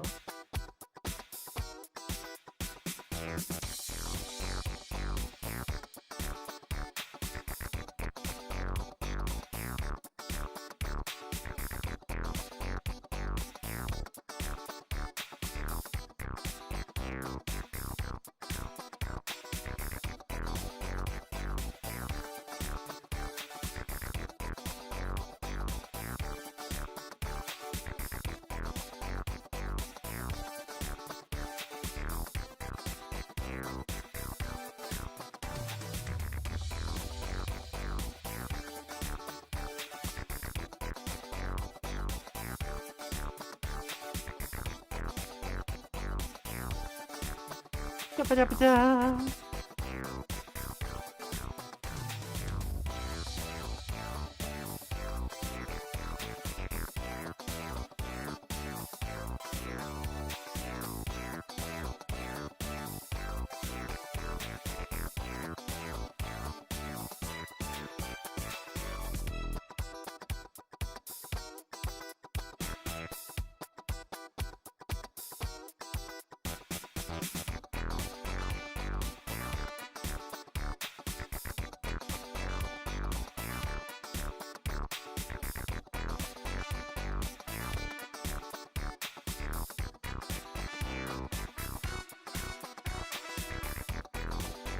Looks looking great. Yeah. Y'all are so kind.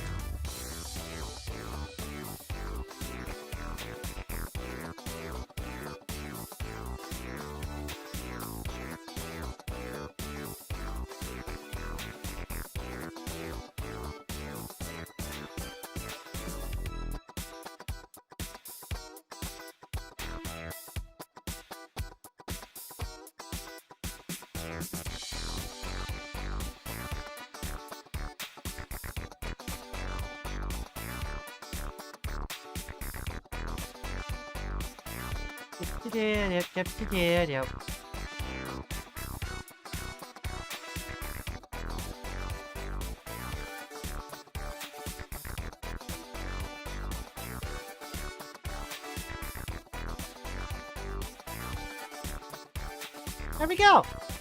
Love the sharpness. Yeah. Oh, we missed one little touch. This interesting little bit of shading. There we go. It's like just a little triangle right there. Now you gotta draw a very cute and cool Liam and Penny's outfit. Oh my gosh. I don't know if I could do the cute part, but Penny's outfit does sound interesting.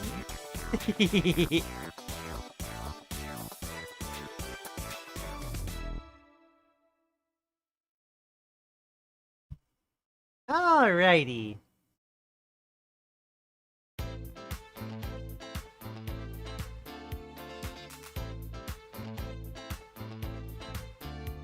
Let's see here. I'm checking Discord real quick.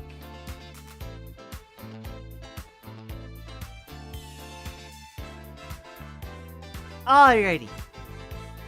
We're gonna go ahead and export this one.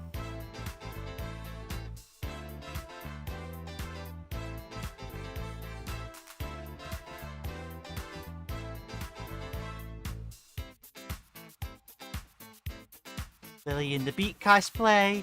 And then I need to get her a line art.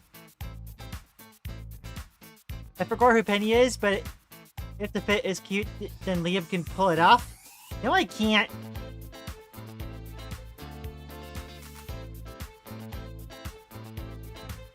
Wah.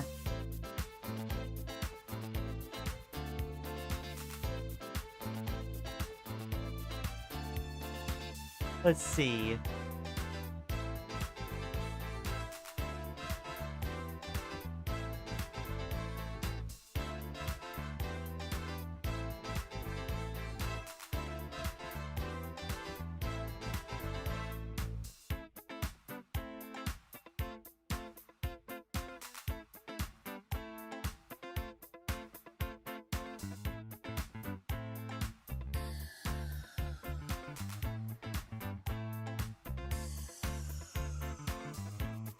We have all the different versions I need for her.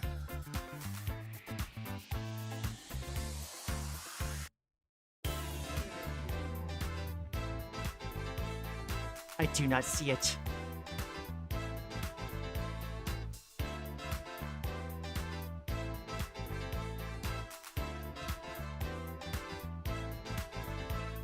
Oh, I don't think that the transparent version ever sent.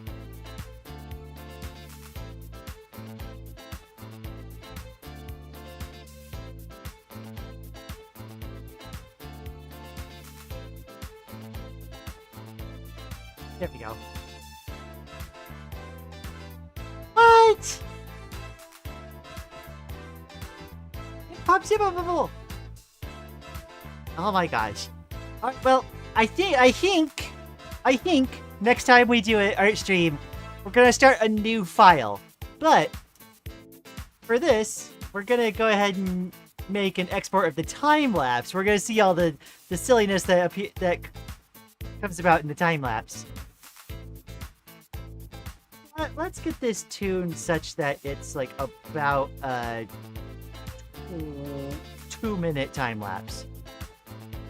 So I want to be able to see roughly what's being drawn at each stage.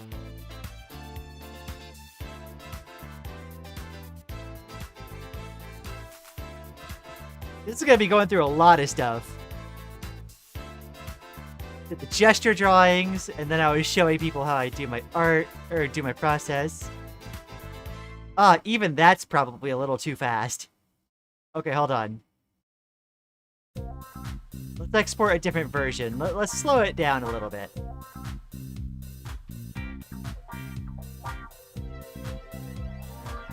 Yeah, 5 minutes should do.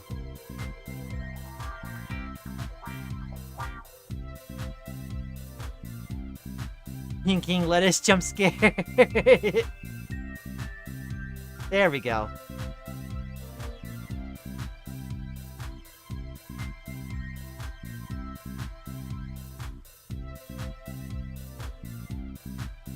We were showing everyone the process and how we use our little triangle technique for putting together poses. My hand practice. We drew a Banui for Lily. I forget who exactly this character is, but this is the first one that Maddie requested from us.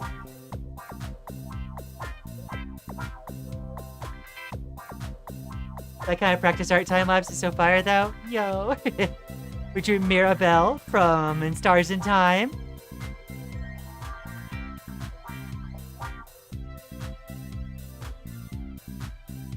Maria. Got ourselves a Pagamine Len from Eco Renegade Boy. We got the ice bug character, Leaf. That's it. And then I was showing... Oh! I forgot that was in the time lapse. We were showing Maddie something about Etna. I did an eye study drawing. Rain requested that drawing the two of us, like, yelling that we aren't cute.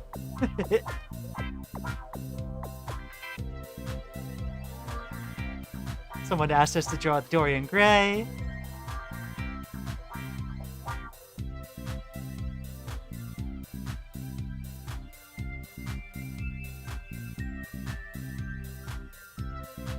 And then they did the autism-coded Toho girl. We put so much of ourselves in this one. Oh my gosh.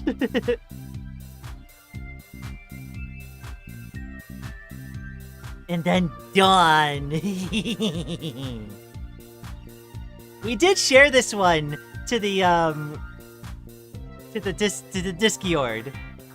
To the Hajimeli Discord. It got a bunch of reacts. But I had a bunch of eye practice. I think we're trying to help Maddie with something else with Etna there. And then this one, Flandre Scarlet. We do remember this one.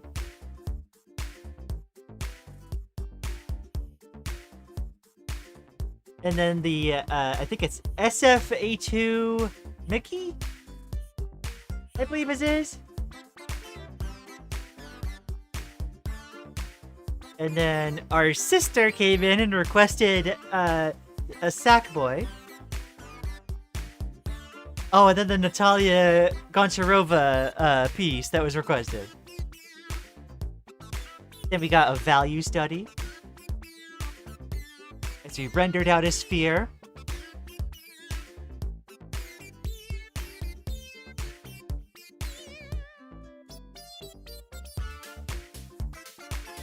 And then I believe this is Okina. We still have this in our notes. Mayday Parker.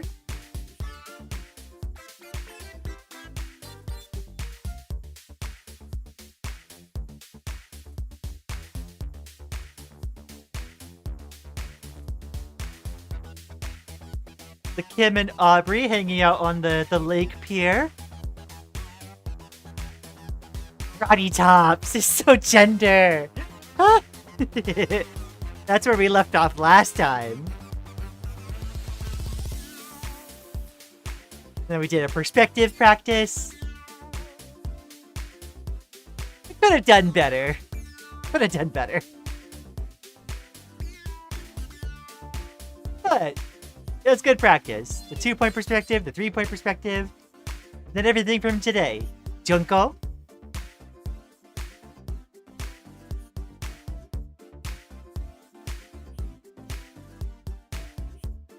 We could spend so much more time detailing out all of this.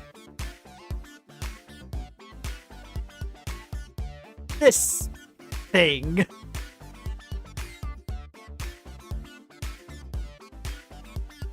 Coral glasses, who you saw just a bit earlier.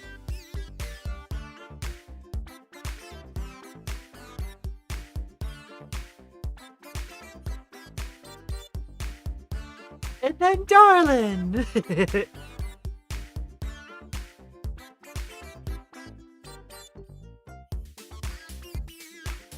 Play-Doh creature. It really does seem like demented Gumby. Oh, good, like, good, like, look forward to some of, like, the other streams we're gonna be doing soon. Fucking, I forgot, this, my folder here automatically plays through all the time lapses that are in this folder. But you know, that is, that's all the little sketches we did, throughout these art streams. And then now we're going into the actual art pieces I've done, in the rest of the, folder. But yeah. No, I'm really happy with, how these sketches in these drawing streams have been, like, coalescing, for sure. Oh, and it's so striking how, like, this is going back to practice we did, like, maybe a year ago? Yeah, it might have had to be, like, maybe, like, 8 or so months ago. I feel like we've gotten a lot better since then, with all the consistent practice. My gosh. Alright, looking at the time, though, I could spend, like, an hour working on the thumbnail, but I probably should give my I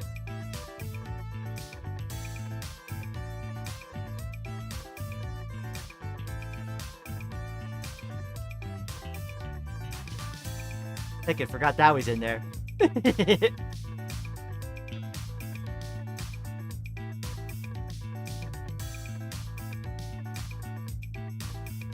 Go get Pribby rest? Aw, I appreciate you.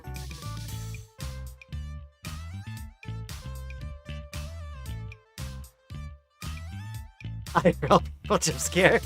Don't worry about it. Don't worry about it. Cutely implodes to assert dominance.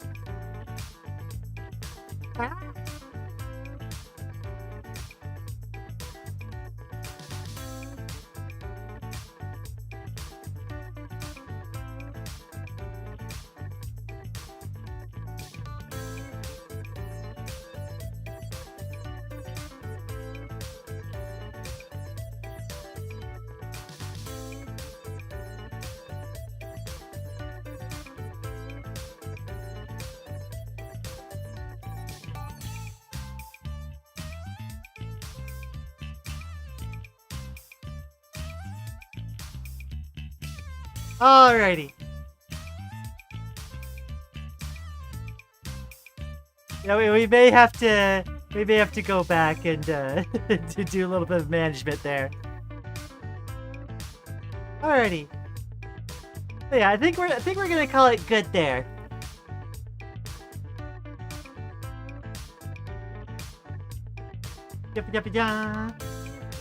Where is the hangout screen? Alright, but we're gonna take like a little bit of over an hour to heck and rest before raid. Thanks for the stream. But thank you all so much for making these art streams heckin' what they are. It's been awesome. We are definitely planning on doing more, although as soon as we finish the thumbnails and all the material for the later streams, we are probably going to be, or most likely, going to be doing these a bit less often. It's probably going to be something where the art streams happen more in between doing the main like game streams, just to fill time and help get like the thumbnails and stuff done. But it is definitely a good spacer. Maddie says like and subscribe, she'll make you get all the achievements on Cookie Clicker. Fate worse than death, apparently. But yeah, if you've liked the stream already, or if you've enjoyed hanging out here, if you've been in the stream before, put a like on the stream. It helps us a lot. And then, links in the doobly-doo for the Discord and our socials. And then the next stream, I don't know when the next stream is necessarily going to be. We're gonna try to be ready for Wednesday, but we're at this point we're gonna make sure we get what we need to get done, and then put that on, or like go into the game stream next. I already have them, the achievements, because I'm crazy. Oh my gosh.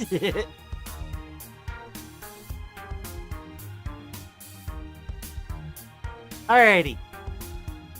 But thank you all so much for joining. I'm vamping at this point, so I'm gonna go ahead and get my rest. Thank you all so much for coming. And bye-bye!